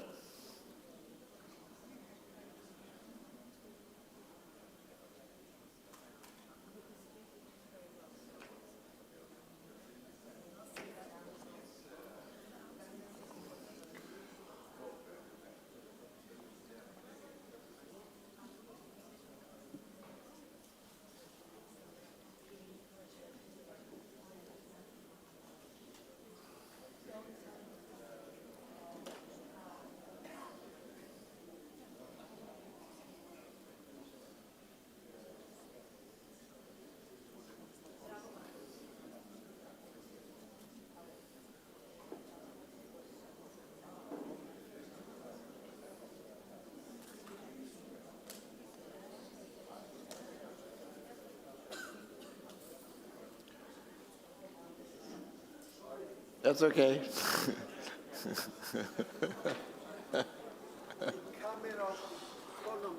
No problem. Okay, thank you very much. I don't know whether you need to be mic'd up. You may need to be mic'd up. Yes, you probably need to be mic'd up first. He's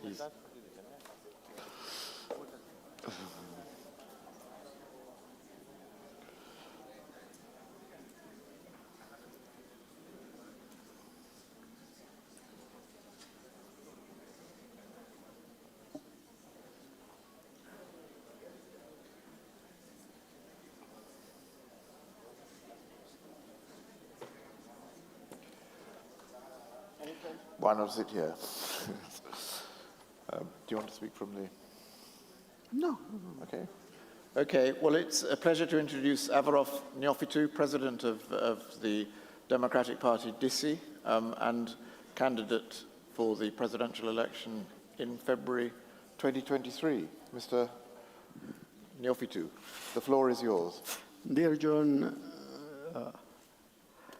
I would like to talk in Greek since part of the audience are Greek speaking and people are listening on websites.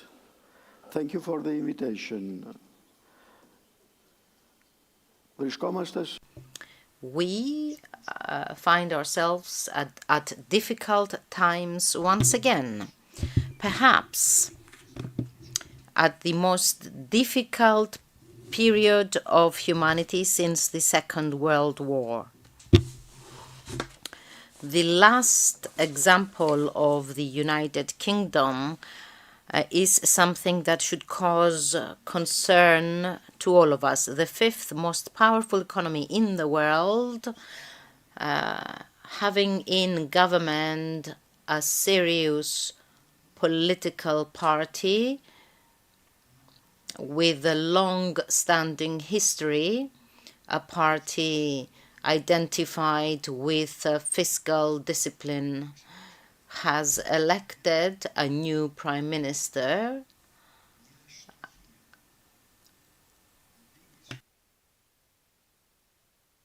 A wrong step has led the fifth biggest economy in the world to trouble. The sterling pounds has suffered now more than ever before in the last decade. Therefore, I should send a message that you cannot be an amateur when handling the economy nowadays, but before the economy, we have to make sure that we have a state But it's not enough to have a state. You also have to ensure that you have security. And we see what is happening in Ukraine today. People are just before at the threshold of a nuclear war. It's no joke. And before talking about the vision of tomorrow, we have to make sure, and I see here the ambassador of Israel, a friendly country, and I remember the historic statement of the Israeli Prime Minister at the time when the West was celebrating the Arab Spring. And he has stated before celebrating, have in mind security. Because you cannot build an economy without security. I think that what I've said is adequate as an introduction, and I'm ready for your difficult questions. Mr. Neophytou, can I start by asking you if you have any thoughts, even at this stage, about how you might approach the Cyprus problem if you were president? I mean, we know that there is also a presidential election in a neighboring large country next year, which may produce a change of president in Turkey. Do you have any thoughts on how you might reinvigorate, restart discussions on the Cyprus problem? Dear John, I have great visions for my country, and I know that a great vision cannot fit in divided countries. Έχω μεγάλα οράματα για την πατρίδα μου. I have great visions for my country, and I know that there is an erroneous understanding in the Greek Cypriot community as well. They think that the status quo is some sort of safety, some sort of security, but this is a wrong approach, it's a misunderstanding. We have to find ways to break through the impasse, and I proposed and I am proposing two approaches that will break through the impasse. I know what they want, dear John, the Greek Cypriots. They want security and a functional state. The same things are wanted by the Turkish Cypriots as well. They want security, but they want to have a say in the management of the government, of the governance. For the Greek Cypriots, security means for all occupying troops to leave. For the Turkish Cypriots, security means the complete opposite. They want Turkish guarantees and Turkish troops here. For a functional state, the Greek Cypriots don't want Turkey via the Turkish Cypriots to control the decisions of a united Cyprus. At the same time, Turkish Cypriots do not want for us Greek Cypriots, who are the majority, to decide for all. To be in politics to give problems solutions and not to analyze problems or find problems to any solutions. What's my proposal? What's my recommendation? NATO. With the United Cyprus, when the country is reunited and is a member of the EU, to also enter NATO. That will be security for both Greek Cypriots and Turkish Cypriots. They cannot use as an argument the Greek Cypriots or the Turkish Cypriots that the Turkish Cypriots will be in danger or vice versa. I mean, if we're both in the EU and in NATO, then security is for all. As regards the function of the state, we understand the concerns of both communities. So what do I propose?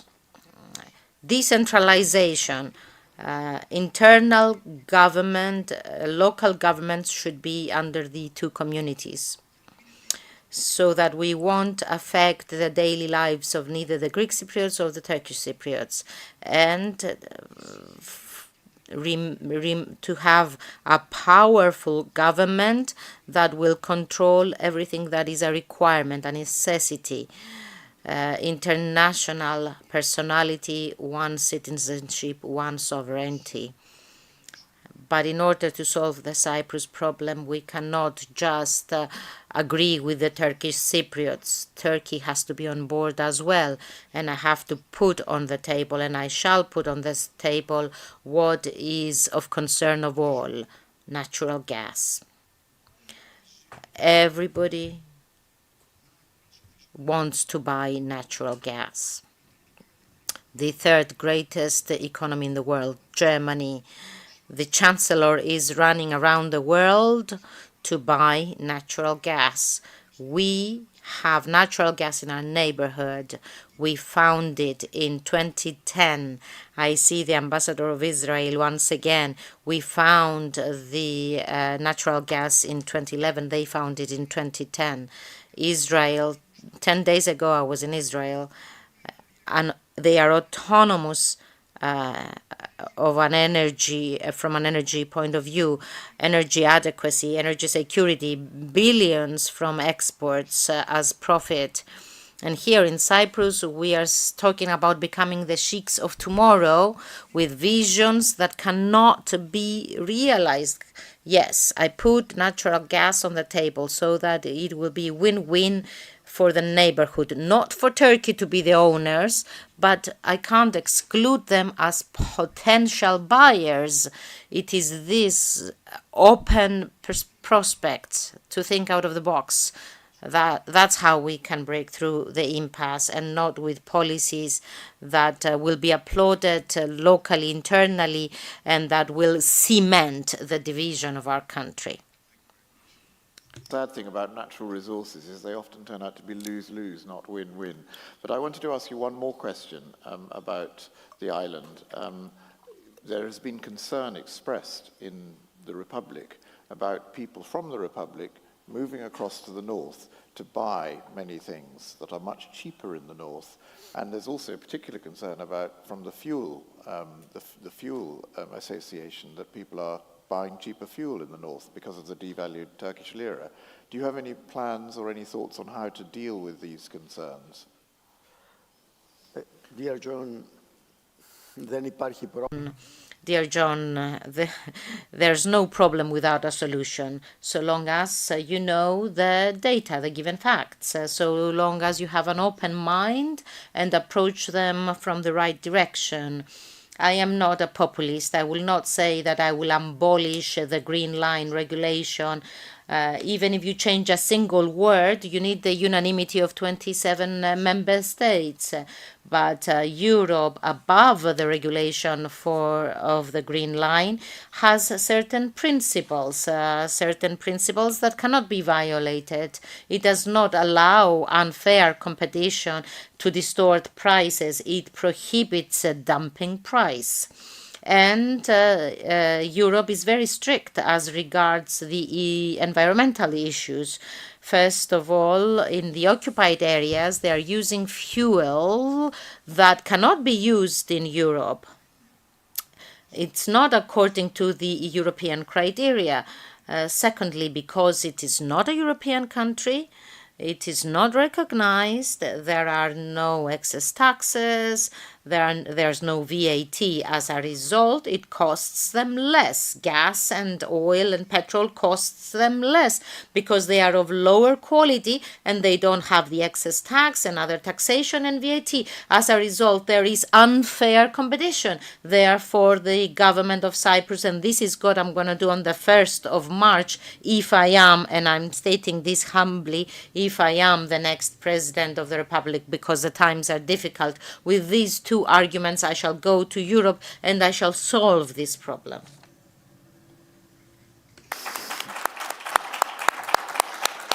Well, thank you very much for your time. I don't know whether... We're done so quickly? We're done? Other three candidates. I don't know if we have time for one more question from the audience, if anybody wants to ask one question from the audience. Each candidate has to have a certain amount of time, but I think they are convinced by your promise. There's one question over there. Let's have a very quick question at the back there. One more question. Good afternoon, Mr. Nofidou. Yesterday, the Minister of Finance talked about green growth and fossil fuel, and he talked about the difference between green growth asked by Europe and fossil fuel. You talked about fossil fuel today. Which of the two is Cyprus going to do? Are we going to become clear, or each time we're going to say something different? I identify myself completely with the Minister of Finance, because the goal in Europe in 2050 to be neutral carbon, zero energy from fossil fuel and natural gas. So we have to find cheaper ways and to commercialize natural gas in our neighborhood, Turkey, Egypt, Jordan, and I'm not afraid of criticism. I do not exclude Turkey from the use of natural gas. Thank you.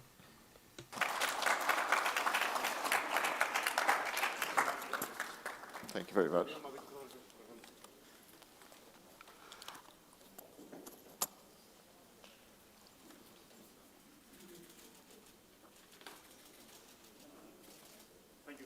Thank you. Thank you. And we move on to our next speaker, Nikos Christodoulidis. That's fine.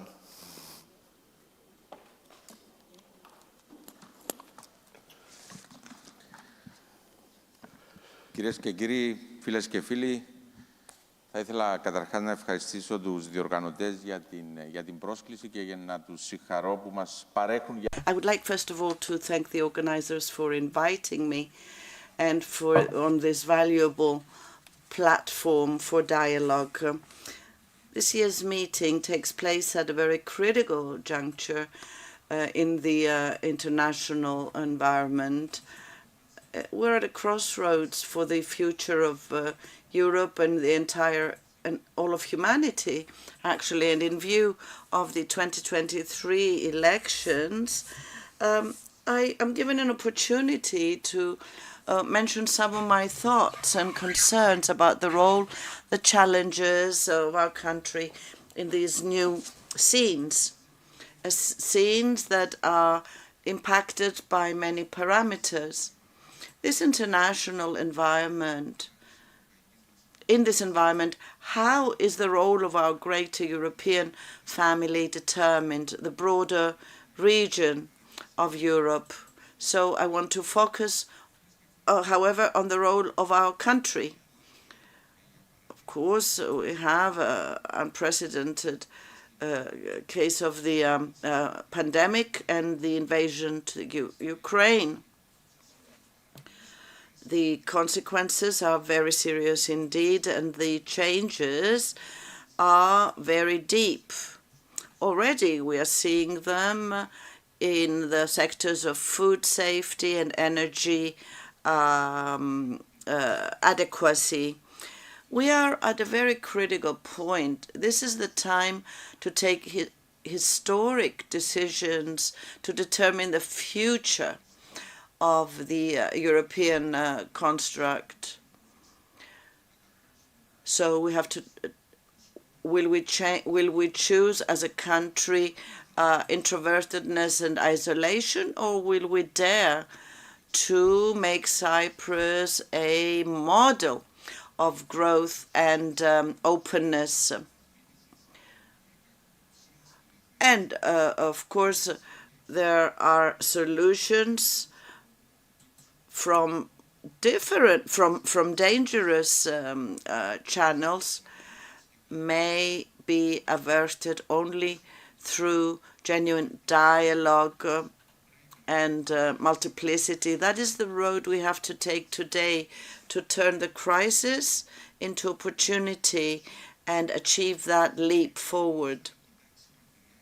We needn't look far to realize how true this is. In our neighborhood, the Eastern Mediterranean and the broader Middle East, where most of these states have in recent years adopted this positive approach, even today in this unstable international environment, they prove that the way of cooperation is the only way that gives hope for tomorrow. Let's start, dear friends, with the most recent positive development of recent days, none other than the agreement to delineate the sea borders between Israel and Lebanon. Cyprus was involved with that in 2010 when it started, and it was completed with a U.S. intervention. Something unthinkable a few years ago, that these two states, Israel and Lebanon, with so many serious disagreements between them, could reach such a significant agreement. Going further back, we can also look at some other examples that prove this new approach in our region. The establishment of the Energy Forum in Cairo of Egypt in 2020, and the countries that participate in the Establishment Declaration, the establishment of the tripartite cooperations in the region with ad hoc participation of other countries from Europe or the US. To remind you of the creation in Larnaca resulting from successful cooperation between Cyprus and the US of the educational center Cyclops for open sea and seaports.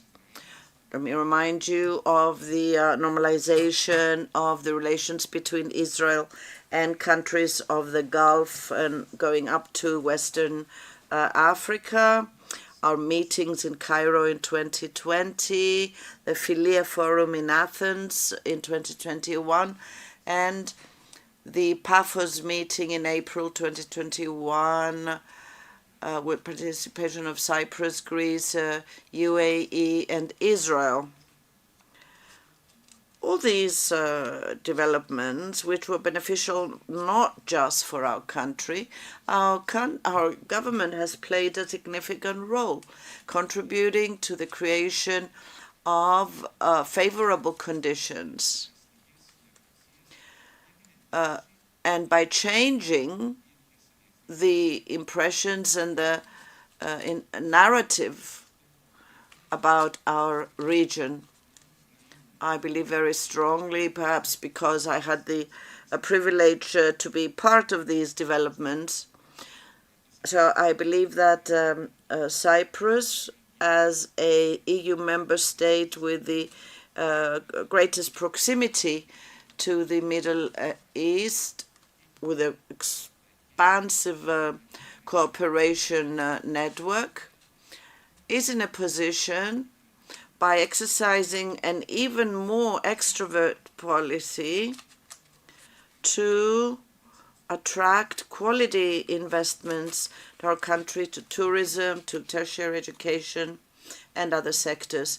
A policy that will promote in action synergies and cooperations, helping to capitalize on the multiplicity of the region to the benefit of all Cypriots, all neighboring peoples, and of the EU itself, since our country is correctly deemed to be the link.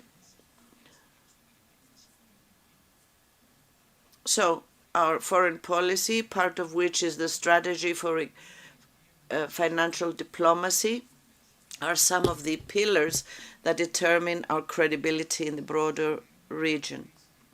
Synergies and cooperations that have developed in previous years are the foundations for attracting other big investments to our country. At the same time, dear friends, and taking into account the energy crisis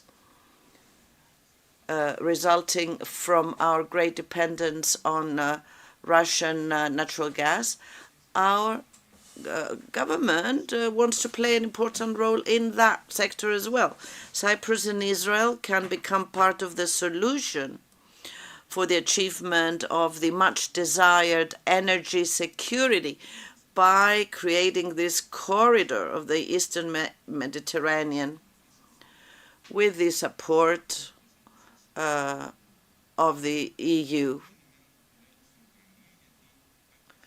So the day after, for the Ukraine war, this day after will come, and we must be ready for it. It can and should find the region more upgraded. So potentially the role of our country will be upgraded as a bridge for this mutually beneficial relation. And to that effect, we have to intensify our efforts. Certainly, and I will close with this thought, such a development will strengthen our efforts to break through the impasse in the Cyprus issue through a leading, a protagonistic role of the EU, through decisions made by the European Council that will take up the reins to that effect, always in the context of the UN resolutions. The tool case is there. The incentives are there. The incentives for Turkey are there that Europe can use to support us, sending a strong message in the region and solidifying its role in the region of geopolitical importance, taking into account the developments in Ukraine. And we in Cyprus should pay special attention to all these factors in our effort to solve the Cyprus problem. Thank you.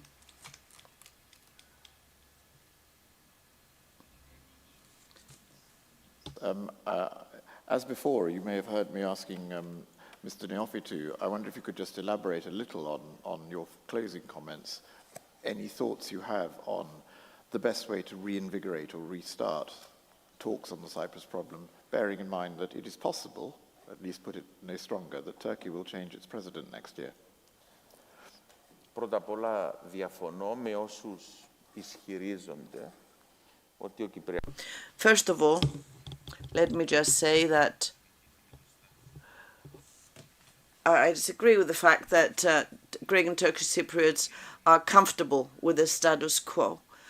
The status quo is very uncomfortable, and both Greek and Turkish Cypriots have to take into account that the present situation is not the worst scenario. There are worse things that might come, and for these and many other reasons, of course, we have to do everything possible to restart the talks and solve the problem. When we're talking about the Cyprus question, we must always take into account the international framework. It's not Cyprus that determines international developments. Unfortunately, Cyprus is the one impacted by international developments. And what's the current international scene? We have an illegal invasion into Ukraine, and we have a substantial reaction on behalf of the US and from the EU itself, which pays the cost for this reaction, but very correctly does not pay attention to the cost because it has to do the right thing. In this context, the Republic of Cyprus, which is a member state of the EU, has the right to claim a more leading role. Why do I persist on the EU? Because the EU has the tools that can lead to a mutually beneficial win-win situation for all sides. We know that Turkey, which is upgrading of its customs union, the opening up of visas of Turkish citizens to Europe, it wants the agreement for air connection of Europe with Turkey. It's asking for on several issues from the EU. Our approach is that in this basket of the Euro-Turkey issues, the Cyprus issue must be in that basket as well, because Turkey will agree to resolve the Cyprus issue only if it perceives that it will benefit from doing so. So that's where we'll focus our attention. I don't know if I have time to talk about NATO. Ναι, εν συντομία. I don't have any ideological approach against NATO. When we got our independence in 1960, we became members of the non-aligned rather than NATO. But today, Turkey, which is a NATO member, is the only country that does not implement sanctions against Turkey. Yet, it is not being criticized by NATO, very simply due to the importance of Turkey within NATO. So, involvement at this phase to the negotiations of NATO, involvement of NATO will not help break the impasse. Of course, by the end, we may also be NATO member states. Which I also asked Mr. Neofitou. There is some disquiet in the Republic among retailers and others about Cypriots going north and buying goods, cigarettes, alcohol and so on, much cheaper there because of the devaluation of the lira. And the same thing is being said by the Cyprus Liquid Fuel Association, that this is unfair competition. How would you respond and what would you do about it? Well, first of all, let's clarify things so that everyone can understand that the Republic of Cyprus became a member of the EU in 2004, and the implementation of the acquis communautaire to the areas that the government does not exercise effective control, the occupied areas, the acquis communautaire is not applied. In this context, the Green Line trade agreement regulations were agreed. And indeed, the problem that you described exists, particularly on gas, with gas, fuel, and some other products, but particularly gas, and those who use it for commercial and not for private, for personal use, because if someone is visiting the occupied areas and they run out of gas or petrol, or of course they will fill up the tank, but there is a conscious practice by some people to do it on a daily basis, and that should be dealt with in through a more effective control at the crossing points to and from the occupied areas, intensify controls and penalties imposed on those that violate the law. Please, if there's a microphone coming your way.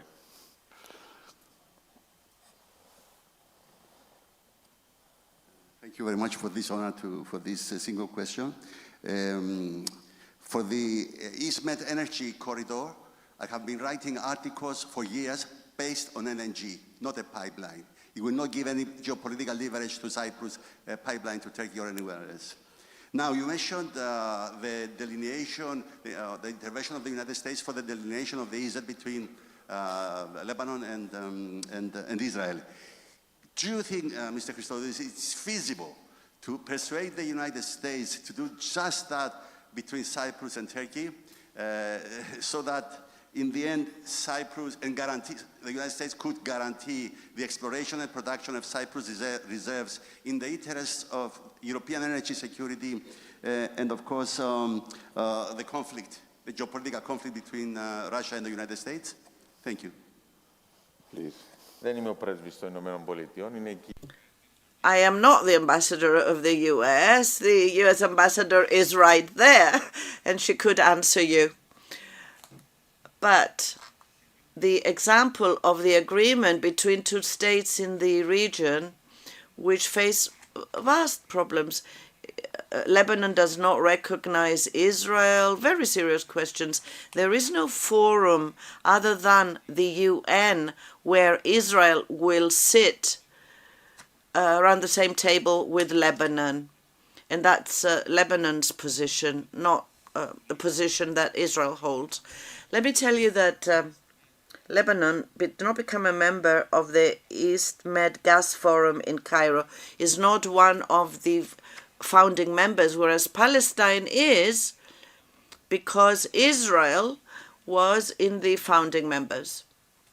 So, and these two countries managed, with the involvement of the US, and let me make a parenthesis here, it started in 2010 at the initiative of Cyprus, because that was the time when we signed the agreement with Israel. There was a reaction by Lebanon, and we intervened between the two countries. A dialogue started, and Amos Hochstein of the US took over and reached this result. There is an open invitation of by the Republic of Turkey to delineate our sea borders, and there is another proposal to go to the International Court. So, yes, the US and the EU, or both together, could encourage and promote this option to determine our sea borders under the agreement of the 1982 UN decisions. And indeed, that's something we should go after. We need to take a photo. He likes a photograph.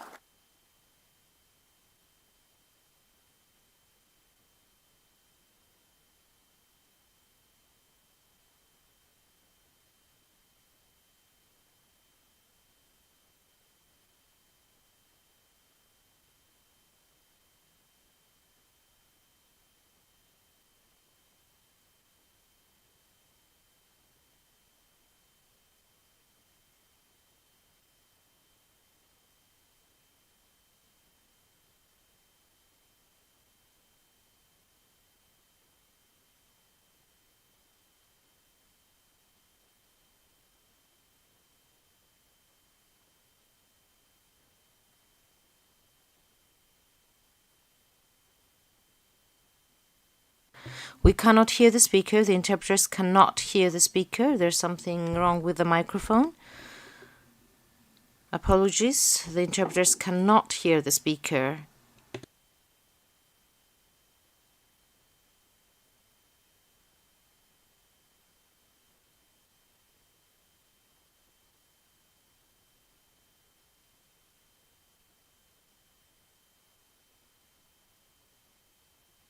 The interpreters cannot hear the speaker. Apologies, there's a technical issue. The technicians will have to take care of it.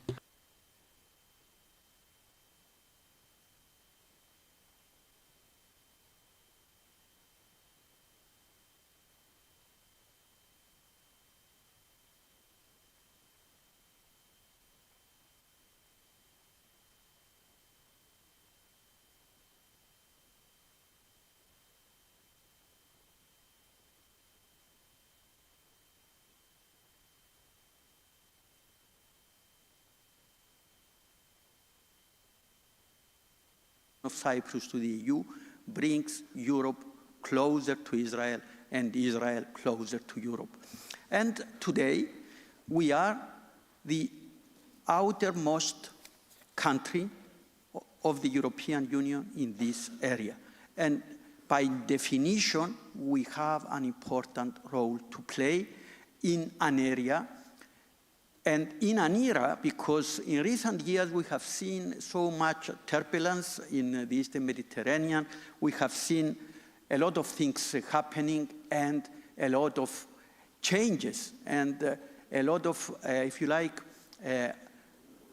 things that were appending the order we were thinking we are having.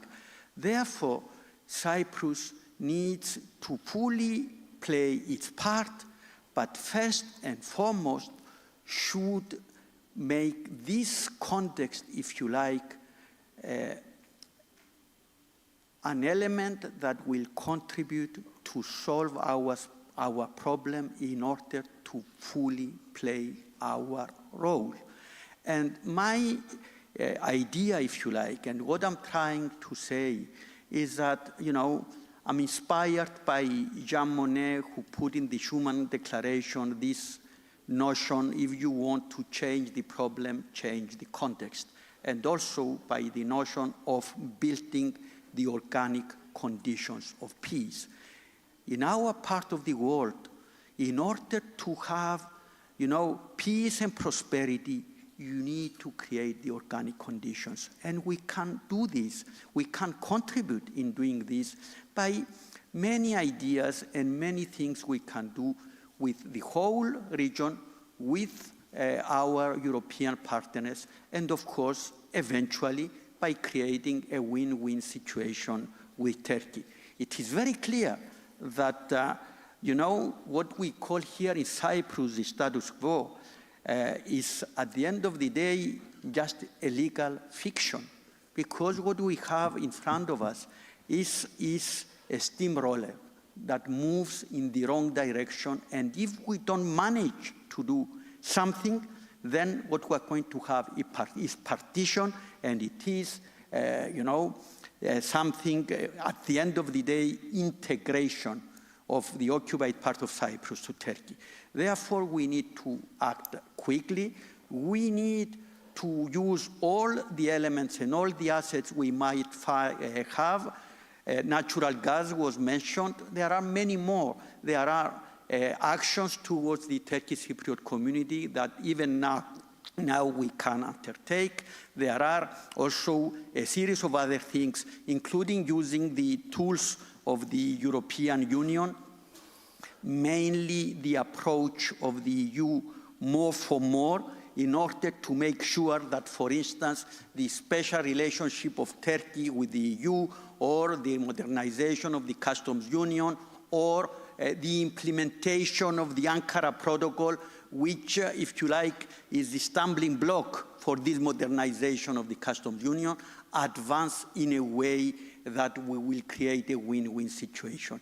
And of course, natural gas, I was mentioning, that, you know, we need, first and foremost, bring our own natural gas to Cyprus. After 11 years, we discovered it for our own needs. And we need also to be able to give to the Turkish Cypriot community as much as they need at the same cost price, and as we're going to have it ourselves. So, and then by doing all this, and by using, of course, multilateral diplomacy, all the partnerships we can create, all the avenues that can be opened to us, slowly, and little by little, create conditions that will allow the resumption of the negotiation and eventually covering the last remaining mile for the settlement of the Cyprus problem.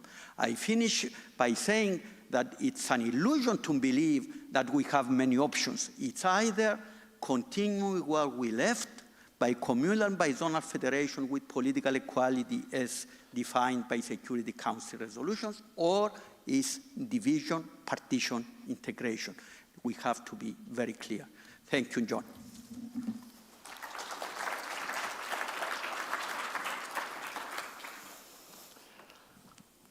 Thank you. Continue in Greek if you wish. Thank you. Well, I think you've rather preempted my first question, which is what would you do about the Cyprus problem? But let me just elaborate a little on that question.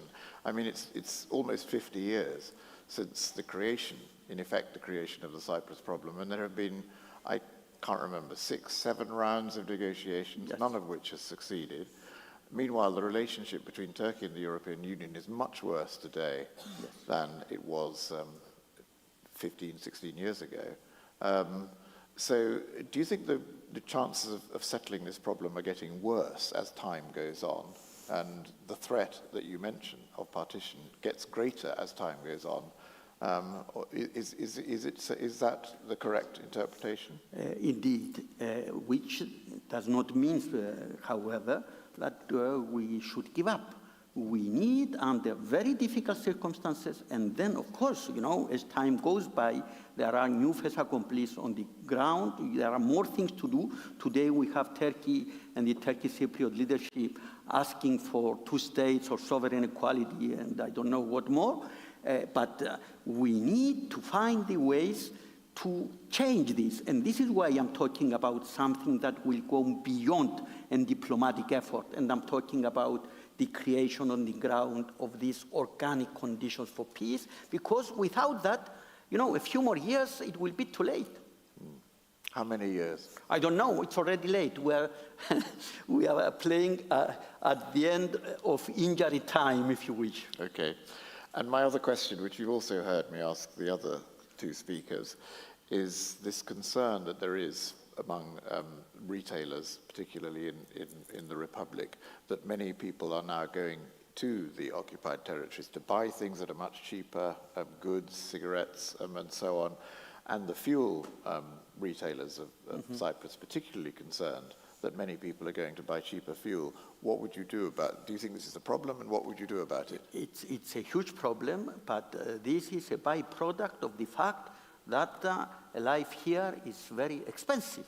And it's a byproduct of the fact that we pay fuel in the Republic very expensive. So the real solution is to manage to reduce the price of fuel, which is achievable, in order for people not to go. And I say it is achievable because if we were to use, you know, for a transitional time, because I heard the question before, I'm not in favor of fossil fuels, okay? But it's a transitional way.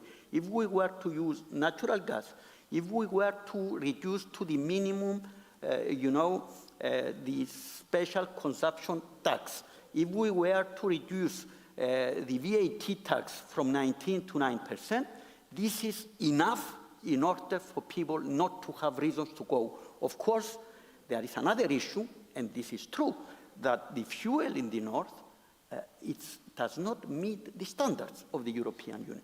But this is an additional reason for us to prevent it through not, making the case for people to go, because it means more pollution.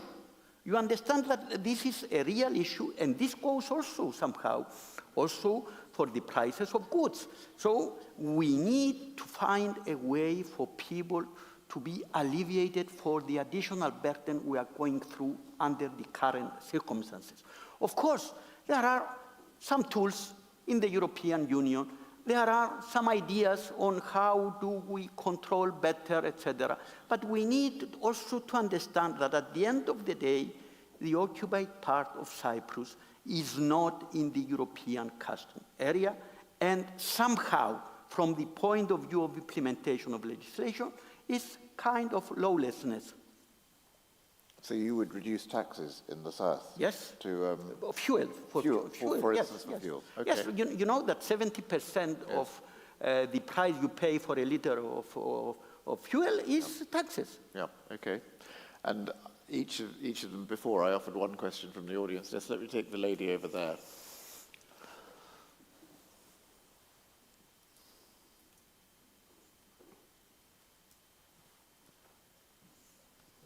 Yes, thank you. First of all, I'd like to thank Andreas for actually addressing the topic of this session, which was, can Cyprus emerge as a paradigm of openness in a world of rising conflicts?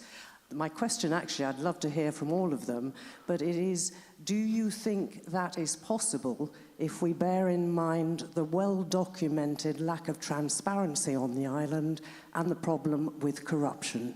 Thank you.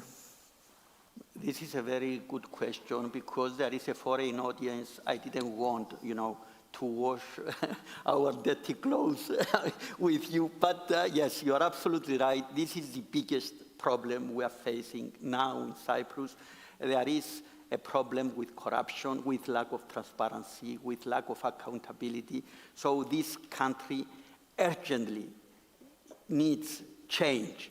And we need, we have to have a government that serves the people, that does not condone corruption, and we need to change fundamentally the way we are doing our business, because we reached a point where, nobody respects Cyprus, we have no credibility, and we are falling, all the time in the international indications concerning corruption. This is a fundamental issue. I can tell you that I believe that what it needs is commitment and determination and political will, and it is possible.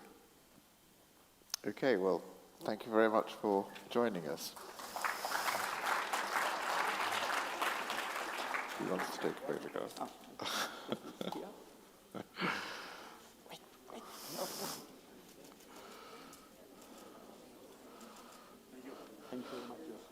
Thank you. And if I may say, good luck to all the candidates. Is that allowed? And that brings us to the end of the 18th Cyprus Summit. Thank you very much for coming. Thank you very much for staying. The treat for you all is that you now get given a lunch. So there is a lunch available there. And before you all leave, I just want to thank in particular all our speakers who've made this conference so interesting, and our sponsors, without whom we couldn't have a conference, particularly PwC Cyprus, ExxonMobil, BAT, Capital.com, Intracat, EcomBX, Steheman Kaizen Gaming, Hellenic Bank, Chevron, Omexom, Vinci Energies, and the European University Cyprus, and the European Commission. And I'd like to thank Haslis and Rivas for their organization. Thank you very much, everybody. Hope to see you next year.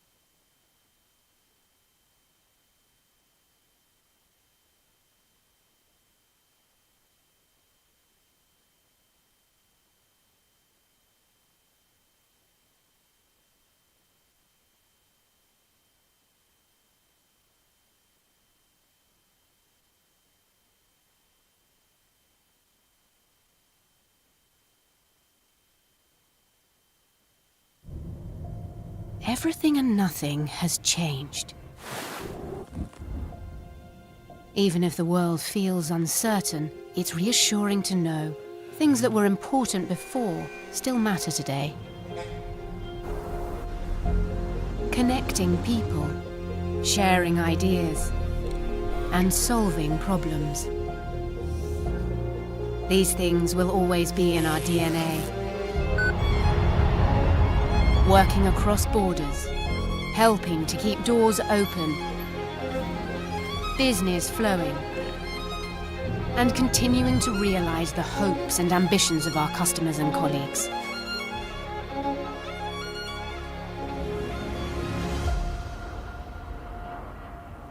When you think about it like that, thankfully, not quite everything has changed.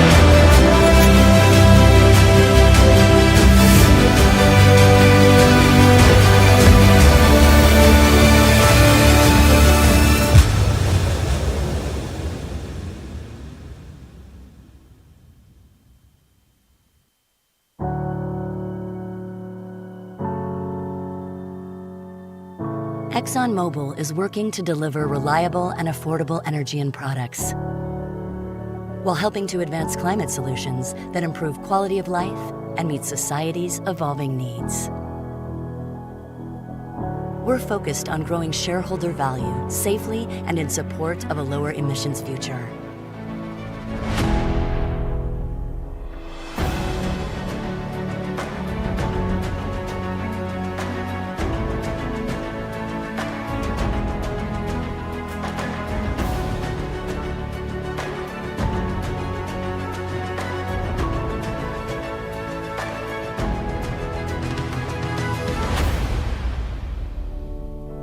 Creating value through our technology, scale, integration, functional excellence, and people.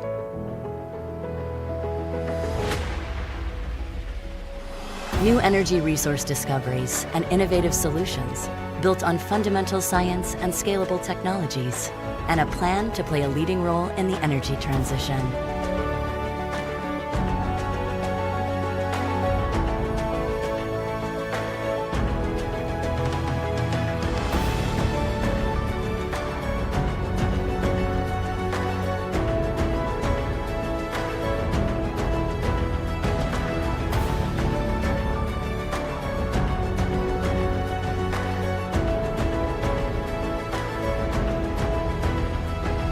ExxonMobil has the competitive advantages to play a leading role in a lower emissions future.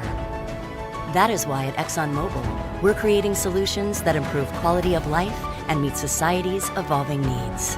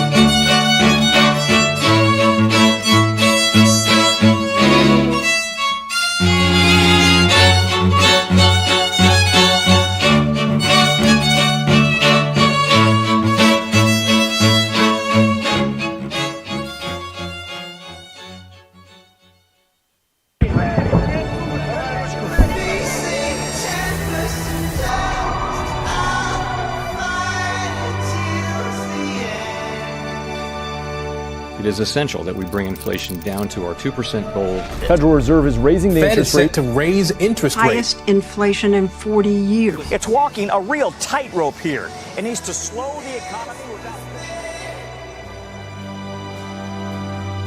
You know, this is all about taking that first step, taking that first trade. There's no need to overcomplicate it. We'll go through the pros and cons, then we'll jump on the platform and set a trade up here. Right, let's get into it.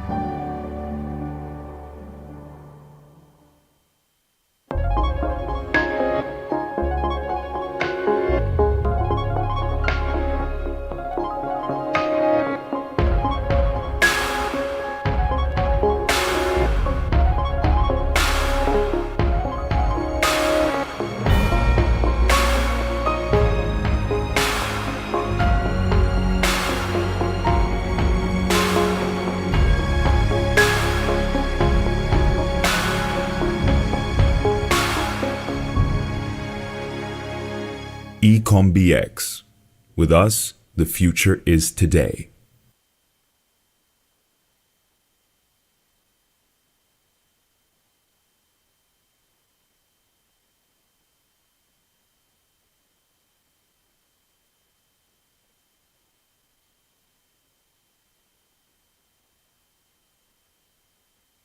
$1,700 journalists, 138 Pulitzer Prize Awards in journalism.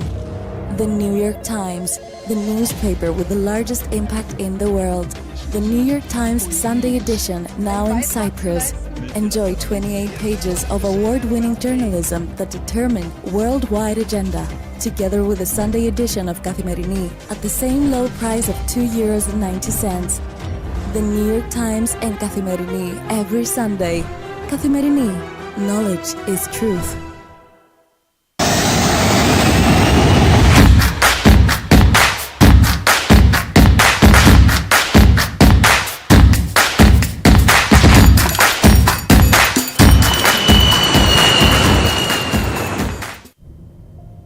Everything and nothing has changed. Even if the world feels uncertain, it's reassuring to know things that were important before still matter today. Connecting people, sharing ideas, and solving problems. These things will always be in our DNA. Working across borders, helping to keep doors open, business flowing, and continuing to realize the hopes and ambitions of our customers and colleagues.